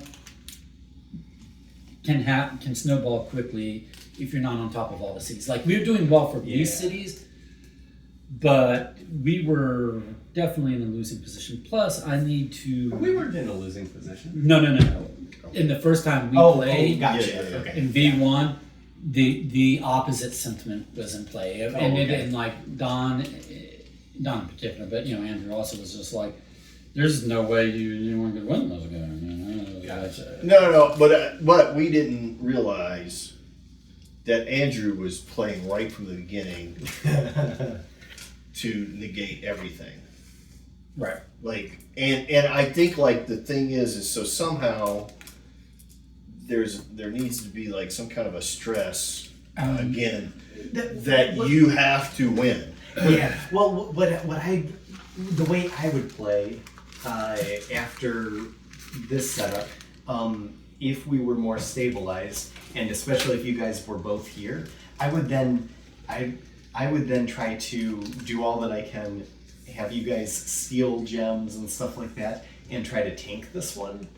Right. Because then Because you can force stability down just by stealing gems or stealing treasures from the city. Because that would be, and then if you could just, if you really want to out yourself, then destroy those treasures. Right. Which tanks stability even more. Exactly. So you don't have to wait for missions. You can just sit there and destroy a city that I don't like. Like, oh, this one's too harmful for my quest. I'm just gonna get rid of it.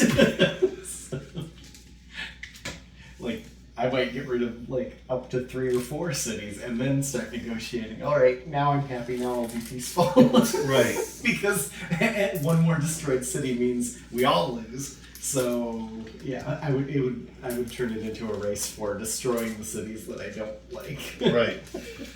Well, in essence, that's what Andrew did. Yeah. Like he was like, I need this to be low, so he went right after it, right at the beginning.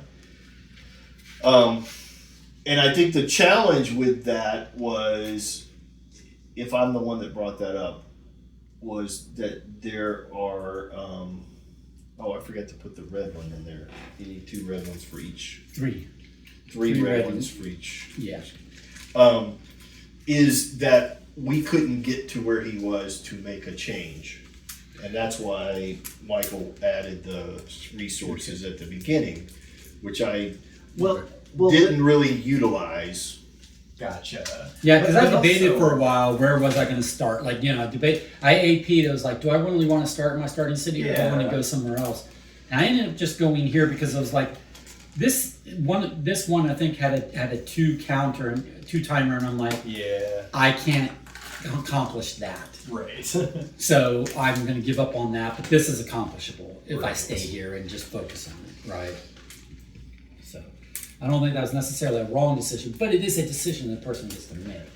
But also, now that you can affect other cities, you'd be able to counter Andrew by So making his color like Yeah. purple. Yeah, or you whatever can he you can wants. work his own color against him if he's the Yeah. only one that's got presence in the city, Yeah. and you're willing to spend half your Actions. phase on what you need to do here, and half your phase on Yes. just making him undo his own shit over there. Yeah. correct. Right.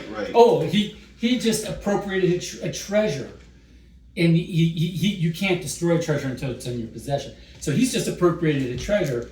Right. Before he can destroy it, I'll secure it. Right. You know? Right. Oh, look, Andrew, you Yeah. get 5 resources, and stability goes up, and he goes, gee, thanks. Right. Yeah. Accurate.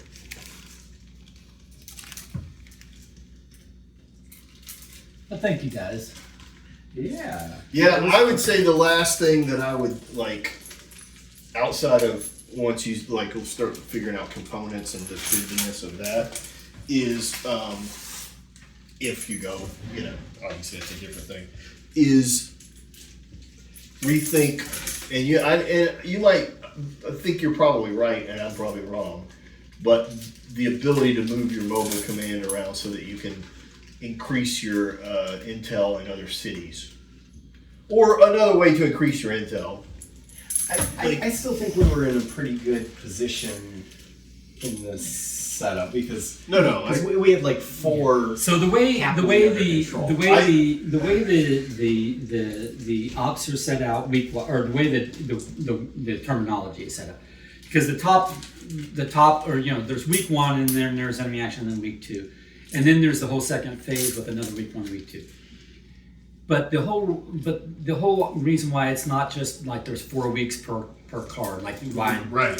is that first of all, there's 7 days in a week. So when you look at the week, but if you give weekend or whatever, it's like Right. basically I gave that every week had between 5 and 6 days. Some weeks had 5, some weeks had 6 days. But that's more, you know, you don't work a 3-day week, but you don't work a 7-day week Are necessarily. these the right? resource bags? That's a player kit bag. Yeah, that's what I mean. The Oh yes. I have to figure out where the extra card or city cards belong. But the thing is thematically, I'm trying to answer your question on the mobile op thing is. So you've got 2 weeks followed by 2 weeks, which is 4 weeks, which is basically a month. It's basically, your mobile command goes there and it's stationed there for a month. Right. And then during that month, you can still give commands to other cities, you know, for yours and other spy masters Yeah. networks in other cities. But your mobile command is committed to that city for a month. That's mathematically how I was justifying, Right. or how that worked out and justifying it, you know. Yeah. Because you are having to pay to move your mobile command. I don't know. It just seemed a little OP to move Yes. it around willy-nilly. No, I'm not saying, again, I said, I'm probably wrong in this. I'm probably missing a gameplay element. And maybe it's that being defensive, like you say, playing other people's spaces. And it's supposed to also, like as we got here, we started out weak and being like, oh shit, we're gonna get overrun everywhere. No, which Then we I built like. up. I like But then we that. built up, and then now Garrett's saying, oh, it's too easy because now we've got forces we can move around Yeah. and stuff. And it was like, okay, but if it gets easy, it's all about the right pacing. It's like, Yeah. does it get easier for us at basically the same pace that the cities that we've been ignoring just start snowballing it, Right. Right. Maybe. down? Because it's like if we get to a city and it's like, oh shit, now all of a sudden that city went from having 5 stability to it's got 2 stability and it's about ready to lose those 2. Right. And nobody has any intel there or any presence there whatsoever. Yeah. Oh shit. You know, can we get there and do enough in time? Maybe not. Maybe you're going to lose that city, you know. Right. I'm not saying I've got the math worked out, but it is supposed to be that, you know, like, that kind of graph, right? Right. Or where we start out weak, they start out strong, and then you get to this, and then it's supposed to curve down or back around again. You know? Yeah. Yeah, I think your other thing here is you don't have any loss of stability On for the expiration. And I thought I did, so either I don't intentionally, Right. and that would have been a change, because I know at one point I did, or we were playing incorrectly, and no, because we weren't playing incorrectly, so what did I do? Maybe it didn't come out on the... I'm gonna. That's something I'm gonna look But into. okay, so here's what we didn't get. So if these, okay, so they don't expire, they start tracking down. Those 3 now have things on them. We move away from them. This is going to track down. Then they're going to end up with more resources, enemy resources on them, Right. which then makes it harder to take on the next Right. mission theoretically, unless the mission happens to coincide with what we just built. Right. But Yeah, like right now, as it stands printed, because I was looking through my deck over here, it looks like you definitely lose stability on when they take treasures, and you lose stability on some of these missions on initiation, right? right, But they also are doing things, and I think that might be mathematically what I screwed up. Is some of these have like, oh, well, they take treasures, and I did not dock us this ability on that if it was during initiation. I think I intended to, but that does lead to a situation of of like in this case, plus, or they take 4 appropriated treasures and lose 1 stability. If you lost 4, immediately 0. that's immediately Yeah. 5 and therefore 0 and therefore loss. So I think that's just a math error on my part. I think this is probably supposed to be like 2. So then all of a sudden it's they lose 2 stability for the appropriated treasures and an additional 1 on top of that. Right. But is the mission to acquire the treasures? Yeah, obtain them and then secure them. And then if you Those are the secure missions them, we did. it will Yeah. give you back more stability than it lost by them taking it. Yeah. Right. So then maybe just the simple thing is that should be 2 or 3.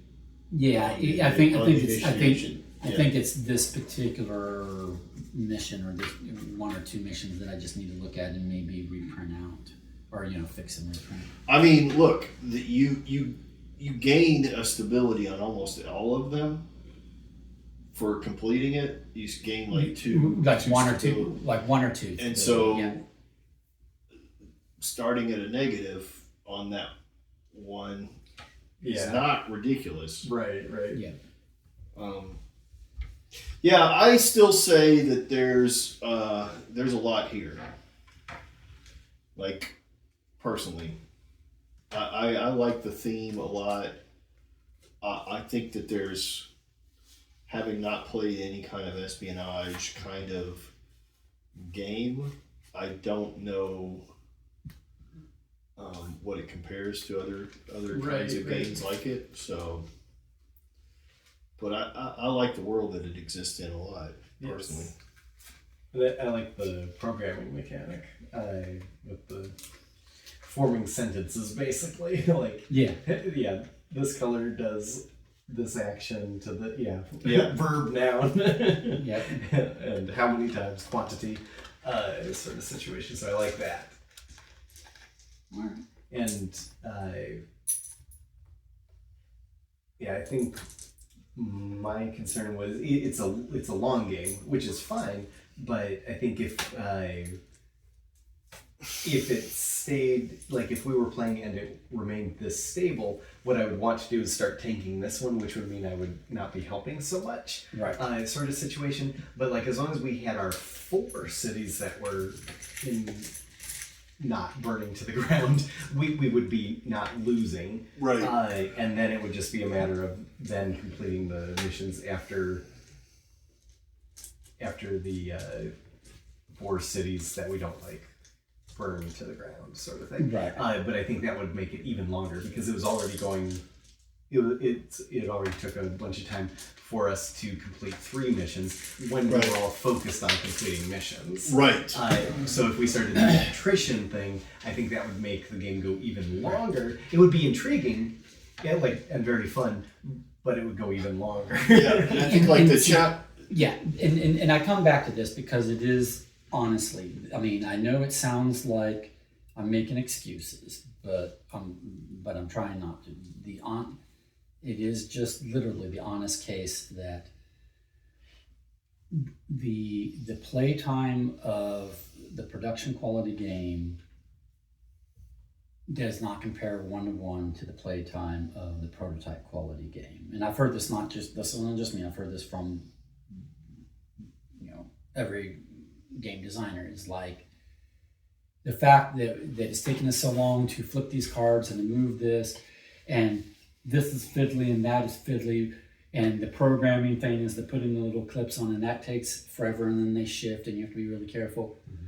And then the screen keeps falling down. All of that is adding orders of magnitude to the playtime. Okay. Like what we did. Like more than just like 20%. No. I mean, it's more than doubling it. I think It's more than doubling. I've been thinking about this. I think, but see, I don't know that I can get it to a better prototype quality. It actually reduces that playtime. So I have to basically evaluate the gameplay and the game rules with incomplete games, because I can't make you guys sit here for an 8-hour complete game. Right. And then go, okay, it took us, let's say, 6 hours to complete the game, complete 10 missions, or to fail with 5 cities. Mm-hmm. And then everybody gives their things, and then they all go, but it took real long. And I go, okay, but the production thing would probably be 3 hours.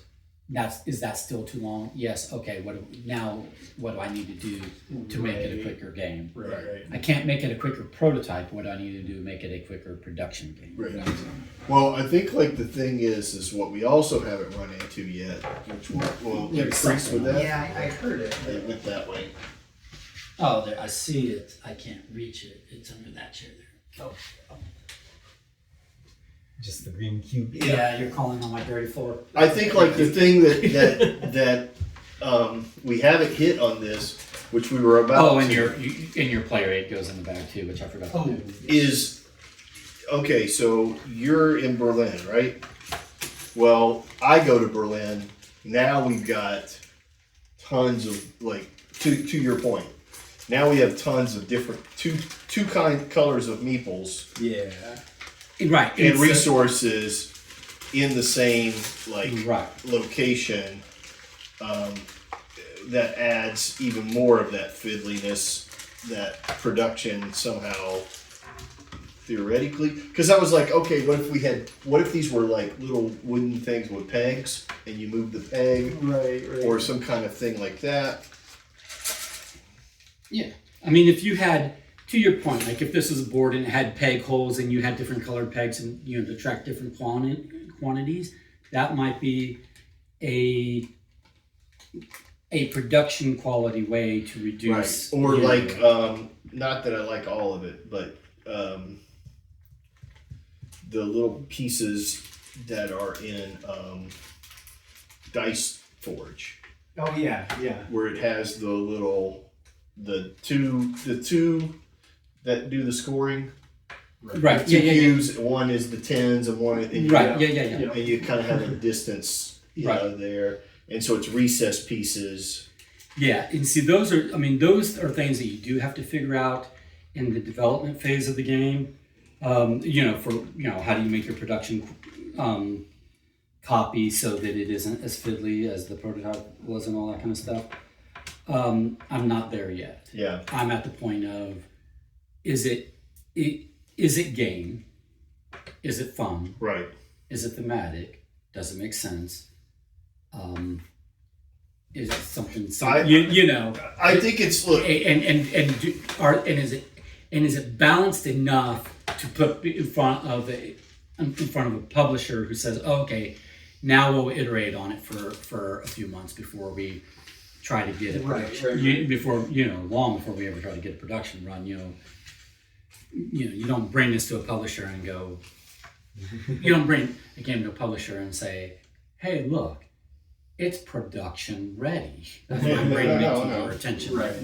But I think I said it before, no offense to your Lord of the Bones. I'm more interested in this than Lord of the Bones, personally.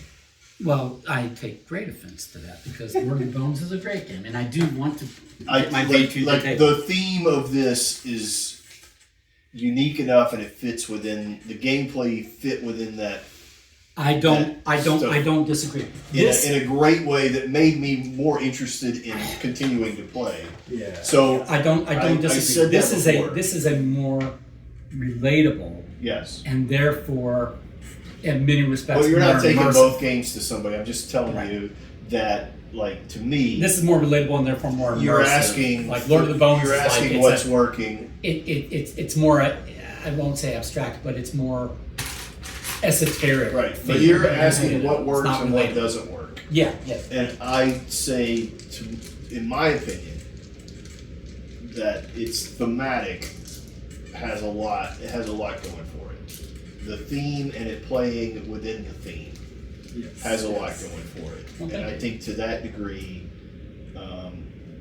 there's that. I do think that Which I actually took to heart because You- you told me that last time. So the game I'm currently in the middle of designing, I'm focusing on that again, which is the steep everything into its connection to the theme and make it a immersive theme. yeah. Nice. Yeah. I think that the gameplay downfall in this, more than all of that, to me, it's a table hog. Even if you I think that's overcomable. Whether it's even if you figure all that stuff out, it's still going to take up space. Yeah. But I think the challenge in here right now is I don't see a way to play this without that in my hand the whole game. I need a flip chart in my hand to be looking at what I'm going to program Which, I mean, it could and be, doing like it could that. Be built into the. So it would have to be part of the screen. It can be part Right. of this. It can be part That's of the what I'm screen. saying is, so that would have to be integrated. Yeah, the player aid would you're saying needs to be more than this. Because this had all of that information on it. all of that information. But if you think about Gutenberg has a lot of that into it. It has stuff that's going on that is available. There's Isle of Skye is another one. I was just thinking of that because they have their player aid right on the screen. Yeah. So there are games out there that have that thing where there's a screen or there's some kind of thing, and that information is almost like step 1, step 2, step Showing 3, the phases and plus, it's there, plus all the and stuff that I can't remember the icons. It makes sense, but I can't remember And it again, because there's so and the many. icons are what you have, not what you can do. True. Right. Again, that's another thing Iconography that, could be They're solved. placeholder icons, but still. and that's another thing that is reducing But they're reasonable. that's affecting our playtime because we're all struggling. I'm struggling with it. Because they're so Because- small and similar. They're small and similar, but if you got real graphic design, if you got real distinct icons, and the icons were more intuitively representative of what you were Yes. trying to do, Right. so that it was just like, oh, well, I can just basically, pictogram Yes. write my order rather than Yeah. have to refer to a sheet to what everything Right. means. Yeah. So again, that would speed up considerably because what's taking time is our programming. Yep. I mean, Yeah. other things take time, but what is taking the most of where we're spending the most of our time is in the programming. Mm-hmm. So if in the programming you weren't having to decipher those symbols and you weren't having to fiddle with the little clips, Yeah, true. right, then I think it's a much shorter game. But if you go back to your computer. No, I think I agree exactly what you were saying is that if it's more intuitive, in that if there's, again, a slightly simpler, I do struggle personally with like hidden games and the it revealing and in each us doing different things for different people is a little like I don't quite know what to do with that. Okay. But that doesn't mean it's good or bad. It just means I don't know what to do with it. Right. Yeah, giving. There's not a lot of because here's the thing is like it's impossible to be honest. It's nearly impossible to completely hide those. Even when you know. At a 3-player count, it's certainly more problematic to try to disguise who programmed Right. what, or versus at like a 5 or 6 player count. And this theoretically goes up to 6 player, but but even if you're at let's say 4 players, you can do that thing where everybody's pretty sure. But if you can cast even a little bit of sus on someone else, Sure. just by, hey, you know what, especially now that you can do multiple cities, it's like, that bag has something that's less than ideal for this city, pretty good for that city, and then affects these 2 other cities, and I'm only present in one of those cities, so you really think that came from me? Right. Yeah. That's not mine, Mine was that other one, Right. Doing that shit over there. But you could just throw in shit just to, confuse people, like, if you really needed to. But again, that's probably later game stuff. Early game, Right. people are like, oh, you did that? Yeah, I did that. You did that? Yeah. But in later game, it's like, Well, so then the question is, I don't know if this is a thing or not, but is there any value in, wait, you just programmed my guys. I was doing something and you just messed it up. Right. Being the talking point across the table. Right. And it being known information all the way through. Like, is there any value in that? Like, it's espionage that's out in the open. Somebody just killed all our guys. It like America just attacked. well, you should definitely be tabletop accusing each other of shit. So that kind of thing. I don't know. I just because I don't know how it gets to a point where I guess once we have presence in different places, I still think that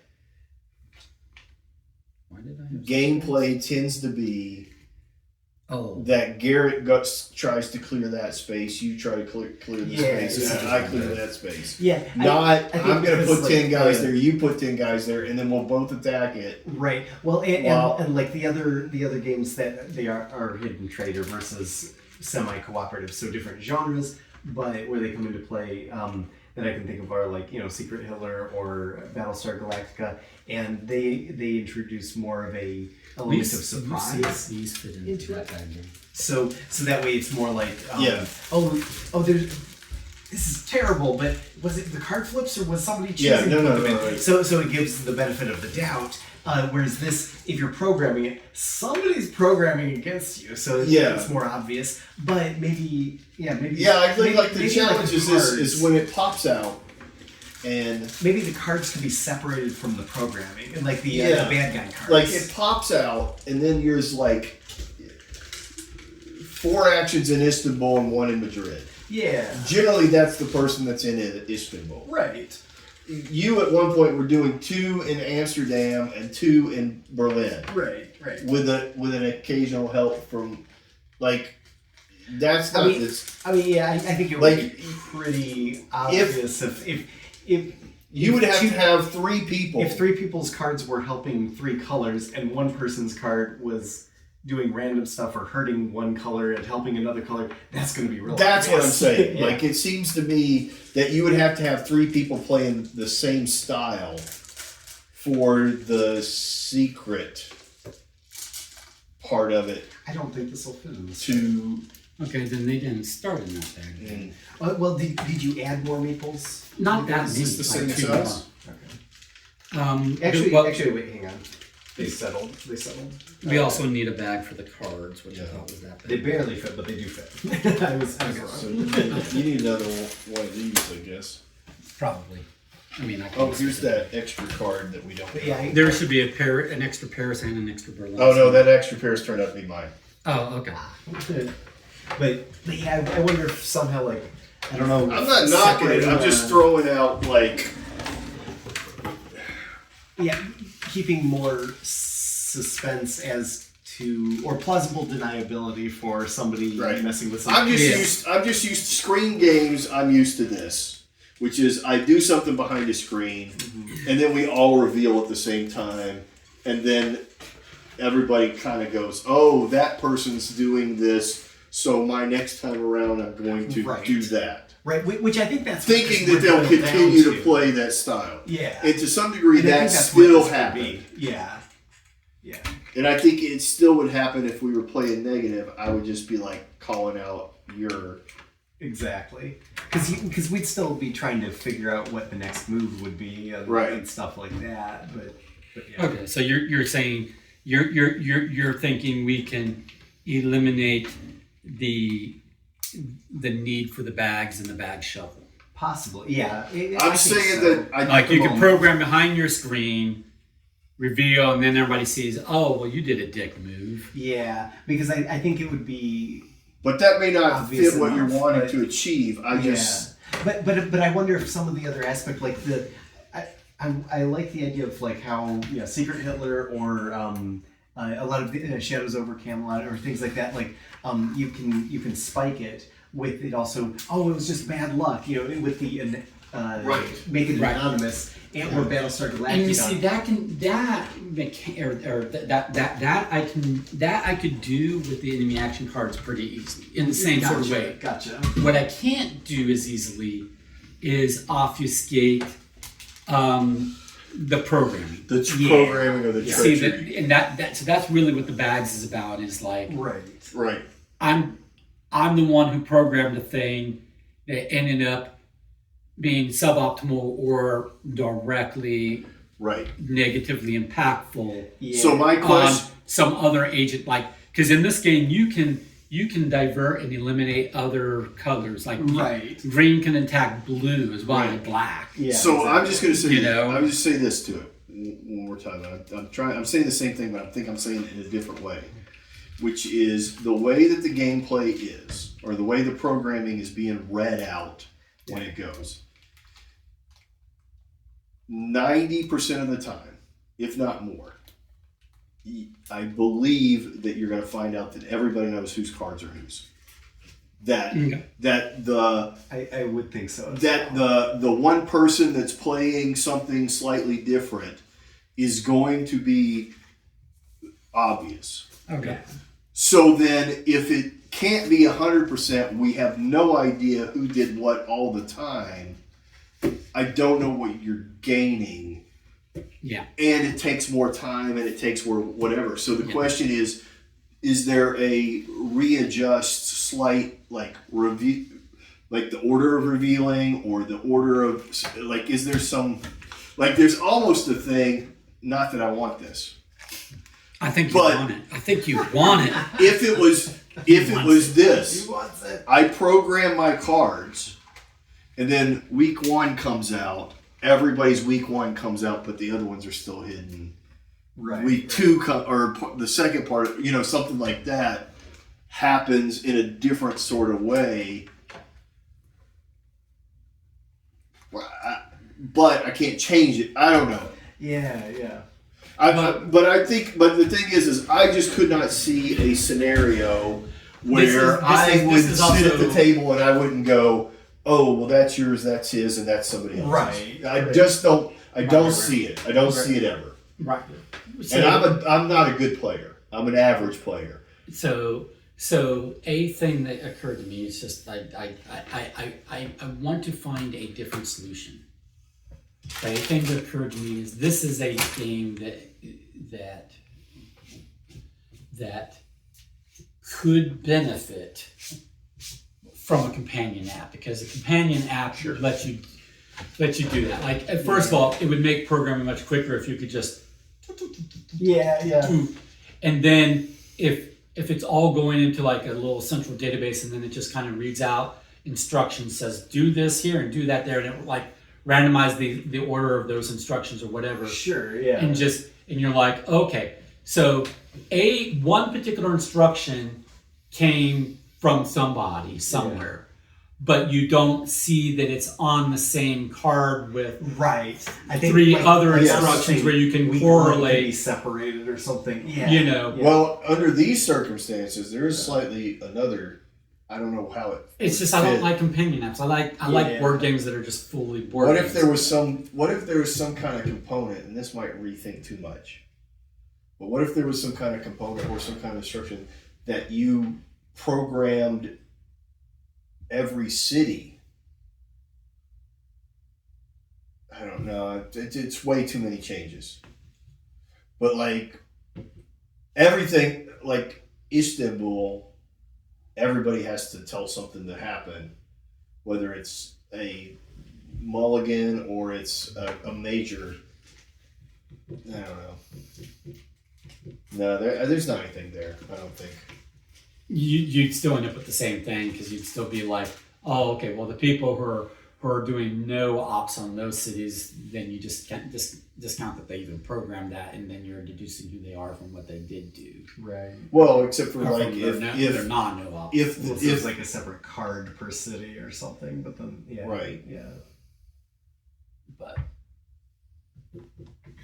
I mean, if it somehow comes out, you don't know what card, who played what. That's what I was saying. Like each time, I don't know. But right, so there continues to be potential areas for improvement, especially gameplay and fiddliness and stuff like that, which Yeah, but I Aware discount of. that. That's not a thing. and then but to your point, the degree of effective obfuscation versus the necessity or the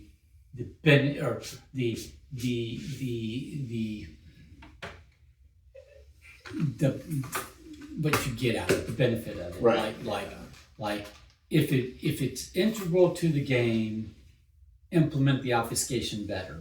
Right. If it's not integral to the game, then reduce it or eliminate it entirely for the sake of smoothing out time and ease of play. Right. So that's something to figure out, or that I can go and mull over. And I would throw this in there so that But you can think you- about that. But did you enjoy and think that it was? You said that you liked the programming, Yes. Aspect. I liked that a lot. Yes. but overall, do you feel? Because I know I asked him this in V1 and he said yes, and I think you can tell me if you feel differently with V2. Is this a game I should continue to iterate in the hopes of eventually putting in front of a publisher? I think so. Yeah. Okay. I think my favorite aspect is the programming, like I mentioned. I think my biggest concern, like I mentioned, is the duration, especially even if the prototype is significantly longer. But the at the point that we were at, if it devolved into take that and not having a defined ending, I wouldn't know. Like if we were playing, I'd be worried that this might be the type of game that it would be. If we were all competitive, good players, it could go for a really long time, sort of situation. Okay. If we were stabilized and just trying to work on nickel and diming So- each other sort of thing. if we weren't, if the game clock isn't severe enough, Right. and we got to a point where we're just going back and forth, Because we kind of had tipping our the four scales cities on sort of thing, and Yeah. and if we were just battling back and forth on a few cities, or even if the other 4 cities went down, and we were at that point we were at least in collusion keeping these 4 cities still alive, but not completing missions necessarily. Just trying to out nickel and dime each other at that point. Right. And at this point, Gotcha. I'm just trying to maximize my resources. Like, how else can I get? Yeah, because I see, and no, and I get you, and so I do have to consider that. An easy thing to do, but I don't think it's necessarily the right thing to do. The easy thing to do is to just, make failure easier, like 4 cities in turmoil instead of 5 for 3 player. But I don't know that that's necessarily correct. The correct thing to do, because the order in which these missions can come out randomly, Right. they came out in a really bad order for us when we played V1. Like, Right. we had one city that was How many like do you only have one per? 10 per city. I mean, ideally I would have more and they'd be more varied, but Well, I think for prototype purposes, I would. it's not uncommon for those kind of things to be like a group 1 and a group like the less difficult and the more difficult. Yeah, and you could do that where Oh, true. where they come out gradually. The 3, so- there's a graduate that. Okay, let me ask you this: what does this do to your gameplay? So let's say you don't hide who's doing what, and it's the game we play with Andrew. We're seeing this. We're saying, "Oh, Andrew is like." I mean, we did know it, but I think Andrew is like losing this over there. Somebody needs to go over them and help, and he's like, "Oh no, I got it." And then there's a comment, "Oh, I think he's trying to take that." Yeah. Oh, we need to gang up to do whatever. Right. Does that kind of conversation pop up? Is there something? Same thing with somebody that's like, "Hey, I think they're trying to drag this out instead of finish it, and we really need to complete these tasks." Right. So we need to like. Is that come from just understanding the game more, or does that come from more information? I don't know. But I think that never came up at any point, mostly because we didn't plan to finish any of them. Right. So I think it is still a viable game. Exactly. Yeah, It's still I'm saying, and it's fast. No, I'm saying you're right. So if you remove the screens and remove the paper bags and everybody just programs out in the open, it is faster, it is easier. I wouldn't use the screen. Because you could program behind it and then just drop the screen and everybody to reveal sort of thing. Yeah, Okay. that may be. I like that. And the screens can be the reference as well, so they could still be a tool in other ways. Okay. So. I mean, again, I would want. These are better screens than trying to use the Isle Skies screens, which were They're way too small. Yeah, exactly. But something in between, something that stands up a little bit better than that. Gotcha. Yeah. These aren't sold as screens. These There's are a game that sold I as have. poster boards for elementary kids, and I was like, but It works. but our screens come in completely wrong sizes, either way too short, or they're student test taking privacy screens that for the whole desk that come up like a that, voting screen. and it's like you don't need a bathroom stall. right, yeah, I don't know what like game voting it is. booth, but and I it's have- like. Yeah.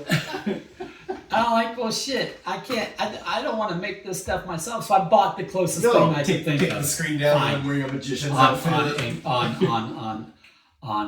Amazon. Oh yeah. There is a game that I either have or I have played that has a really solid layout on 3 sides. Each one has something that tells you this type of stuff, and I can't think of what it is.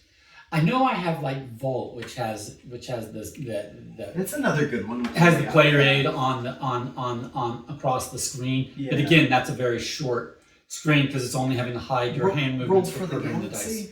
Maybe it's Roll for the Galaxy. Maybe. I mean, that has a lot of information on there, but I still think that's an overly complicated game. But for what it is. But what I was gonna say is like I could remove the paper bags and whether I remove the screens or not. That's still a viable game. Yes. I think it's a slightly different game than what I had Right. originally envisioned. Right. So I have to ask myself, is that a point I'm willing to compromise on? Well, right? or do I just need to work harder to realize my original vision? True. Well, there might be a rule because- change because that I still like solves the that, or a possibility, step. like Andrew started from the beginning. He might, if you guys were truly going to fail and not just lose a couple cities, but lose the game, then he overplayed his hand at the beginning. But in our game, since we had 4 basically stabilized, I wouldn't mind have started going into the start attacking mode. And even if you knew that I was, then it just shifts the gameplay a bit. Like, I'm still trying to win, but I'm trying to win more than you guys are winning, sort of thing. And like, I wouldn't mind tipping my hand. So I don't know if you just want it that much in the open or not. Right. I think so. The thing. All right. Think about this. Some other sort of like Doom counter that we're fighting as well, or not necessarily Doom counter, but like the game also ends if you survive 10 rounds or something. So that way there's still a winner declared after a certain amount of time if people are going into the competitive Well, mode. think about this. What if there is some kind of I don't know how it would play in yet. This is for you to figure out because I'm just throwing these nuggets out there. Right. Yeah. Yeah. I mean, that's all we're both No. doing. Yeah. If is you think fine. about like the event deck in mini games, that after a certain round something happens which changes the Pretend I'm still listening. the play of the game, right? But you know what I'm saying? Like if there was an event that came out at the end of a round, and that event caused everybody to have to be either defensive or offensive or some kind of thing that or definitely forced or lowered the value of or stability and stuff, so that if you're the longer you're sitting there, things more are just degrading. So cities you had under control, you're going to start losing control of them. Yeah. True. right It goes or on. something like maybe one is like at the end of this round the increasing like difficulty you decks get sort of you thing. get like maybe there's a points along the way or some kind of thing like that. So and they're really weird. Like okay, you get points for the number of agents you have in different cities, Yeah. but that doesn't come out every time. It just is a bonus that comes out, but it's significant enough that some people will chase it and some people won't. Yeah. But it also creates that kind And of then it makes people like, espionage. hey, you're playing suboptimally. What's going on here? Yeah. Which I think is probably. But a good also, thing. and I know we've been talking about the whole, tanking cities for points and kind of things, but I think there's actually more points to be gained on your objective cards by just having resources, having agents, having intel in particular. Gives you a lot of points. Yes. Yeah. Especially having intel, because you get 4 points for every intel. So if you're just going around and it's not impossible, but it is really damn hard and expensive to reduce anyone's intel, the enemies or anyone else. Right. Yeah. So if you're going around and you're maxing your intel everywhere, then you might not give a shit if someone's Right. tanked That's true. cities for their 30 points if they're so concentrated on that Right. that they're losing out to you in your intel scoring, in your resource scoring, in your agent scoring, Yeah. that kind of thing. Yeah. Just to point that out, that I agree. I think like that what we said, and then the possibility of what is that countdown? Is it there to artificial? Is there something that artificially creates tension of we've got to get this done by this time? Yeah, Is an important factor in a lot of gaming. I do like and will consider, give serious consideration to the suggestion of an end of cycle like event.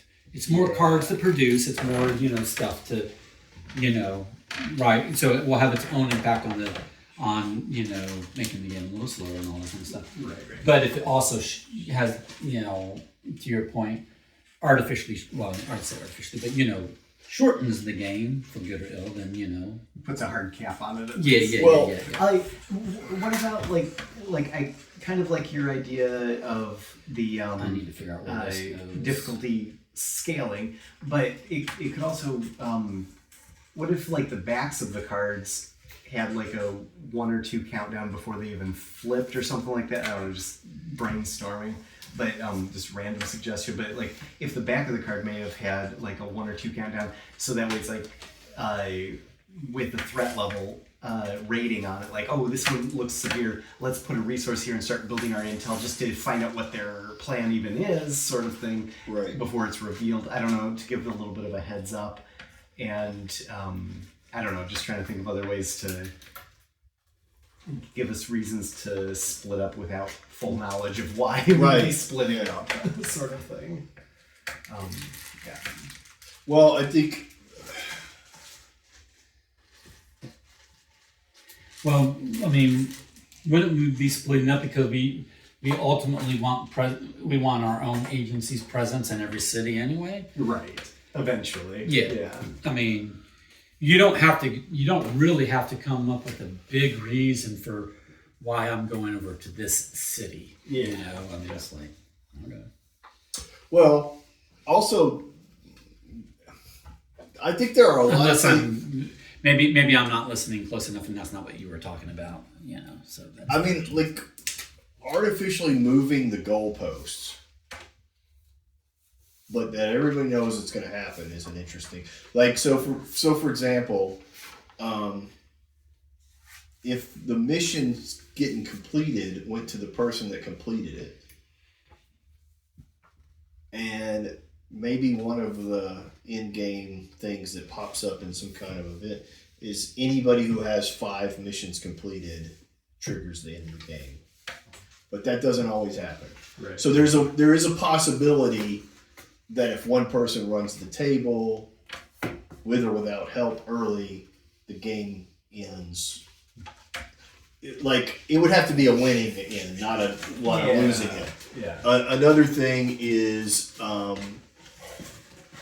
that at a certain point, all the level 1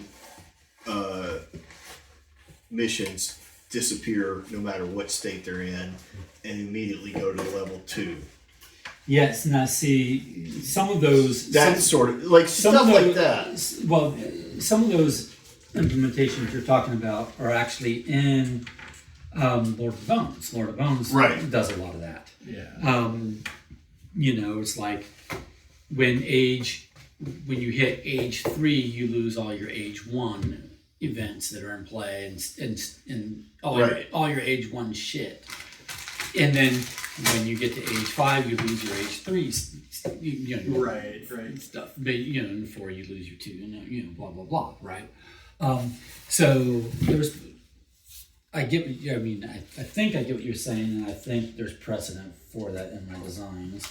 So I can think. Well, I'm not even saying any of these are good. I'm just throwing things ideas that. Well, that's what I want. Because one of them might be like. And I'm trying to do my best to how can I relate this to things I've either already done or already thought about, so that I'm more apt to remember and come up soon with a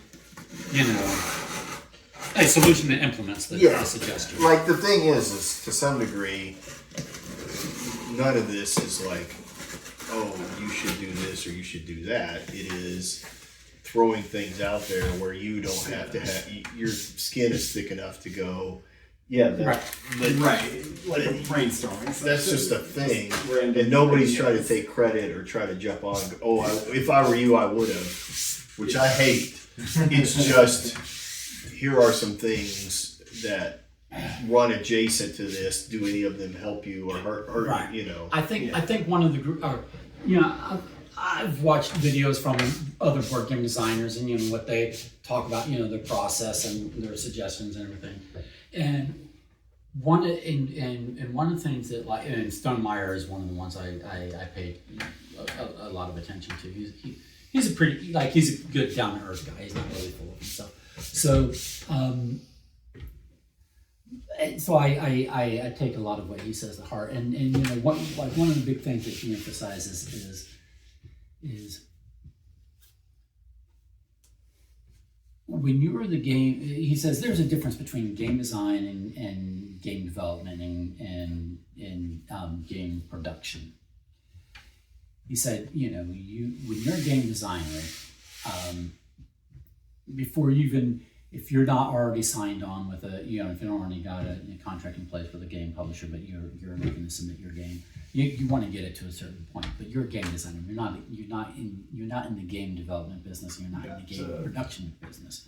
So your primary thought or the primary things you're tackling are you don't sit there as the game designer and in the design phase try to tackle what is meant to be tackled by game development or by game production. You get your prototype to this certain level to where you can and you play test it at this level to answer these game design questions. Gotcha. Yeah. Get it to the publisher, and then you work with the publisher and their team in-house on the game development process, which accomplishes these particular steps. And then you get to and then when you get to production, that's when you're like, oh, okay, well, this is fiddly. How can we make it less fiddly? Stuff like that. Right. Like the rules are sound, the mechanics are sound. How can we re-implement the components or do graphic design on the cards so that things are a little more intuitive, things are a little more quicker, things are more, resources track easier. Those are all questions to be like an answer later. That's not your game. But the point I'm trying to make, one thing you talked about with playtesting at the game design stage, is at the game design stage, it's like you give a game to any playtesting group. They give you their feedback, and he's like, invariably, you'll get a lot of comments of, you should do this, or if I were you, I'd do that, or why didn't you do blah? And he's like, I'm paraphrasing, but he's like, you have a thick skin, read or take their feedback, not what they're saying. Don't consider implementing what they say that you should do. Right. They're not a game designer. They're not the designer of your game. What you take out of what they say is what are their pain points with your game. What are the things that were causing them stumbling blocks? Right. Now then you design solutions for whatever you deem to be genuine stumbling blocks. If 1% out of 12 is nitpicking really hard on something that seems to bother nobody else, right, then that's a then that's probably not where you need to spend your efforts. Yeah. But if 10 out of 12 people are all giving you suggestions, but they're all suggestions about how to improve this one mechanic or this particular aspect, or they're all complaining about this particular disconnect with the theme, then that's a problem. Yeah. You don't need to consider their solutions. You just need to consider their problem, and then you design a solution for the identified problem. So that's something I've kind of taken to heart. And so when Don talks, that's what I'm doing in my head. Is he saying, maybe you do this, maybe you do that, and I'm parsing in my head, what is the problem? What is the hurdle? What is the hurdle? What is the problem that is being identified? So I can go off and go, oh, okay. Well, maybe I can solve that problem in these ways that still fits in my theme. And a lot of times when design of the game. A lot of times when you're saying, well, what about this or what about that? This is something that I either already understand or that makes sense to me as a player or whatever. Doesn't mean that's the right thing or wrong. It just is like, oh, now you have another set of context to be like, oh, they're needing a clock of some sort, or they need this kind of thing. because the things that are being thrown out all fit in that category. Right. But again, I will say it over and over. I think you're right. I think programming methodology is That's my favorite aspect. very interesting, very unique, and very thematic. Yeah. And I think the other thing is that just in general, being the commander of all these different places fits within the theme really well. You know, Yeah, I liked how does it need to be an linguistic explorer? the programming was. Yes. That was my favorite aspect of it. So yeah, whether the components could change significantly, but whether you keep it Like what I want. sliders or you turn it into cards or whatever. Yeah. But like, yeah, I like the aspect of Or like, you know, Don programming. actually, you know, had a good suggestion. It's probably, you know, the only one I've ever heard from him. But Yes. Fair. no, but you know, and again, this is tackling a tomorrow problem rather than a today problem. Yeah. But when it comes to that, is like when you get to the production phase, could it not be something dry erase where you circle your options? Oh yeah, I think that's right. Because that's much quicker than putting Yeah. clips on. Yeah. Yeah. You know, or if not dry erase, maybe red erase or something. You know, but something where you do the writing, and I guess it could be dry erase. But the point is, like they do in the Right. in the reusable roll and writes. You know, where you do that. I think So it's like if you could just write out, right. you know, from these options, here's what Yeah. that could be real quick.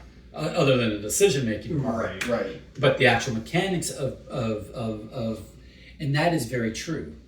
I think in the long run, that is though, beyond my easy, or Yeah. that's not easy for me to do prototype wise right now. Yeah. Right. So right now, until I'm completely comfortable with certain other things, I'm probably going to continue sticking with the clips Right. on the symbols on the cards, because it gets it fulfills the function in 10 times the amount of time, and I just have to know that this is not the final ship the game with clips and have people do this.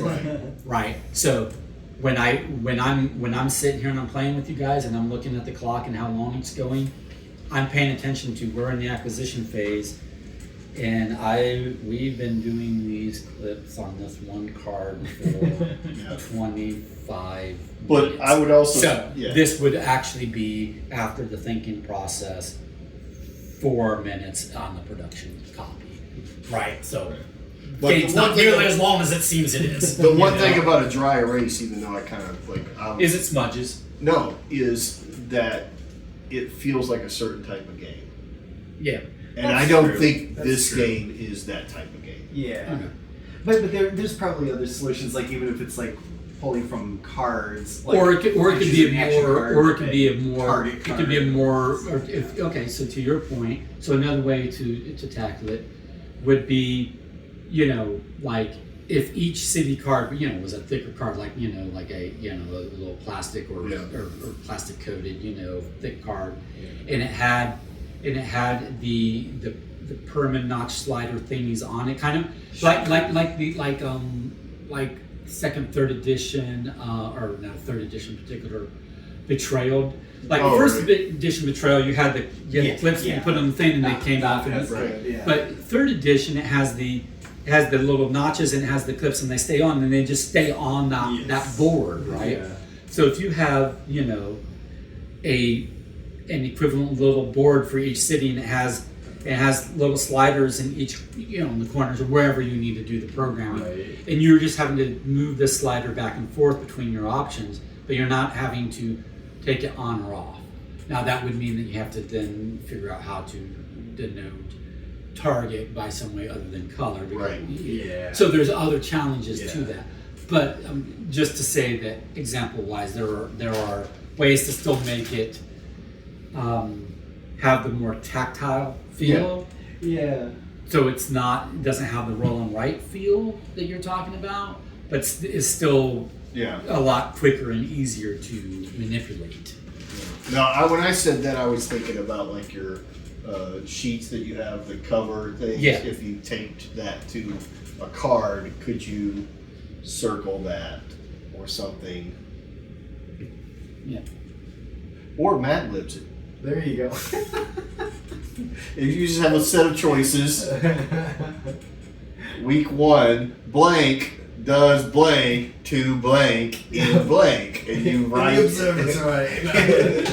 Oh, no, and that. Like the 5 variables. Well, you know, I mean that is very fair. I mean, you could literally just, you know, basically have the write it in. Yeah. But then, No, I wouldn't. but then you're like, but then there's people's handwriting, and then Right. someone has to go, no, that says blah. Oh, got you. Yeah. That order comes from you. I think it comes down to like the bigger answer in that. What's the best way to do this? And the clips feel more thematic than writing it in, Yes. because it feels more like encoding it. Yeah. But there's probably something better as It, well. it plays out in your decision of what you were saying before about how much of this is secret. Yeah. That if you reevaluate that and you go, okay, I need Yeah, to, because then it to your changes point, what it this looks like needs to be. encoding rather than Yes. writing. Yeah. You're encoding your orders. Go ahead. Yeah, no, because like if it's something that just kind of reveals in a particular way, then it could be some Well, kind of a like recess you said, board dice that you're before. putting Yeah, stuff in, you're changing and the- it sits in front of you. What die phase? But if I have to is- pass it around, then it has to be a different. 100% has to be something different. or at least has to be travel worthy. Yeah. Like, so you Yeah. could still have like a dice box tray type thing where you like do each die like cryptograms or I don't know. Oh yeah. Yeah. But then it has to have like a lid if you were to pass it versus Right. Yeah. versus just reveal it and show Yeah. what you programmed. Well, I'll bring you back. I'll bring you guys back. Definitely bring you guys back in when we get to production phase, and those are the issues we're working out. Exactly. Well, actually, no. That's probably more development phase than production phase. But regardless, I mean, there's a funny part of me. that's production like- phase is like material cost. Yeah. Which shop in China, and you know, Yeah. do you want it to be the cheap plastic dice or the metal dice? You know, but development phase is really more where you're trying to solve the okay, is this going to be a slider on a board, or is this going to be clips, or is this going to be that's more development phase. But yeah, go ahead. No, I don't think I have anything. I just like you're flipping dice and things. I don't know. There's something in there that's interesting, but then the different cities having different things Well, like doesn't work. like ciphers are fun to play with. So if you have like a combination lock, but they have the different symbols on them or something, like just I don't know, just ciphers. Okay. But that's still a later thing. But I like the clips more than a write. Yeah. Because of the roll and write. Like Yeah. that's I think like to some degree, the biggest part of this is not in the rules or the thing. It is in understanding the gameplay. Having that resource at the beginning and being able to make that decision that you were saying that you were deciding, do I stay here or do I take this resource and go somewhere else and start a satellite or something like that, and doubling my location, or there's something in there. The gameplay, knowing that part of the gameplay should be that I have yellow do something, that I have green do something, that I have blue do something, is like I think where I didn't fully take use of the game. Does that make sense what I'm saying? Yeah. Like I think that those are the things that I didn't necessarily do that I think changes your experience with a game like this. And so part of that just comes from knowing that is like there, that it's a rule book or whatever kind of thing. I think playing it again with, like you said, like going the changes that you made after you explained it to me, I didn't even really remember those being the problems per se, because I You instantly. can rewatch the video on Because that. no, I'm saying because I instantly went, oh, okay, I have this, I have that. What should I do with it? Like I went straight to making Yeah. decisions, and where I failed then this time is that I didn't think about, well, should I go here or start there? So that isn't a problem with the game. That's a problem with me understanding what I can do within the game, because the mechanisms are there. The only thing that you could theoretically do to encourage, if that's what you want to encourage, is there could be that one of those kind of like start at the end of a round and then you start the round. You know, there's some games where we don't do the mythos phase in the beginning or whatever it is, that you establish yourself and then the bad stuff starts happening or the cards flip over, and maybe that. But the other thing is, I just need to know the rules. I need to know the gameplay. Maybe another way to approach it too, like playing off of the other colors. Maybe your color is secret or something like that, so you reveal at the end which color you are out of the ones that are there. Or like for if it's clips or however it's designed, like maybe you're programming for all three, and then that way you have to do the table talk.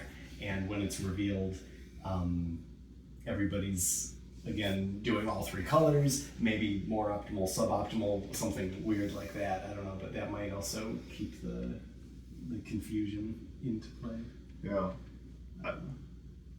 Or not, or any of it. Yeah, exactly. Like I think there's enough. Yeah. What I'm saying is there's enough things there that I didn't take advantage of that I would need to, like, you need a game of people doing that to see what that does, you know, to see how that's going to play out, because we did do that at the end of the first round. Well, you did that. You gave me some stuff early on that I did something for you. Yeah. And you went to Yeah, two places. Yeah, we actually started communicating with each other. Hey, I've got a free, which was great, but also was not something I had really anticipated coming out in the social interaction or the table talk of the game when I was first designing the game, because I was designing it with people are going to be really shady about what they're doing, right?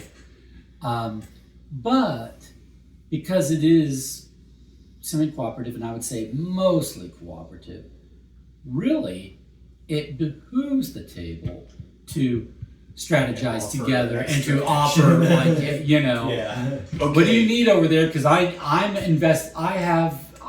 interested in that city staying stable, even if I want it to be, you know, even if I need it lower than this one later. I don't want it lost. Okay. Right. So I'm going to help you. What do you need? I've got what I've done. So what I can do for you? Which I actually liked. A slightly different thematic idea. I liked that too. You said several times, I don't know who the green is or the yellow is or the blue is. Oh, I know you're America or something like that. So then the question is there a different element, which is this, is that I'm an agency, you're an agency, you're an agency, and the board is what it is. And instead of me being assigned a city that's there, we have a blank, we know what the missions are, we know what it is, and in player order, we do something. And then we're like, okay, hey, you're over there. If you go there, I'm going to go over here and try and take this thing out because I can do that. So you start player talk before the board, before it really even begins. But we're not I felt like to some degree I was the blue Istanbul country agency. Yeah. Which I don't know that that's what we were doing, because we kind of were like, no, I'm starting out my agency in Istanbul. But we would have moved next round. But I'm just saying, like, I think that we randomly determined a different starting city for everybody. Yes. Now that could be determined differently. To your point, it could be player selection in a sort of player order. This is a game in which I was trying to keep things mainly simultaneous and mainly. Right. I wanted to stay away from the concept of a player order. Right. Yeah. No, I Because got player that. order is like somehow all of a sudden I'm in a different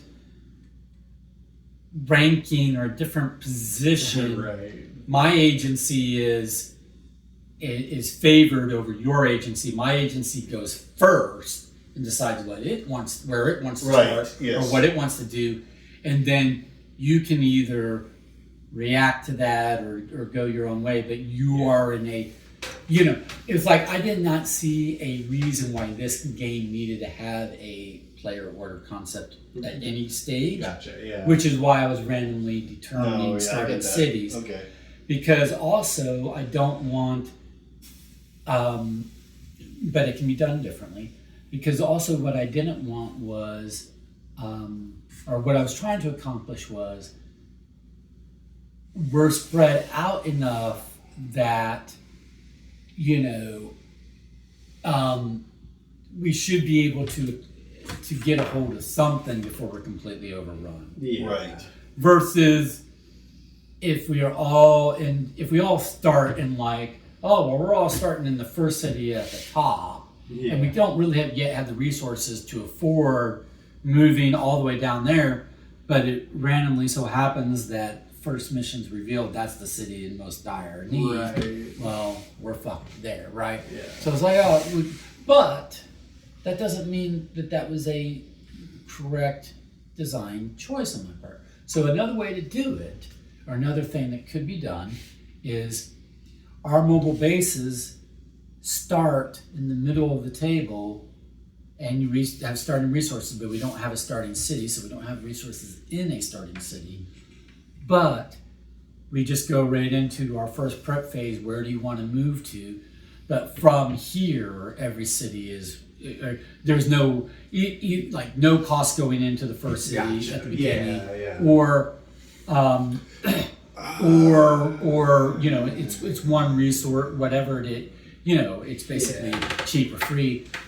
But to your point, we could tabletop before we split up and go our ways. And if we want to both go, if two of us are going to go to the city because we decide to, Right. that's a strategic choice versus just a randomly lucky or unlucky choice, then I'm more okay with that. So what Right. what about something like this? Again, I don't have any idea if this is a real thing or not. I am this agency, you're that agency, or you're this agency. The idea is that we're all from different countries and something is falling apart. There's an enemy that's a common enemy, right? Yeah, That's the kind of the concept. yeah. Okay. I have all of my resources in my country. I am Russia, and all of my resources at the beginning of my thing generally are here, but I have certain outposts, right? Theoretically, like I'm talking real world. Right, and that is what the starting city concept was. My headquarters is in Istanbul. My mobile base is there, and I have some embedded agents because we are joining the game in situ. Right. So then, what I'm saying is there a start that has me in a powerful location and a weak location? And my weak location may or may not be corresponding to other people.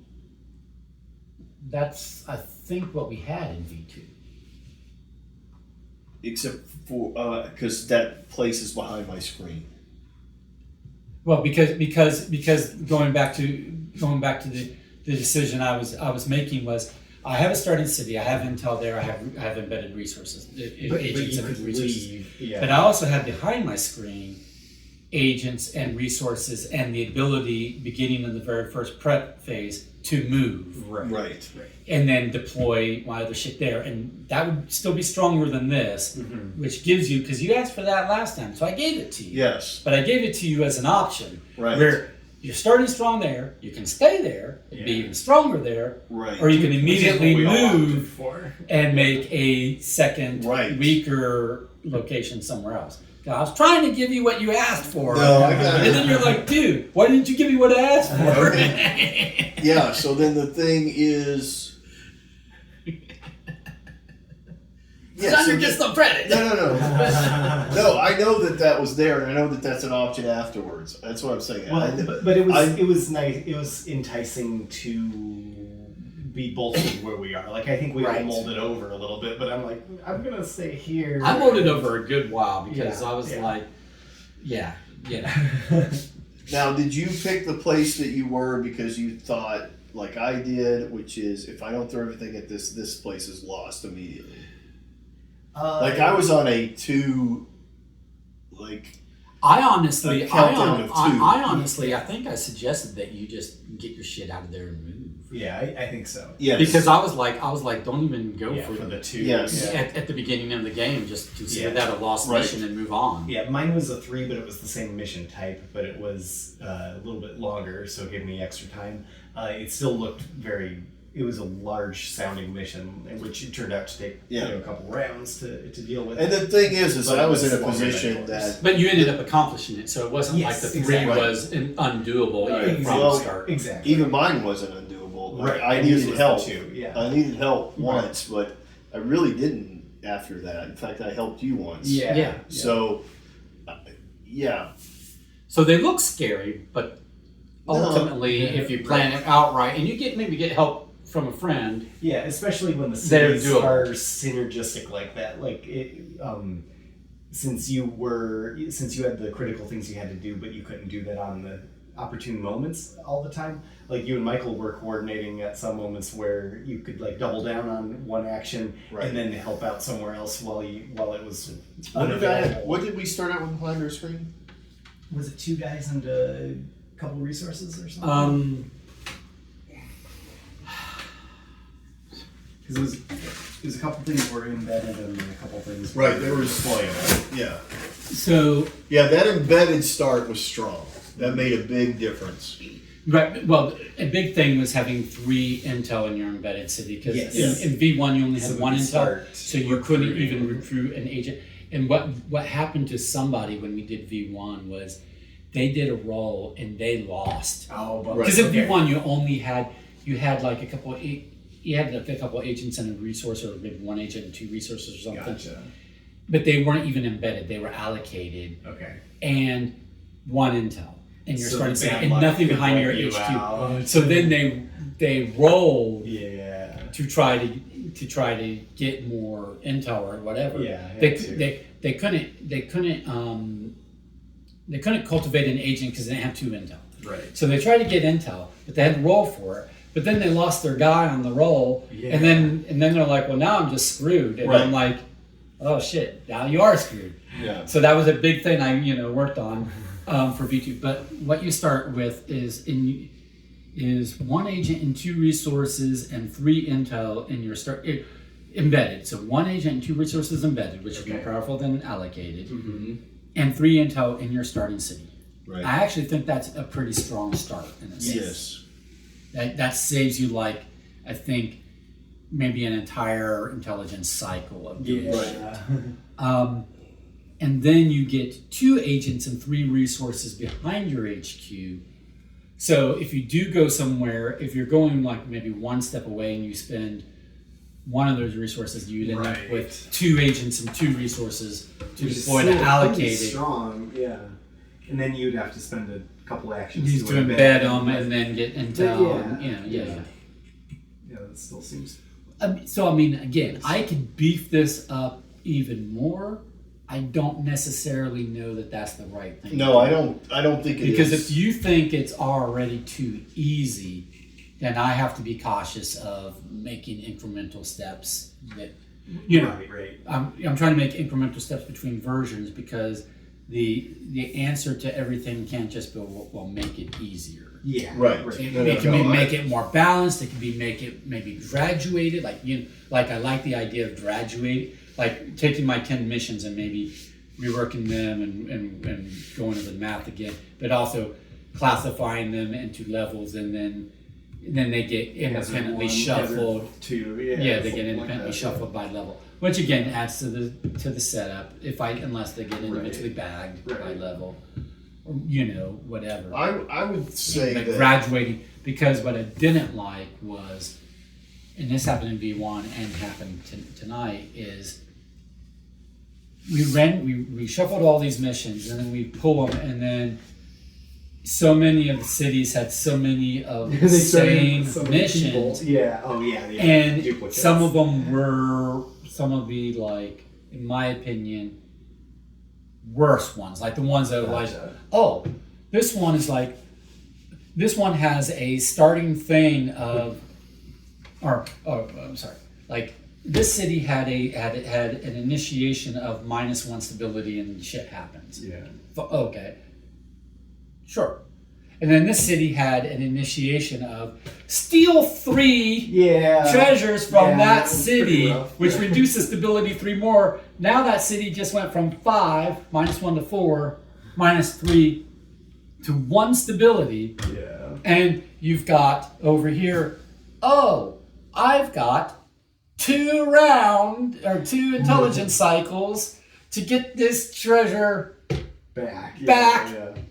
moved over to here and secured. That's not going to happen. Right. yeah. And that happened more than, if that happens once, fine, you write a city off. but But the fact that it happened like 2 or 3 times, that same sort of situation. So I do like the graduated mission idea. I think that's a solid observation. I would throw this out there too. Yeah. That if you want this to go to that next level, could you make them like very specific missions that involve real world objects? Like the Mona Lisa is the treasure, the whatever, you know what I'm saying? Like that is a thing. That's development phase. yeah.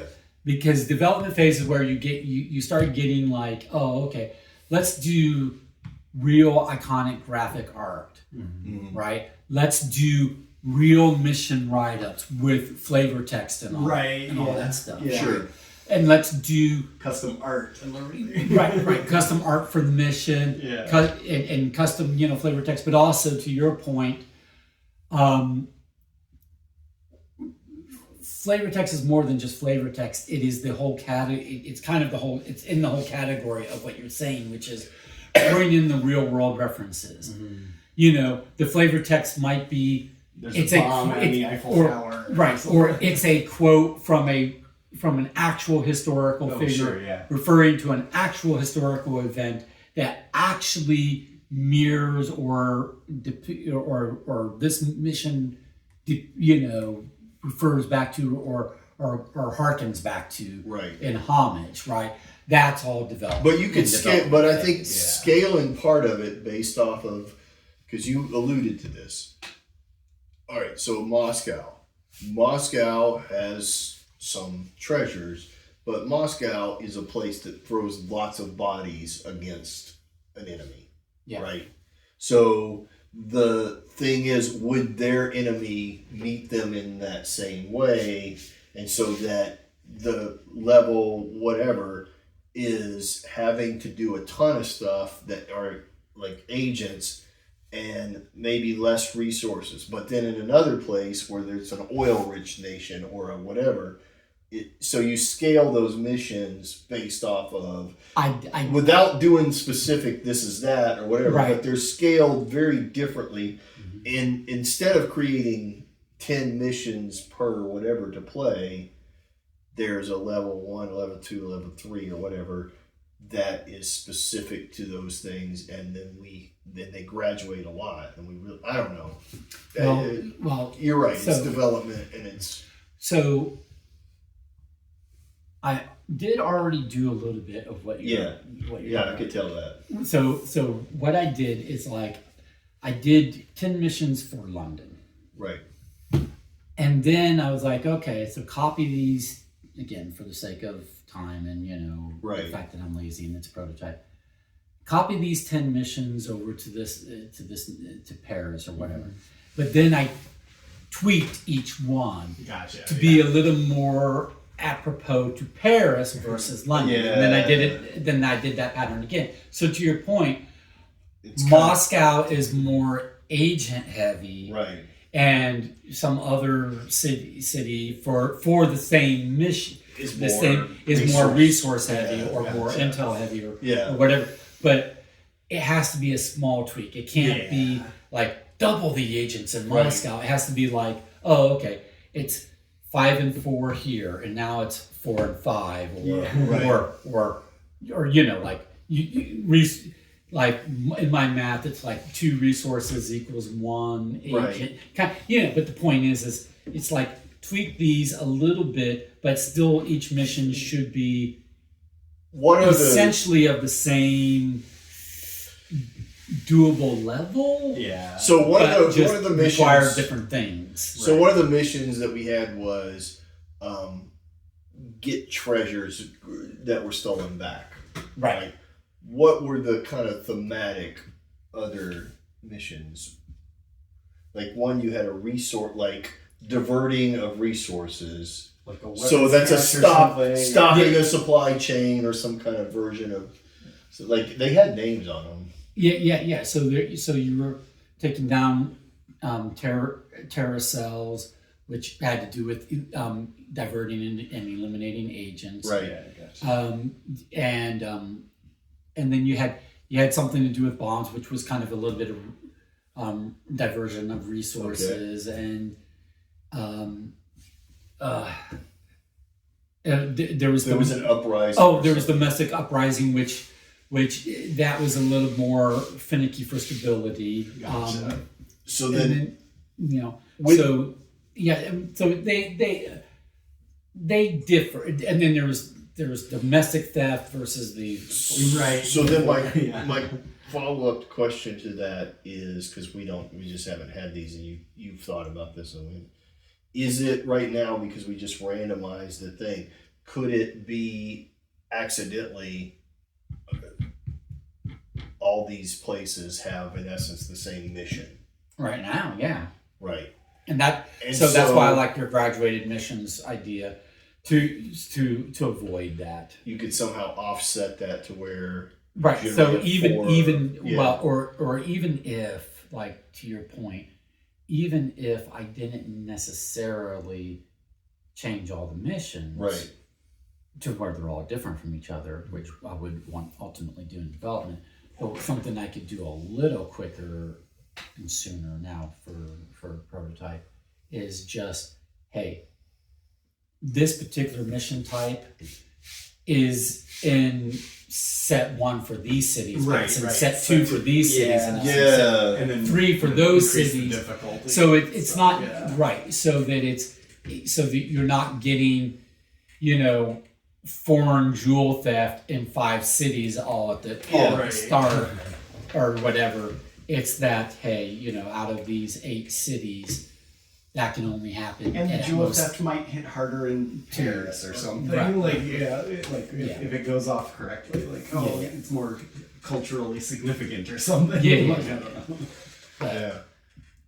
So Well, I don't know, like, So whether it's graduating them or categorizing them, but Yeah, it's dealing with them so that they're not randomly all coming out the same, and they're all not hitting with a compounding impact in the same way. It's like, in other words, so we don't all run out of our agents immediately because we have to put 12 agents in 4 locations. yeah. Right. Well, and I think the other thing about graduating them, especially if you reduce the number that are available, then what happens is we do have an easier one possibly, but then we get to the harder ones quicker, Yeah. and then you get slowed. Like, there's a certain thing to that, which is, oh, I took 2 of these out of London, Right. and now it's going to be hard here. Like, that's Yeah. something that I think is kind of like gameplay that I do enjoy. Is what I definitely don't like that we're like we're fighting, we got it, we finish it, and we just scrape through, and then it's nothing, Yeah. right? Because that's no fun. It's no fun to be like, oh, we win. And but also, to your point, you were feeling pretty good because you were camped on a city. Yes. So if it was a graduated difficulty, then then that would mitigate that because okay, you might have bolstered forces there, and you completed a mission which gave you even more bolstering there. Right. But now the next missions, because you've cleared a mission or two missions there, the next couple are going to be even harder. So Exactly. Yeah. so now So it's like your Charlie, bolstered you have to forces stay are here. not overkill for the next mission coming up. Exactly. Right. And then still back to the hard choice of like, do I stay here where I have a good chance, but if I leave I don't, or do I try to split up? Yeah, that could make Or do I take all of these all of these built up forces, Right. now say, okay, And you guys, abandon. you guys deal with your level 2 threat at the moment. Right. I'm going to come over here and knock out a couple more level 1s with my Try to get army of agents. Right. Because the limited actions were a big thing. Because like even if like at the beginning I also did not want to split forces because I could have a lot more in one Right. city when we were doing actions based on just actions versus being able to grow in two at the simultaneous. Yeah, it just felt more bang for the buck. And with that harder mission there, I was like, well, yeah, why not? I'll focus on that one. Yeah. Yeah, and I would think like, again, some of this stuff just comes out in like the instructions or whatever, which is like you say, it's usually just graphics or the way that you organize things because it's there. It's just not. Oh, I wasn't thinking I should Like program strategy here. tips or something. It wasn't until we got going that I thought, oh, I should program or get somebody else to do my action Yeah, so or that the- I could do on whatever. on the screen. Helpful This tips. also, Remember, like what can you do this. said, like what you were saying, there's possibly more points in spreading out your intel and things like that. And to be completely honest, if that just reverses order, you go, okay, I get points for this, I get points for this, I get points for this. Yeah. Oh, I also get points for this. But this becomes my like focus invariably Yeah. because I'm like, oh, well, I can get 40 points just by having intel in every city, Exactly. and then I don't have to fight, against him as much, but I can make that, your brain just does that. Mm-hmm. It's this, it's, Would you be surprised to learn that it was intentional to put this ability stuff at the top? no, I in order for that very foster reason, it, in order to like Yeah, no, I know. Bait the- to bait it, you Yes. bait people No, I- into that, yeah. Yeah. It's like if you read further down the card and you do the math, you might realize Right. that you don't even have to worry about stability if you just, right. play Well, fair and build but up your the shit thing is, everywhere. If you go and build That's how up I'm going to places, play. I'm not worried Yeah. about stability because I'm the game designer. I know. but I think Those 30 points are nothing. but the thing Four is if Yeah. what happens if that 4 city times collapses? 9 is right. Anyways, that's just one city. But if that city collapses, what happens to my intel stays where it is? Yeah. Yeah, Well, if you want to doom it, take that away from me. Because now I'm like, got to keep that stability up because I don't want to lose my intel. Right. Whoa. Right. Well, I mean, I could Wow. do that. I could make the city in turmoil, but It can't be like what you were saying that it instantly goes to turmoil on round one because you lose 5 stability right at the beginning. yeah. But I do believe that like the way that it's set up right now, but you said you may change this, is completing a mission bumps that stability up in most cities It does. in a way that you could pad that, walk away from it, and keep an eye on it. Take it. And if it keeps And then- taking a hit, Yeah. then I'm like, oh, I got to go back and do something over Yeah. here. And that's an interesting kind of thing. Like, I want to buffer this up, get over here, do something else, but keep an eye on that. Oh, I forgot about Madrid. I have a guy there, See, and I I just can't. lost it. See, I don't know. I kind of decided that math-wise, I couldn't do that. Like, in other words, I need to keep things more on the razor's edge. Because your point, you were thinking it was like easy, right? So it's like if I give you a a 4 stability bump for completing a mission. Right. No, I'm not Then saying. all of a sudden, the guy who's trying to drive it down is like, well, what the fuck? Yeah. Right. You know, and then the pressure's off because it's like, well, we can have 2 failed missions in a row now because I completed one, so you can fail the next. We can just ignore the next 2.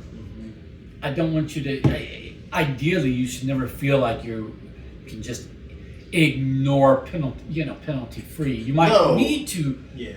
Make sacrifices. Make sacrifices, but it should hurt the gut. You know. No, I'm saying that it be should. That if They're you good leave for it, a while. Right. no, I'm saying if you leave it a little too long, there should be a mechanism that reduces that stability, and it should cause a consequence to me for leaving it alone. Like, I feel like I should have to go back over there and do something regardless. So, like, if I complete a mission and it says it bumps it up to 4 or 5, let's say it doesn't go to 9, 5, and the only way that it loses stability is that I go and fail a mission, or somebody takes some jewels from it occasionally, then I'm not ever going back there. Because if it goes down to 0 and I bump my intel up to 5, I got a 5 intel sitting over there. Yeah. That's what I'm saying is that if it's like, oh, my 5 intel is now going to become 0 or a 1 or whatever, then I do need to go back there and do something. But I'm also doing this mission, so how do I? Yeah. Well, And then the thing is I try to convince him to do something with my guys. Right. There are mission expirations. There are mission expirations. Because again, if you're not doing anything, city missions are coming up and they're expiring. Yeah. But there are mission expirations, plenty of mission expirations that are reducing intel. They're taking agents. They're taking your agents. They're taking the resources. They're reducing intel. Yeah. Of yours, in addition to, or alternating with increasing agents, resources, and intel for enemy, right? Yeah. To make it harder to come back in and get a handle on it again. Because in other words, if you leave a city alone and then you come back to it, now all of a sudden it's got 15 agents, 20 resources, any intel there you had there, right? And agents you have left there have eroded away. Right. Like your stuff erodes and their stuff builds up as you leave it there. That's the intention of those expiration penalties. Mm-hmm. Now, I thought there was Like stability. I thought there was a stability penalty on at least half of them, but I'm not seeing it. So either I had a rethink or something or something got missed in the prototyping. I have to go back to my notes essentially Gotcha. and figure out where the math is on all that. But but regardless, you realize it's past midnight. Yeah, I know. I need to go because I gotta go work. I mean, But I enjoy this. Yeah. This is this kind of stuff that I'm presuming very. she's already asleep. Oh yeah. I'm very curious about, and I don't have, like, again, I've always said it, like, I don't ever believe that, hey, I have the right to go, oh, you should have done this, or what about that? It's the idea of being able to talk about mechanics and be like, Oh no, what I did know. you That's do? what I want. I want to have fun. discussions about this And stuff. I like, it's that balance of how do you make it hard but enjoyable. Right. Hard- right, exactly. Hard, but enjoyable, and Balance. balance, So- doable. Not a gimme. It's doable, Yeah. but it's only doable if everybody at the table realizes that they have to treat it like a cooperative game Yeah. to a large extent. Like Yeah. There needs to be some tension. we have to work together, Yeah. regardless of what else you're trying to achieve. Yeah, there needs to be some, like, Tension. yeah, There have to always we be could tension. lose. Yeah. We could lose. Right. Exactly. That's, You take your eye off the ball, we will lose.